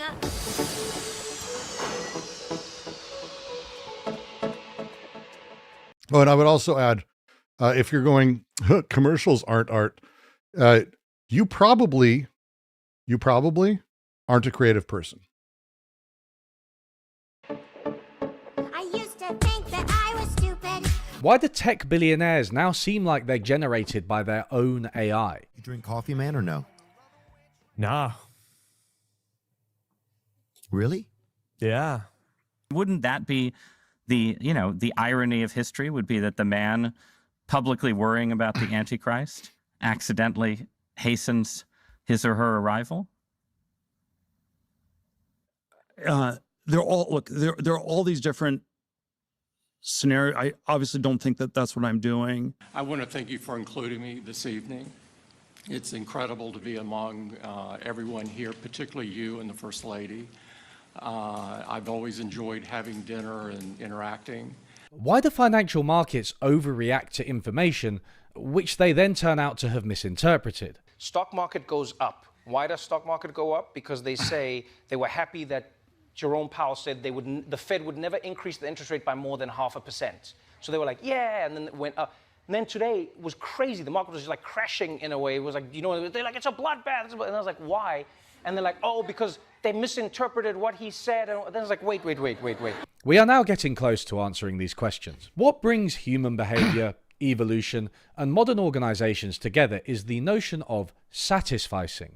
One of Herbert Simon's most famous contributions. Whereas global maximization aims to achieve the best possible outcome, whatever that means, satisficing aims to produce something that is good enough by some metric. For example, I don't know what the truly... All right. I almost want to just skip the rest of this video if this is what it's going to be a... So, remember how earlier I said that there's this idea that categories exist in a pre-given way and that people choose from those pre-existing categories? That's Herbert. Fundamentally, and again, it's an incoherent system, fundamentally incoherent system that doesn't work in any capacity because there's no foundation. It's like, well, who built those? Well, they came about because the state showed up. Well, who made the state? Well, the state did. It just becomes bullshit. Herbert sucks. Don't listen. But satisficing specifically is this idea that there is this fixed set of outcomes that you can evaluate and can be evaluated themselves. But the whole problem with that very idea is that, like, the process of the possibilities being assumed is itself creating those categories for us to, like, evaluate. We're evaluating the system based on its own criteria. It's producing the conditions we evaluate it by. This is bullshit. Again, to go back to that hill metaphor that he used earlier, which again is very much the thing here. This assumes, the hill metaphor itself assumes that the landscape exists before the climber does. That's why the hill metaphor and why metaphors fail here, because the space of products doesn't exist before the consumer. The consumer is built to consume a product. That is how it functions. That's how the system is made. So it's broken fundamentally.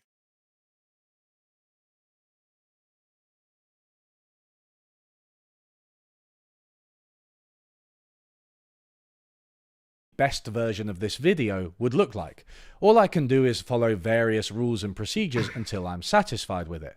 Researching, reading, writing, reviewing, roping in others I trust to review it. Local optimization from earlier is a form of satisficing, but the latter also entails situations where people can't even optimize locally. Like when you can't carry on climbing the hill, so you just settle for how far you've already come. This may not be the top, but it's as close as the Simpsons ever gonna get. Again, the hill exists prior to the person. Using this as the metaphor fundamentally creates the idea that these things pre-exist people. But they don't. Which came first, the consumer or the computer?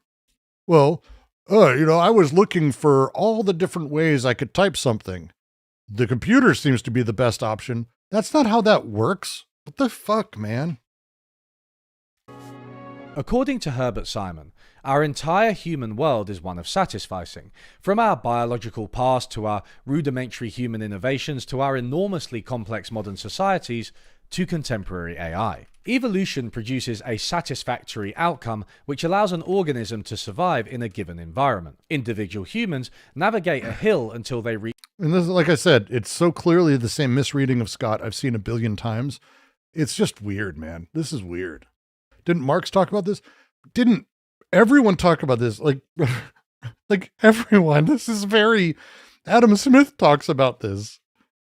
Reach a local peak, not a global one. Language allows humans to communicate with one another so satisfactorily, bad. but not perfectly. Markets allow humans to distribute resources satisfactorily without too much direct planning. Okay, so his argument is going to be, hey, look, the market gives us what's good enough. That's what we take because that's capitalism. AI gives us good enough. It's not really good, but it's good enough. They're the same thing. But they create plenty of problems. States allow more direct planning and intervention by using abstractions that are good enough to achieve social ends, except the myriad times they've gone horribly wrong, as James Scott details. Countless other organizational forms and cultural technologies do something similar. Is it therefore surprising that a lot of our modern output is merely good enough? A nice case study is music. It's a cliche to say that all music sounds the same these days, and it was one of my opening examples. A study from 2014 titled Instrumental Complexity of Music Genres and Why Simplicity Sells confirmed that more popular music, as measured by sales, is more simple. They investigated two opposing forces in commercial music, the desire for uniqueness and variety versus the desire for uniformity and familiarity. Humans kind of want both. I can't even. So, Spotify, YouTube, Apple Music, Amazon Prime, whatever it is. There are things that are more popular than other things. We tend to look at those as being the thing obviously people are looking at. But when you actually look at play counts, the number's not as big as you think, at least in comparison to the massive wide berth that is view counts across all genres, across all things. Because as we become more alienated and separated, the actual variety and genre that is able to be produced is extraordinary. And you're able to find something that hits you no matter what. No matter what. What are you into? I always make this joke, like, are you into, like, are you a Satanist who's into doo-wop music? Twin Temple exists. You know Twin Temple? Twin Temple's fantastic. Twin Temple's great.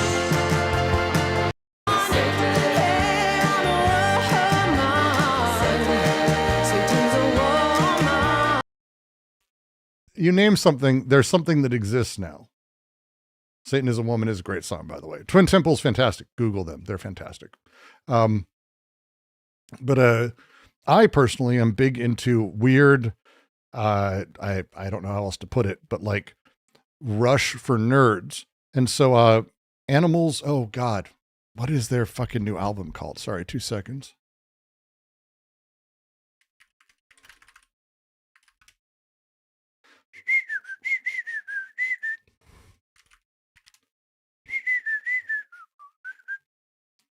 One sec.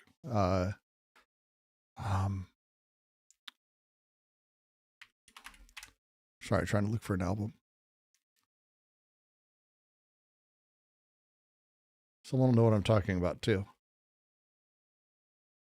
Do I like stabbing? I like stabbing westward.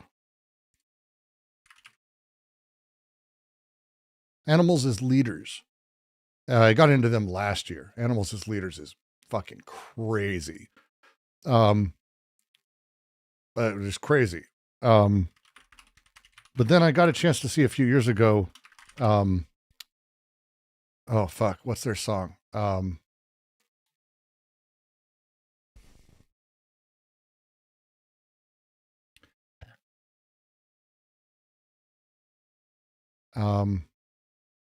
They did the song. They're all the songs about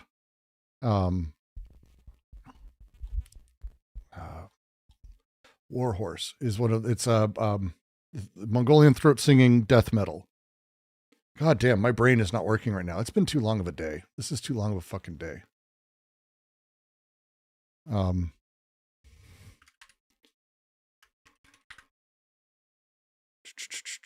Tinger Cavalry. Oh fuck, Tinger Cavalry.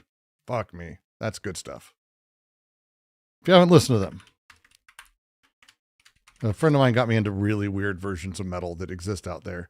Because he's literally did a documentary on metal, actually. He's fantastic. But Tinger Cavalry, next level.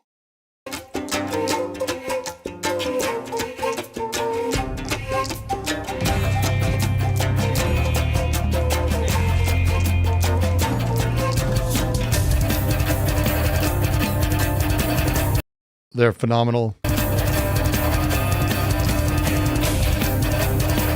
But here's the thing. Notice what's happening in chat. As I'm bringing up my versions of this, dozens of people are naming random fucking bands that I've never even heard of, and you've probably never heard of, that seem to be what I'm talking about.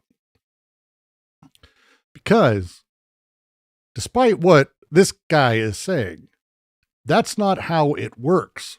There aren't popular music. There's pop music. Pop music sounds the same because it's of the same genre. It'd be like if I were to take Tinger Cavalry and play it with, I don't know, The Who, for example, the HU, I think is their name. Is it HU? Yeah, The Who. Not WHO, the HU. You wouldn't be able to really tell the difference because I chose two things in the same exact identical genre. That's what he did. He picked female pop singers of this era of doing this type of music in this way. And he chose the songs that sound the same because he's doing the thing that he's claiming is done to him. He's creating the categories for you. He's building the categories for you so you can see that he's fucking right. And you can see his point. He is doing the fascist thing. He's pretending to be a state. He's doing the thing and not understanding that he's making an ass of himself doing it. And most people who are watching have no clue either. It's the opposite. It's wild. My favorite, just as a note, if you haven't heard, I have to always recommend my favorite band I've seen live. If you ever get a chance to see them live, always Google and find out because there's nothing like a Richard Cheese show. Nothing like a Richard Cheese show live.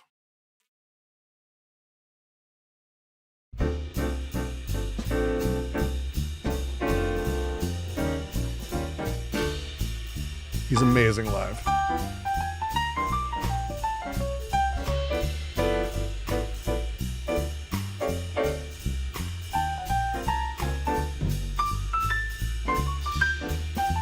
He's still out there. He's still putting out music.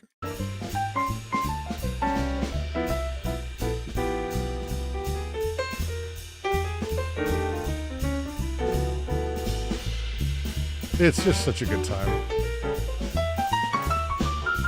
No, Richard Cheese isn't piano. If you don't know, you're about to enjoy this. I'm happy to enjoy it. This does show my age. You want to really show my age? I'll show you the fucking first 3 CDs I bought.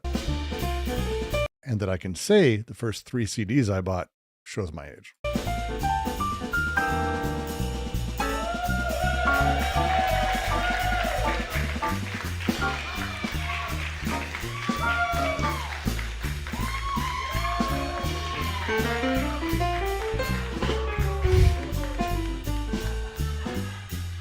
He's Sorry. great. This is a wonderful song by the great Calvin Brodus. With so much drama in the LBC, it's kind of hard being Snoop D-O-double-G. But I somehow, some way, keep coming up with funky ass shit every single day. I've got bitches in the living room getting it on. And they ain't leaving till 6 in the morning. So we're gonna smoke an ounce to this. If you haven't seen him live, it's fantastic. He does, he's phenomenal. He's just phenomenal live. He knows how to play an audience. It's offensive. Deal with it. It's funny. When he opens one set, he'll say like, and it's on his CD, but when he does it live, he's always like, it's out of nowhere. And he'll be like, waitress, can I get a gin tonic with a twist of Sublime? And then they go right into, they do like 4 or 5 Sublime songs. Phenomenal. It's great. G's up, hose down, while you mother... They're great. He's great. We're going to listen to one more. I don't give a fuck. This is my channel. You can deal with it. Then we'll get back to this garbage shit. And I'm also thrilled that my house band for the whole interpretation of one of my... When you were here before, couldn't look you in the eye. You're just like an angel. Your skin makes me cry. You float like a feather in a beautiful world. I wish I was special. You're so freaking special. But I'm a creep. I'm a weirdo. There's nothing like him. And if you get to see him live, it's 2 hours of him being a jackass and doing the lounge lizard thing. It's fantastic. Enjoy. He's great. He does,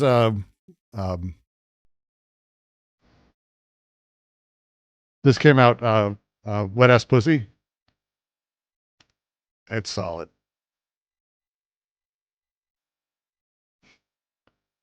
I don't know why. It doesn't get old to me. Extra large and...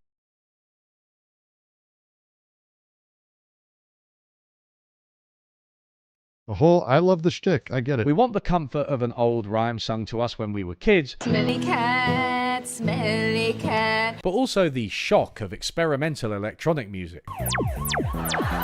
The great thing about music is that you can use a quasi-scientific approach to quantify different aspects of a song, like pitch or loudness. In this study, they take distinct music styles given in the data such as rock. Do you know where genre comes from? The categorization needed to sell it. Literally the need for capitalism to categorize CDs, LPs, tape cassettes, music in general, concerts, whatever it is, for sale. So what he's saying is, isn't it weird that when you take the categories placed by capital, things within those categories have similarities? Blues or Latin, 57 styles in total. They then look at the instruments used in different songs. Their first measure is the level of variety for a music style, which is simply how many instruments are associated with that style. So country music would have relatively few instruments: guitar, harmonica, fiddle, while what about jug? The fuck's a jug? What about a washboard? What kind of country music you listen to? Jazz would have a great deal. This is already funny because AI-generated country music is almost indistinguishable from the real thing, which may have something to... This is, again, a friend of mine said that one of the great tragedies of our time is that AI music works for people because they've been trained for the last 20 years on auto-tuned music. And auto-tune became so central to the voice of a person. And our expectation is that everything is so pitch perfect that we're not going to be able to really notice, and that AI might actually be enjoyable in comparison, because the real voice has flavor to it, has heat or vibration that isn't exactly there. That feels like this is... Yeah, it showed exactly. The thing is like its description. What the fuck? To do with the fact that country is quite basic in terms of complexity. Okay, let's talk about this, because I'm actually going to I want to shit on this take real quick. Country music is a massive, massive genre. What we know of it now is its own thing. I have a couple country artists I like, by the way. That's what we're going to talk about. Robbie Fulks, who is fantastic, is absolutely country. He tends to be more associated with bluegrass country as a thing. But his music is phenomenal. 1, 2, 1, 2.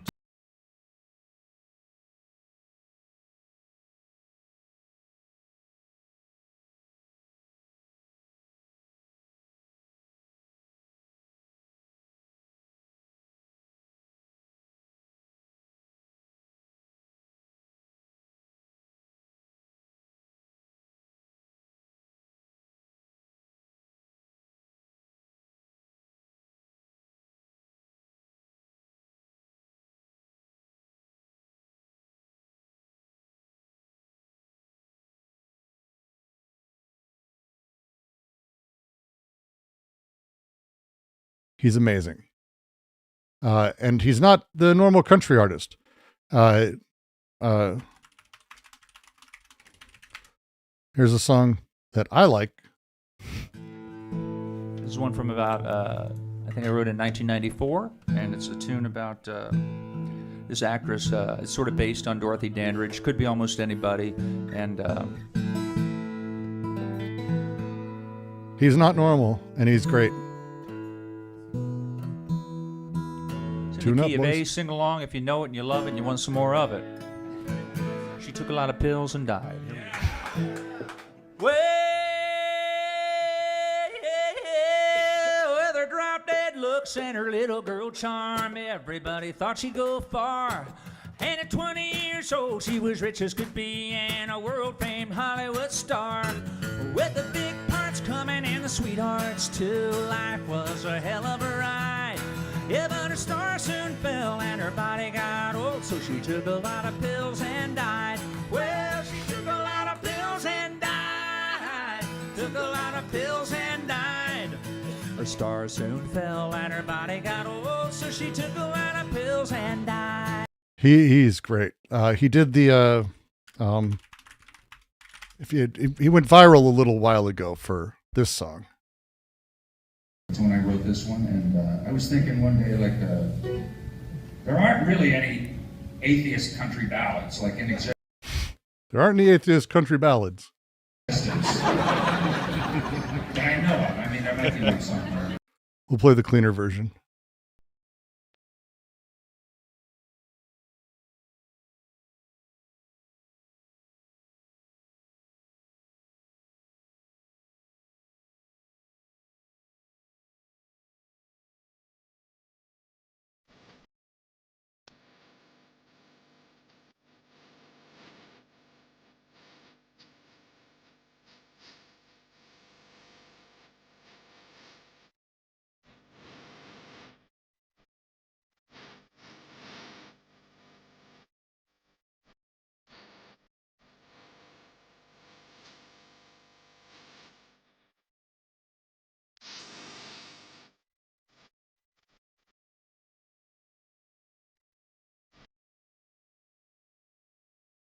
It's a fucking great song. Go ask the starving millions under Stalin's cruel reign.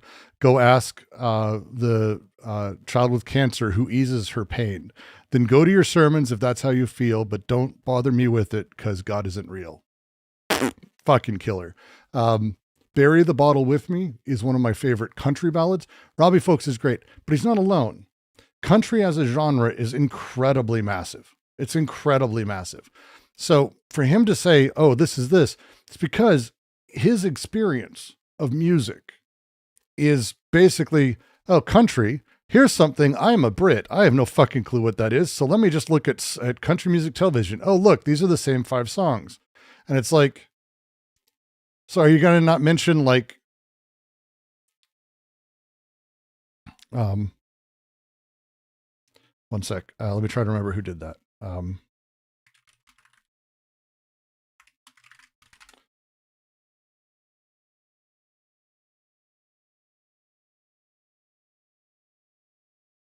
fuck. Why can't I remember? He did, it's a country artist who did a cover of one of the greatest songs of all time.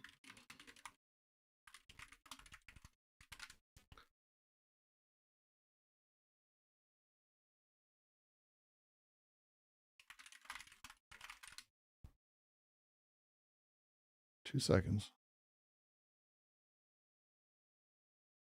Google is just the worst thing in the history of the world. It's one of the best. There's some very good country covers I know.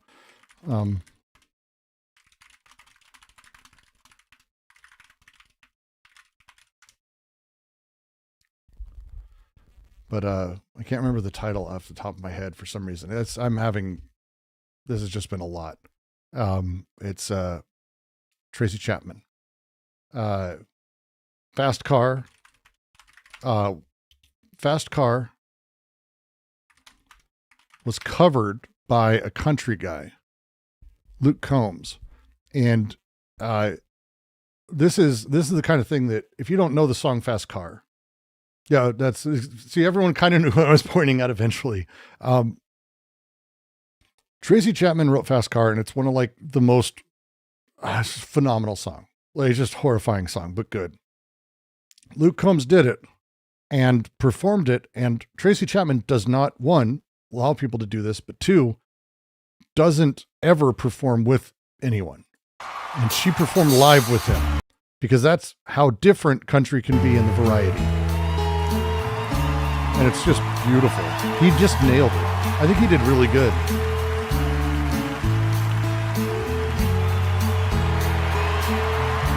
And the story goes, it's one of the songs he grew up with that made him get into music. Can you imagine performing with Tracy Chapman on stage, the song you're doing as a cover of her at the Grammys? Fuck me. And she's smiling and happy that she's doing it. It would break me. It's insane. You got a fast car. I wanted to get to anywhere. Maybe we make a deal. Maybe together we can get somewhere. Any place is better. Starting from zero, got nothing to lose. Maybe we'll make something. Me, myself, I got nothing to prove. Next level. You got a fast car, and I got a plan to get inside of here. Been working at the convenience store. Managed to save just a little bit of money. Won't have to drive too far. Just across the border and into the city. And you and I can both get jobs. Oh, this was not in Todd's worst list. This was in his best. This is the point. This is country. So whatever the fuck this is. God made guns, God made beer. One's for drinking, one's for deer. AI struggles a bit more with jazz.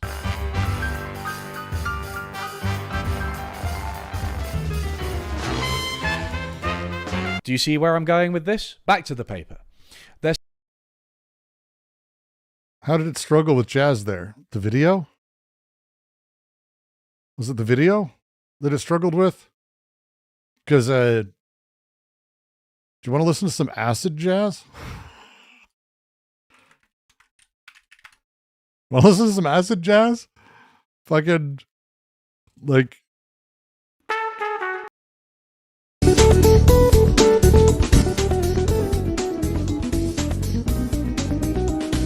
I just love acid jazz. I don't give a fuck.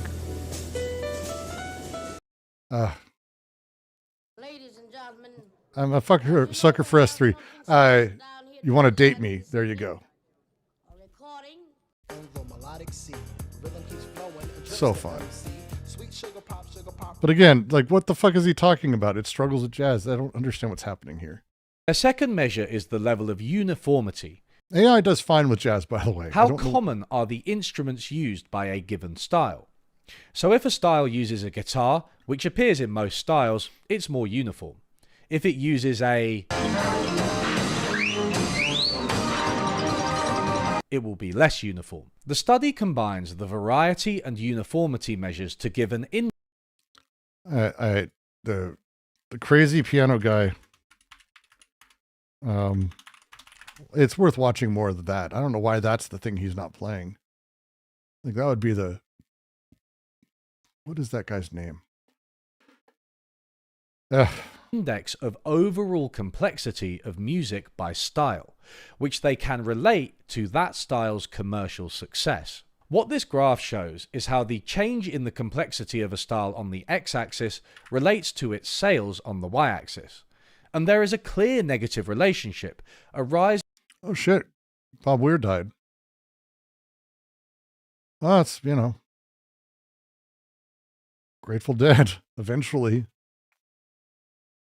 Man, they had some good songs. In sales is associated with lower complexity. This may be just correlational, but they do a bit more to rule out other influences on the results. It makes sense, doesn't it? As music becomes... No, it doesn't. Fundamentally, it doesn't. More commercial, the scope for experimentation drops off and people play it safe. Don't this song... Money, suit and tie, I can read you like a magazine. And this song... But I can't make them stay. At least that's what people say. Which are both from the same album, sound pretty similar. Plus, Taylor Swift has spawned a whole bunch of similar artists like...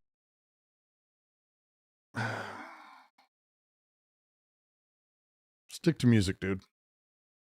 Stick to music. Like Olivia Rodrigo. Like, stay away from music. Sabrina Carpenter and Gracie Abrams, who all do some variety of pop-ish love song. I don't understand any of this. Like, okay. If you want to talk about like pop hits in the last like year, we could have that conversation.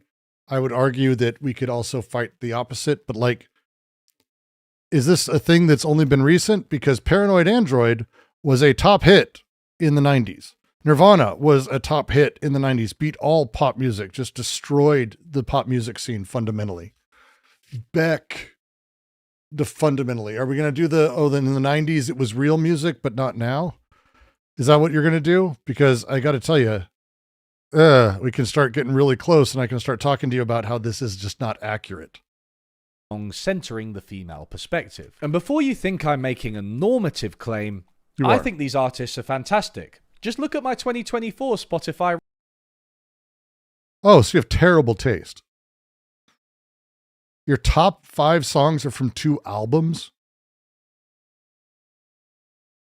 That's fucking weird. Wrapped. So making... This would mean you probably don't have enough of an understanding of music to do something. This makes sense. Things more basic and therefore more available basic. Isn't all bad. I like McDonald's precisely because it is the most generic version of a burger and fries. Okay. This is a silly fucking garbage mentality. Tool came out with what is an album I'm not a huge fan of, but Fear Inoculum is just a few years old and weird as shit. Weird as shit. And it absolutely destroyed everything at the time.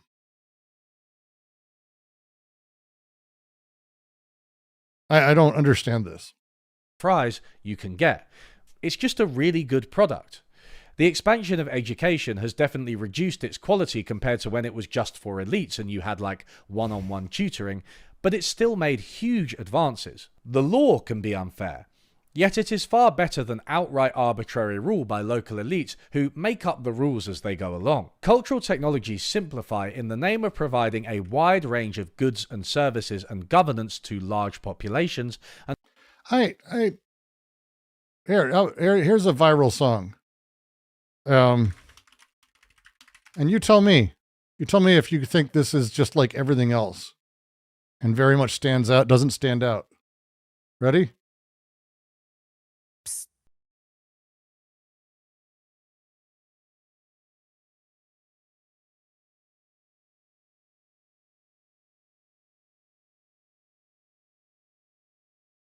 Fuck off with this. This is terrible. This video's terrible.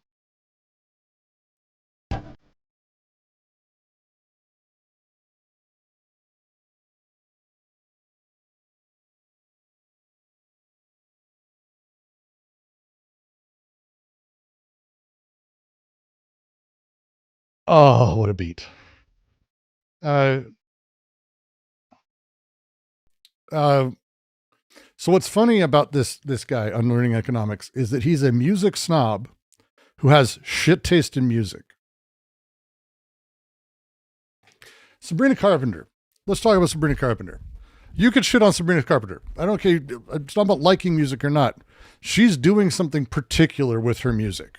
It is particularly pop music, but she's doing something with it. It doesn't sound like other stuff. It does to a point. These things are these changed things. This shifts. At this point, I'm doing ad hominems. Yeah, that's probably fair, actually, at this point. We're 40 minutes in, and he's made just absolutely no point that's salient, and it's gotten worse and worse and worse. And I'm not sure we've got a good alternative unless we want to embrace smaller, more traditional forms of human organization. I'm not saying that's definitely wrong. I'm just saying... You can rabbit hole on Spotify, literally just like find an artist you like, click on someone you've never heard of, and listen to them. It's on Spotify. Like, listen to a song, go, oh, this sounds good. Go to that artist and go, oh, people also liked, and then click on someone you don't know. There's never been an easier time to discover more diverse music. And people do it. Most people do this. That's the choice we have. Of course, there is a more overt... Well, I think, okay, so Tuxedo, I think what he's arguing overall, and I'm going to try to say it in the best way I can, is that capitalism and the world has basically put forth and created a culture that is itself a agglomeration of the most average, banal, simplistic things for the average consumer. The commoditization of knowledge and art means that AI or not, we were already doing this. So AI is just doing that thing. And it's really bad. He's saying that, please tell me that you're not saying I'm saying that. Because I don't believe that at all. Here I go anti-anything. Ho ho. Edrixia super chatted $9.99. Hope you're not saying I'm saying that off. Here, let's watch Awesome.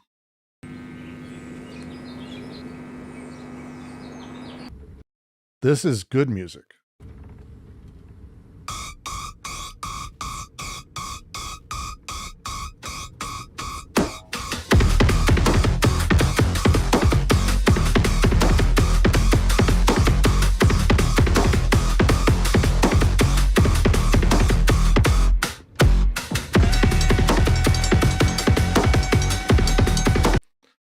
I mean, okay.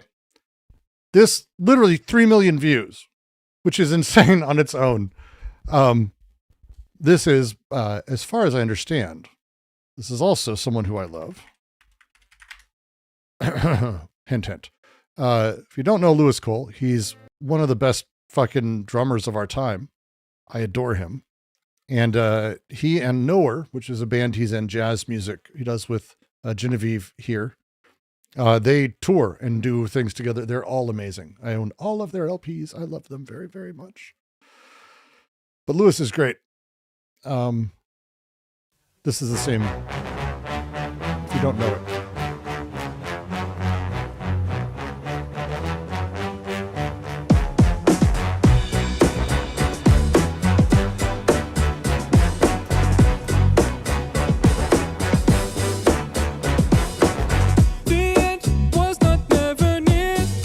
I recommend them. I'm going to post this in the chat. This is sort of jazz, not jazz. I don't know. I don't give a fuck. That's the point.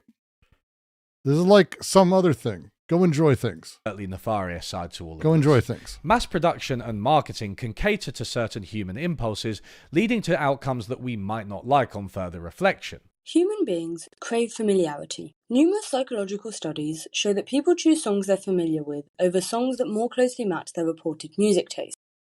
Again, because you're creating the categories post hoc and then defining them that way, this is forcing people to say, oh yes, I like pop music because I like Sabrina Carpenter. And then if you played some other pop music for me, I'd go, yeah, I don't like that. Because I don't like pop music, I like Sabrina Carpenter.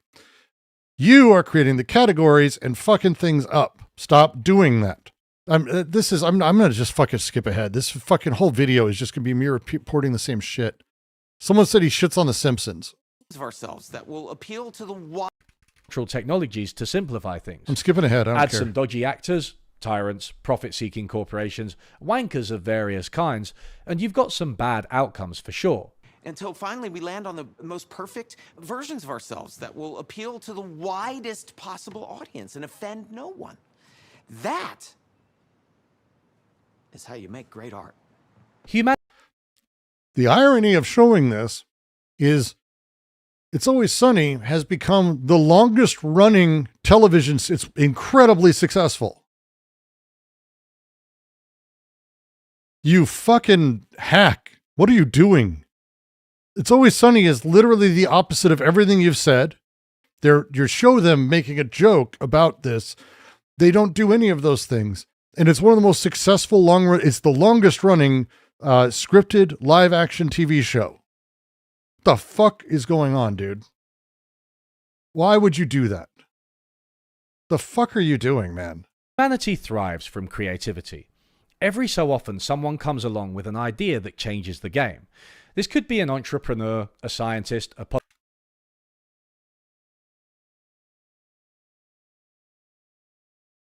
Please be a joke. politician, a writer, or more realistically, all of the above plus the people around them. Individually.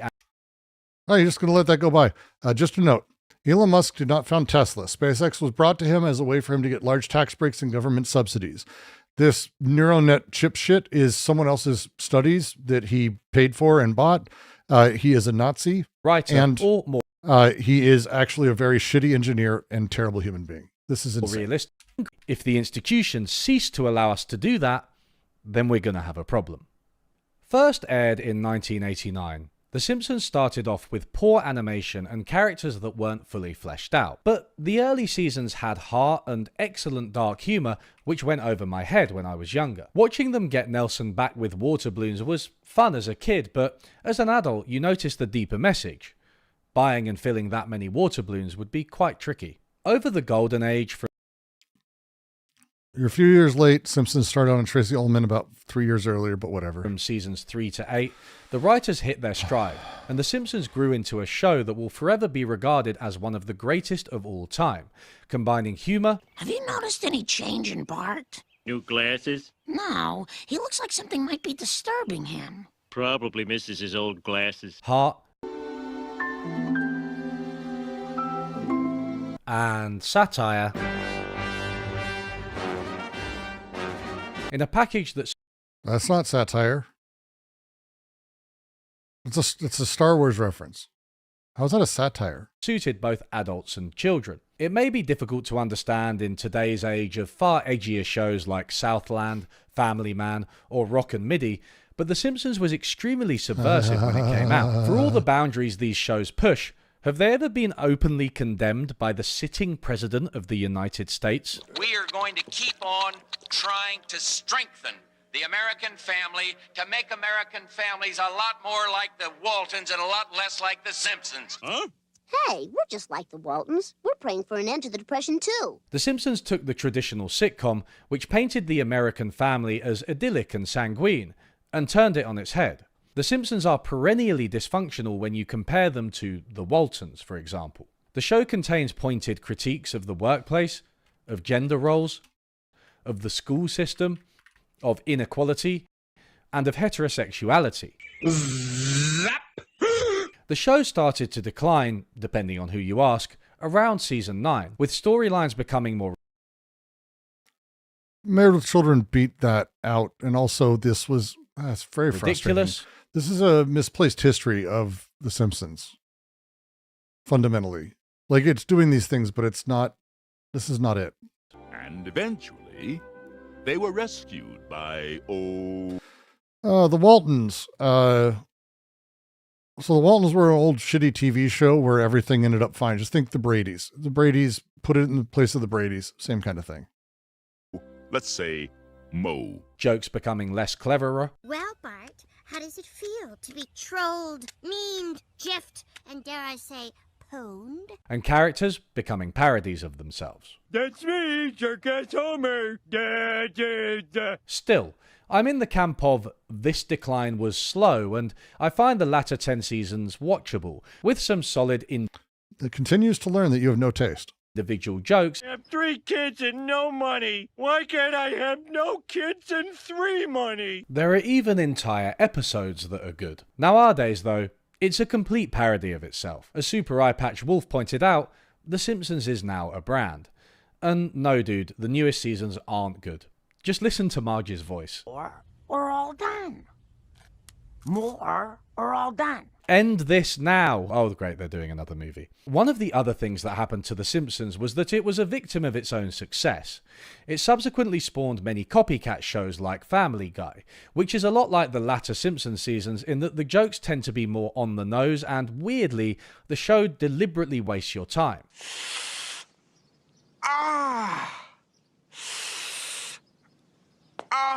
Then there was American Dad, which copied the formula copied by Family Guy. This was even noticed by The Simpsons themselves. Whereas Family Guy is somewhat okay sometimes, American Dad is just bad.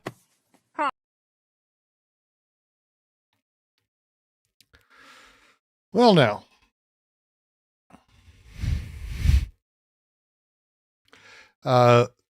Just so you know, American Dad's the best animated thing on TV and one of the best shows that exist right now. American Dad is significantly better than any of these. This is insane.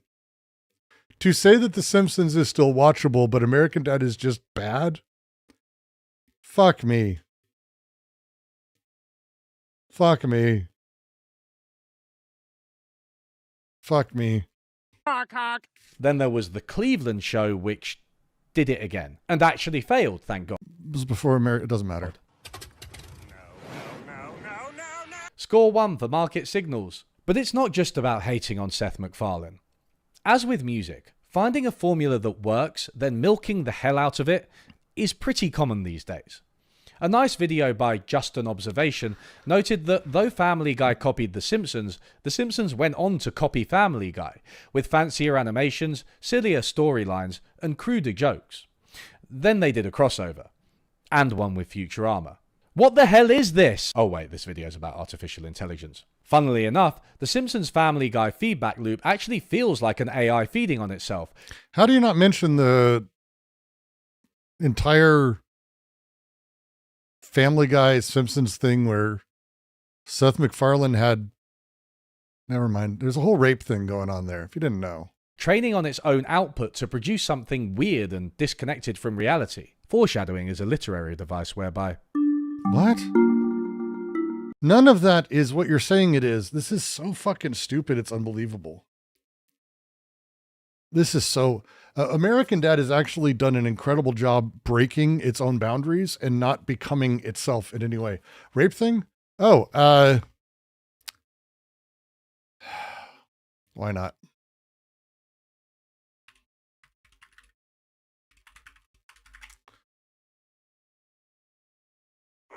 What the hell This aired on TV.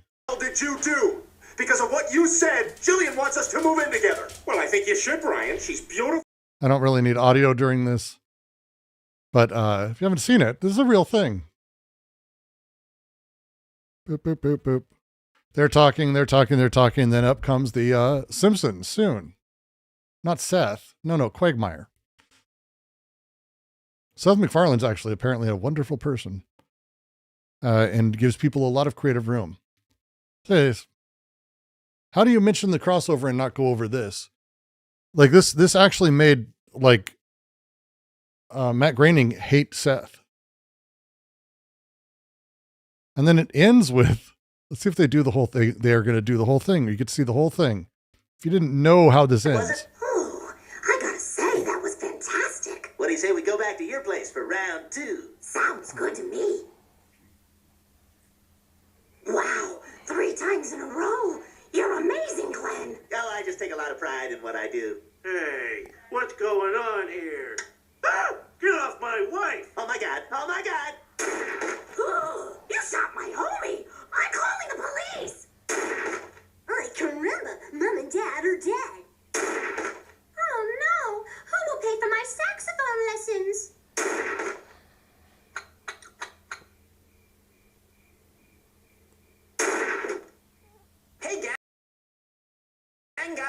this one. That was... Yep. How do you not mention that? Why is everybody complaining about tech becoming boring and end-shitification? Why do all job adverts have boilerplate diversity statements that we all know are meaningless and therefore tune out? How come a bot can generate titles that are indistinguishable from the takes in The Guardian or New York Times? Too many people talked about Tuna Fight Club. I, personally, cherish... I'm going to skip ahead. I can't. I'm just going to see if he goes somewhere with this, because we may be done for the night. I don't know if I can do this. But they can help the humans inside the organization abdicate responsibility. Population which wants to convey a single bit of information. Ever since then, we've been looking for a new organizing principle. To bring everything back round, doesn't it seem like the modern artificial intelligence industry is suffering from a similar malaise? You can say that AI deals with here and now by delivering outputs for users, but does it have a there and then, a higher function, guiding it towards a socially useful end goal? What is the plan for the use of AI? What is its purpose? People use it for everything from sending emails to solving physics to therapy, but this seems aimless and often harmful. Hundreds of thousands of people are experiencing psychosis as a result of using it for therapy. On top of everything, it now seems like AI is almost certainly a bubble. In an astonishing echo of 2008, or even more aptly, the dot-com bubble of 2001. To pass the time, help yourself to some more stock. This now famous infographic shows the circularity of the whole thing. Nvidia is investing $100 billion in OpenAI. OpenAI will then use that money to buy Nvidia's own chips. OpenAI is also spending $300 billion on data centers from Oracle, which they spend on chips from Nvidia. Grace Blakely aptly... I have so many issues with this. What the fuck, Ever man? since then, we've been looking for a new organizing principle. To bring everything back round, doesn't it seem like the modern artificial intelligence industry is suffering from a similar malaise? You can say that AI deals with here and now by delivering outputs for users, but does it have a there and then, a higher function, guiding it towards a socially useful end goal? What is the plan for the use of AI? What is its purpose? People use it for everything from sending emails to solving physics to therapy, but this seems aimless. No one uses it for any of those things. It's a weird statement. Like, we use email for email. AI doesn't do email. AI writes emails. Is that what you mean? It writes emails and sends them. So I don't know what his point is. Often harmful. Hundreds of thousands of people are experiencing psychosis as a result of using it for therapy. On top of everything, it now seems like AI is almost certainly a bubble. In an astonishing echo of 2008, or even more aptly, the dot-com bubble of 2001. To pass the time, help yourself to some more stock. This now famous infographic shows the circularity of the whole thing. Nvidia is investing $100 billion in OpenAI. OpenAI will then use that money to buy Nvidia's own chips. OpenAI is also spending $300 billion on data centers from Oracle, which they spend on chips from Nvidia. Grace Blakely aptly summarizes this madness. Imagine if a car manufacturer invested in a taxi firm, which used the money to buy only that car manufacturer's vehicles. The car maker could claim rising sales, the taxi firm could say it was growing, and investors might conclude the transport sector was booming. Everyone would start to throw money at these firms for fear of missing out on the boom, creating a self-fulfilling cycle of rising valuations. But there's no one at the end of the chain buying the product, taxi rides. Instead, much of the activity is being financed by the car maker's own money. Unless real customers start paying lots of money for taxi rides, the flow of money between these companies will eventually reach an abrupt halt. Monopolies and financial markets are pumping incomprehensibly large amounts of money into AI despite no clear profitable use case. Most companies in the sector operate at a loss, having failed to generate enough revenue from customers. OpenAI's revenue is only $12 billion, despite the fact that they are investing orders of magnitude more than that and have a market value of $500 billion, the most viable AI Microsoft. And again, it's if you're going to quote Ed's work and you're an economist, supposedly, go do the other part. When you just quote revenue, you need to also say that those users are outpacing their own spend, that users fundamentally cost AI companies more than they're getting from any user, that no AI has made money from a user yet. But that you missed that. How do you fucking miss that? Of Copilot has 1.8 million paying subscribers. It loses over $20 a month for every single one of them. There we go. The industry is simply not profitable in a traditional sense. What's 52 million times zero? But that's and don't simplified. tell me it's zero! From a cybernetic perspective, the AI market is completely malfunctioning, responding to all of the wrong signals with no accountability or feedback to orient it towards some kind of philosophy for how it's supposed to serve humans. It clearly lacks System 2 or regulation. I'd say it also lacks a System 5, a coherent philosophy or ideology for its use. It's like an orchestra which has to turn up with not just clarinets but bagpipes and electronic sound systems with no sheet music. Then the conductor just goes ham. Or at least that's what I thought, until I listened to this podcast with Karen Howe. You can't actually fully understand it as just a story about money.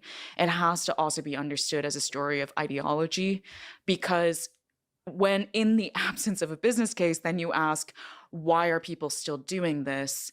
And the answer is there are people who genuinely, fervently believe, and they talk about it as a belief, in this idea that we can fundamentally recreate human intelligence, and that if we can do that, there is no other more important thing in the world. This is really stupid. That's just not one. There's a lot of problems with that statement. In the idea that it's an ideology, I just fucking don't get why people use terminology. So here's the thing. Here's how it works. If the business use case of AI does what any of these people claim, not the most extreme versions of it, just at a basic level, if it takes people's jobs, like, that's it. If it does that, then whoever's in front wins. That's it. And there's nowhere else capital can go right now. Because what are you going to put money in? You're going to invest $100 million in a new video game console? You're going to invest $1 billion in a new television station, new streaming platform? No, because if AI is a thing, it wins. And everyone's telling everyone that it's able to do these things. The person we're watching has just described it as though it does think, and that it's able to get to these positions by even having the idea that it's making inference as a thing happen. You're already saying that it can potentially do so much more complexly. So if you're going to say that, where else would your money should your money go? If you have $100 million, where else are you going to put it? Like you can't put it anywhere else. Everything else is being devalued and destroyed. It's a huge amount of cash, but this is not the malfunctioning of capitalism. This is the functioning of everything. We finally get to like the actual way capitalism works, and we've taken fucking Jesus Christ, an hour and a half. I just skipped to the last like 10 minutes of this video to get to it. You want to talk about fucking ideology? You take an hour and a half of a goddamn video to get to the point where you finally discuss any material analysis in any way. Oh boy, I wonder who's doing the fucking ideological bullshit here. Jesus Christ.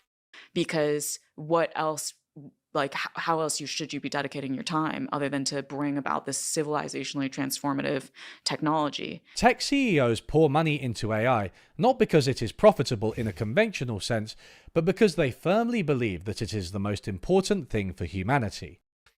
No.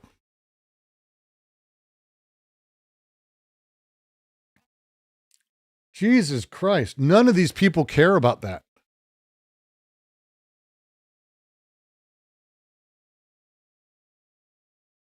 I didn't say thought and agency. I said he claimed earlier that AI was making inferences.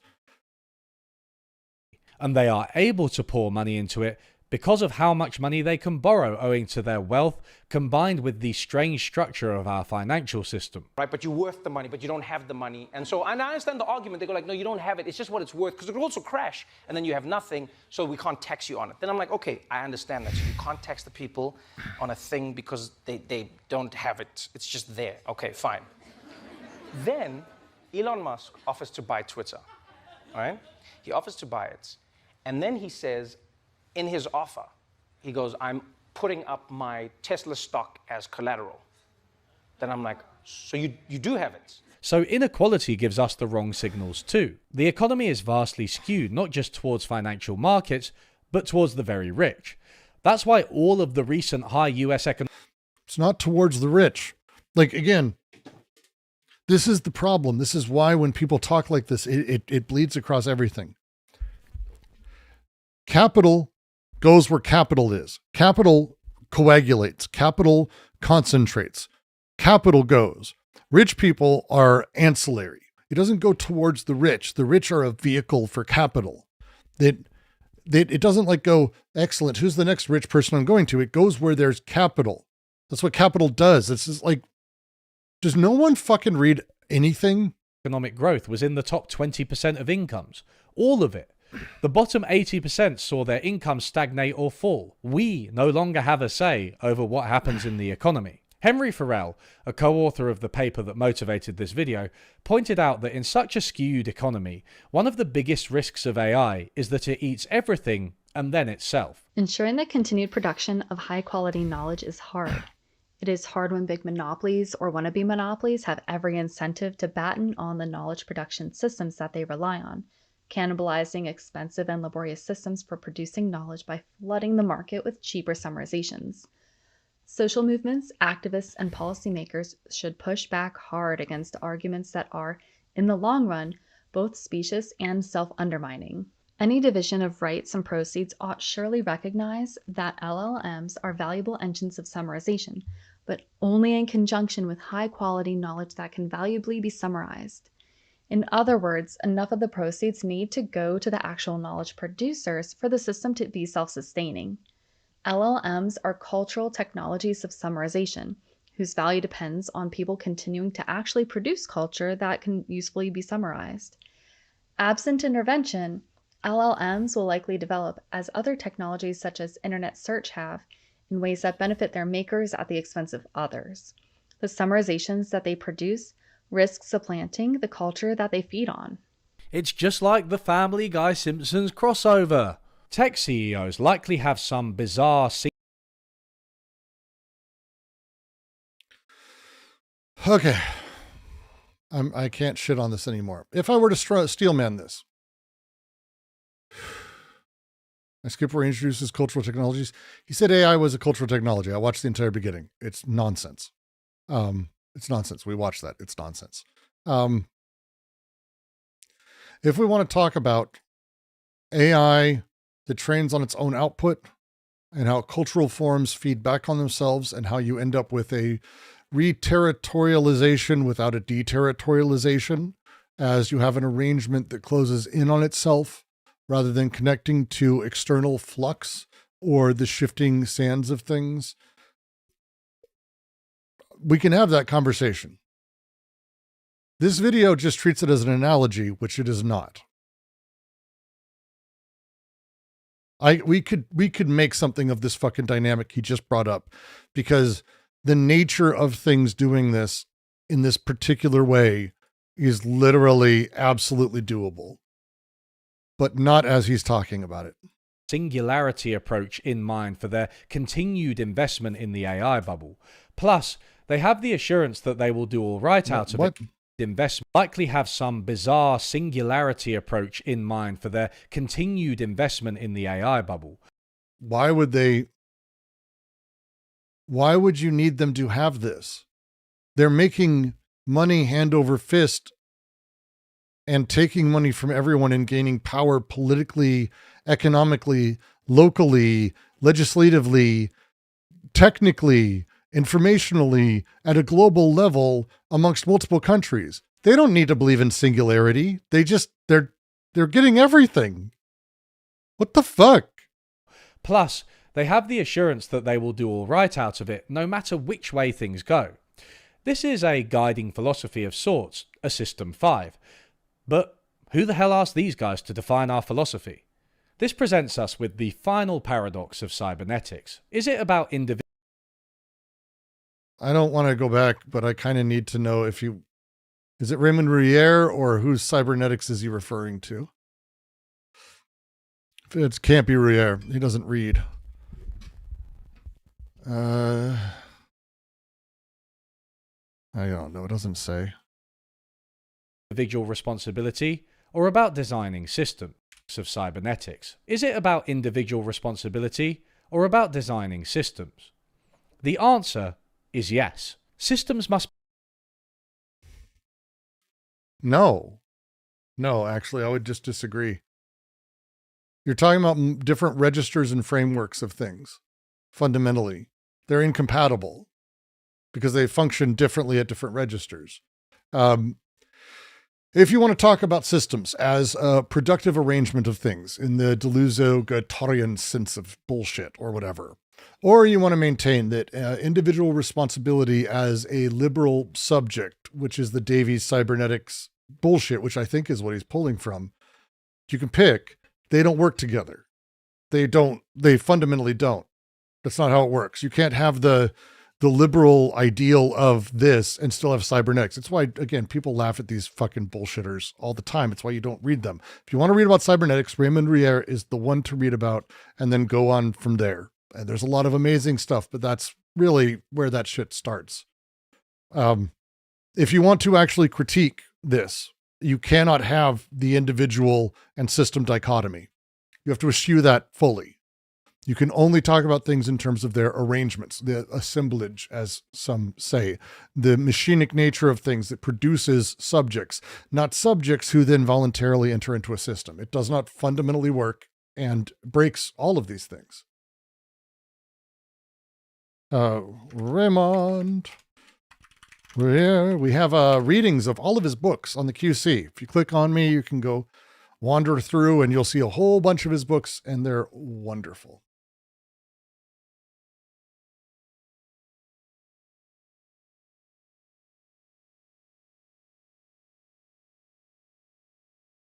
Must be designed according to sensible principles which ensure feedback from the right places. Furthermore, they should give key people both the power to change something and accountability for outcomes based on how they perform. This is just Dan Davies' fundamental law of accountability again. The fundamental law of accountability, the extent to which you are able to change a decision.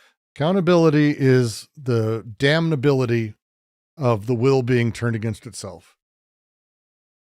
Decision is precisely the extent to which you can be accountable for it, and vice versa. Such a system would both create better...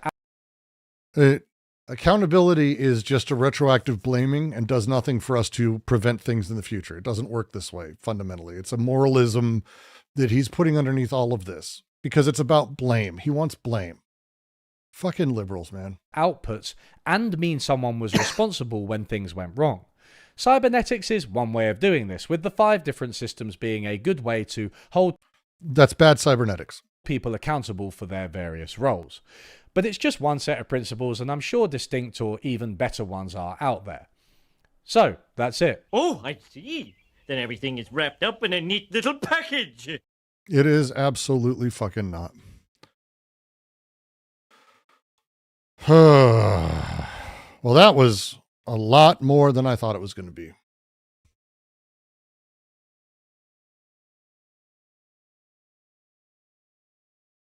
It's just terrible. That's a shame. That is just disappointing as fuck. Way worse than I thought it would be. Just terrible. Reach out for a talk? I don't care. I don't care. I reached out, I think, last time. And I was much kinder about it than this time. And I was like, this might be right. Okay, I tried steel manning. Didn't even get a response, let alone a no. So people don't care. They don't want to have the discussions about this stuff. That's not what these people want to do. They want to make their videos. They want to enjoy it, especially if you care about something like, can we build a system for AI so that way we can place the blame correctly? No. Wrong way to think about it. Wrong fucking way. The Adam Conover interview does a better job defending AI. Crap, I hate it, but it's better than this. After I get these next videos, I have a essay written that I was going to do about AI art and how it's art. That I think will upset people, but I think actually is really important for us to have as a fundamental discussion, because art as a category is a really fascinating thing. And if you're going to have that category, what it means to make art and how art comes out to be, I think that could be worthwhile. Because it makes us reassociate and understand. Because again, if you take his entire video and you go, hey, let's use it as a way for us to understand when something is done cynically for capital or in the interest of larger representation or capture versus the emergent growth of randomness and strangeness where people are experimenting. This is what I think is the more interesting conversation to have, because that's kind of what he's getting at. The Simpsons early on necessarily had to experiment. It had to build out what it means to be The Simpsons. Married with Children doing the same thing. Fox as a thing. Television as a thing was trying to figure out what it was and constantly eating itself and then rolling over edges. This thing over time changes because as you become the dominant view, Married with Children became sort of the thing that it started making fun of. The Simpsons became the thing it started making fun of. And then others show up as Family Guy or American Dad. American Dad became the thing it started making fun of. But American Dad did not do that. American Dad fundamentally undercut everything about itself. And there's a great talk online where Seth talks about specifically how he stopped being involved after the second season because he was like, I don't know what this is. It's not working. I can't do this. You guys run with it. And the actual people behind what we now know as American Dad took the show over, and Seth just became kind of a fly on the wall and a voice who does great voices for it. But they fundamentally wanted to undercut things and they wanted to move things. They wanted to shift stuff. And so what does it mean for us to create and how we create and what we're creating with? How does it function? Oh, AI art is art. Just so you know, AI art is definitely art. It's fundamentally art.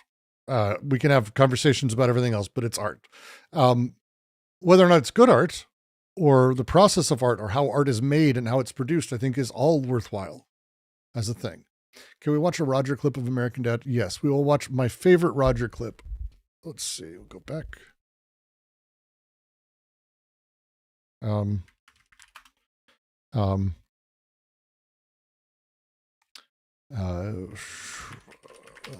What is it?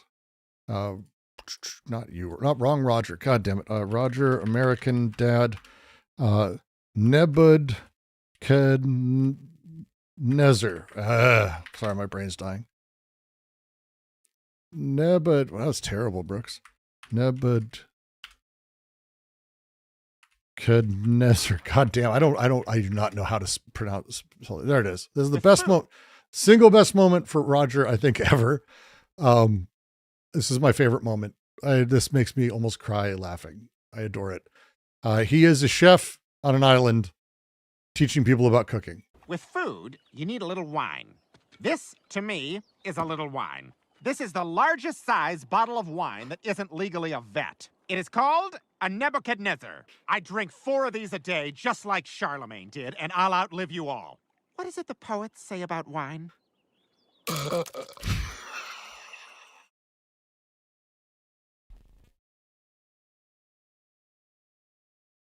What? Did you say something? Was I still going? Well, you're a fool if you don't savor your Nebuchadnezzars. A vet. It is called a Nebuchadnezzar. I drink 4 of these a day, just like Charlemagne did, and I'll outlive you all. What is it the poets say about wine?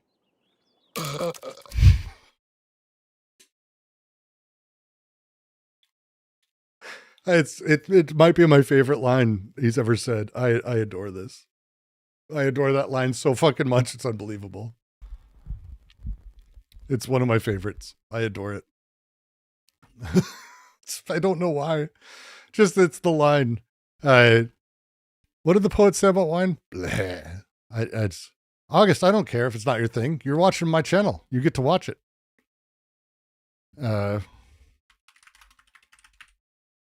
Let's see. What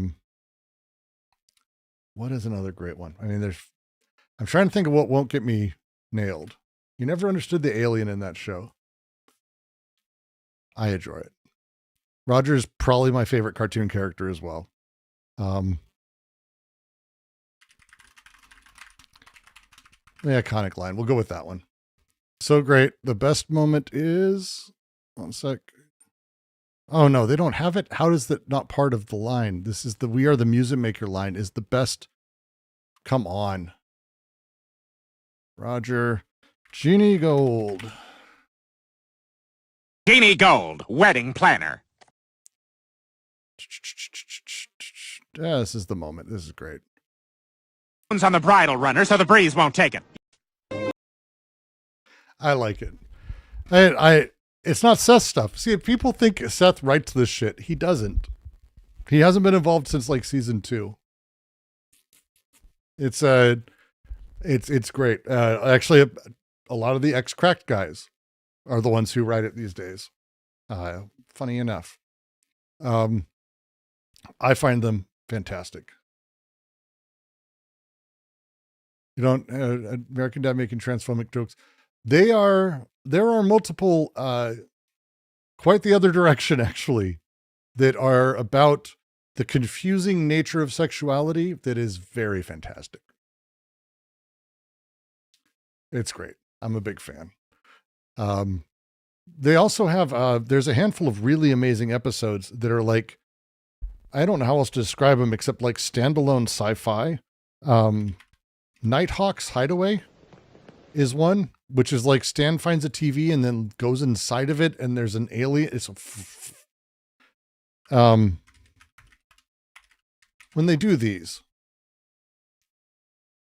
it's fantastic.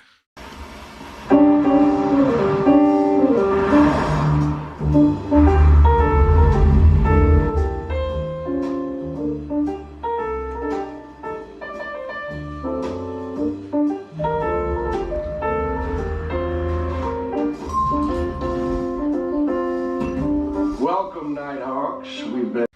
Whole thing's fantastic. It's great. I didn't watch Family Guy almost at all. There were a couple episodes I did watch. American Dad has caught me from the beginning. I've been a fan pretty much straight through. I very much enjoy it. They're constantly upturning what it means to be a show, and I'm a big fan of that as a thing. I enjoy it. It's good. They just did an episode on that's like allegorical, weird Aesop's fable-y about Stan. It's like old times. He invents a way. It's the world's black and white and silent.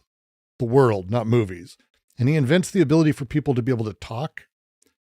And then he invents a way for there to be color, but he privatizes it and owns it. And it's a critique of privacy, the privation of things. It's weird.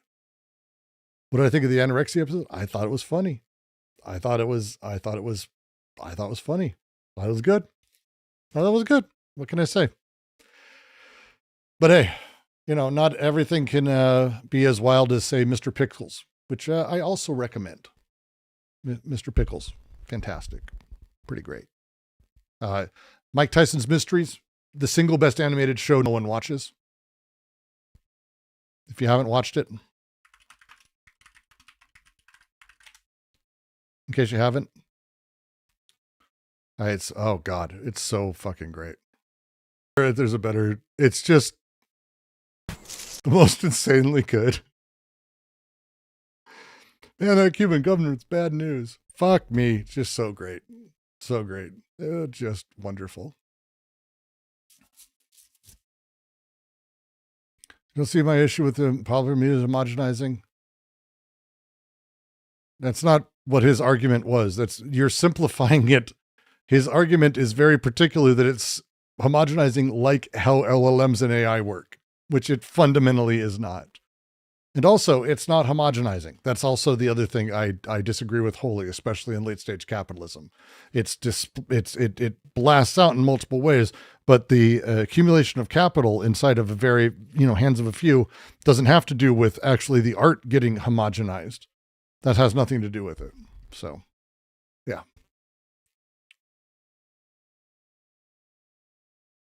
Roller derby episode, it literally was the trans woman is a creep.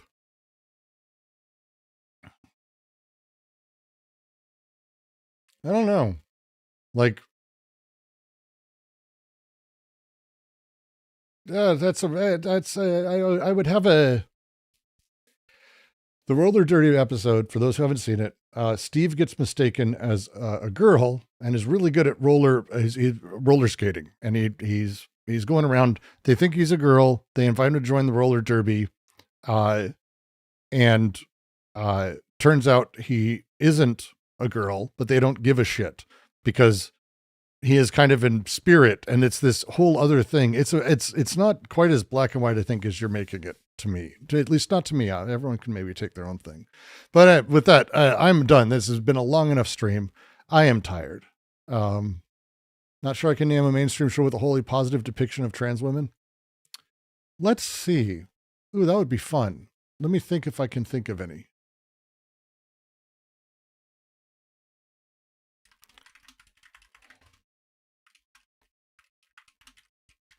I would have to take a minute. I'm just checking before I say a thing because I know I'm going to say a fucking show and there's going to be an episode I forgot of a thing. And I want to make sure I don't fuck that up as a thing. That would not be the good thing to do.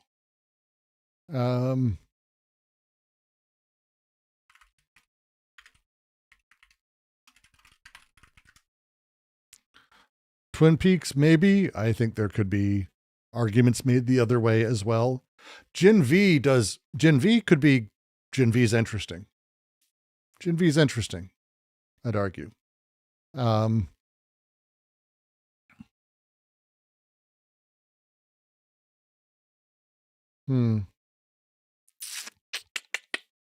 think that's probably fair. It's tough. Mr. Robot's great. Trans character's a villain, but the transness isn't part of the villainy. It's actually like complexity to the character. Yeah, you know what, Mr. Robot. I think Mr. Robot's a good answer. Thank all of you for joining. It has been absolutely lovely, as it always is. I love having all of you here. It is fantastic, and it makes me quite happy. I'm enjoying it, and I've been enjoying it for some fucking time. If you want to join me live for any of my readings, head over to it. discord.gg/DGQC. Of course, you can also support what I do. If you'd like to do it, head over to patreon.com/DGQC. Give $5 a month. You'd be amazed at what steady income would I be able to change for me doing this more regularly. Always wonderful, always great, and always, I'll see you all soon enough.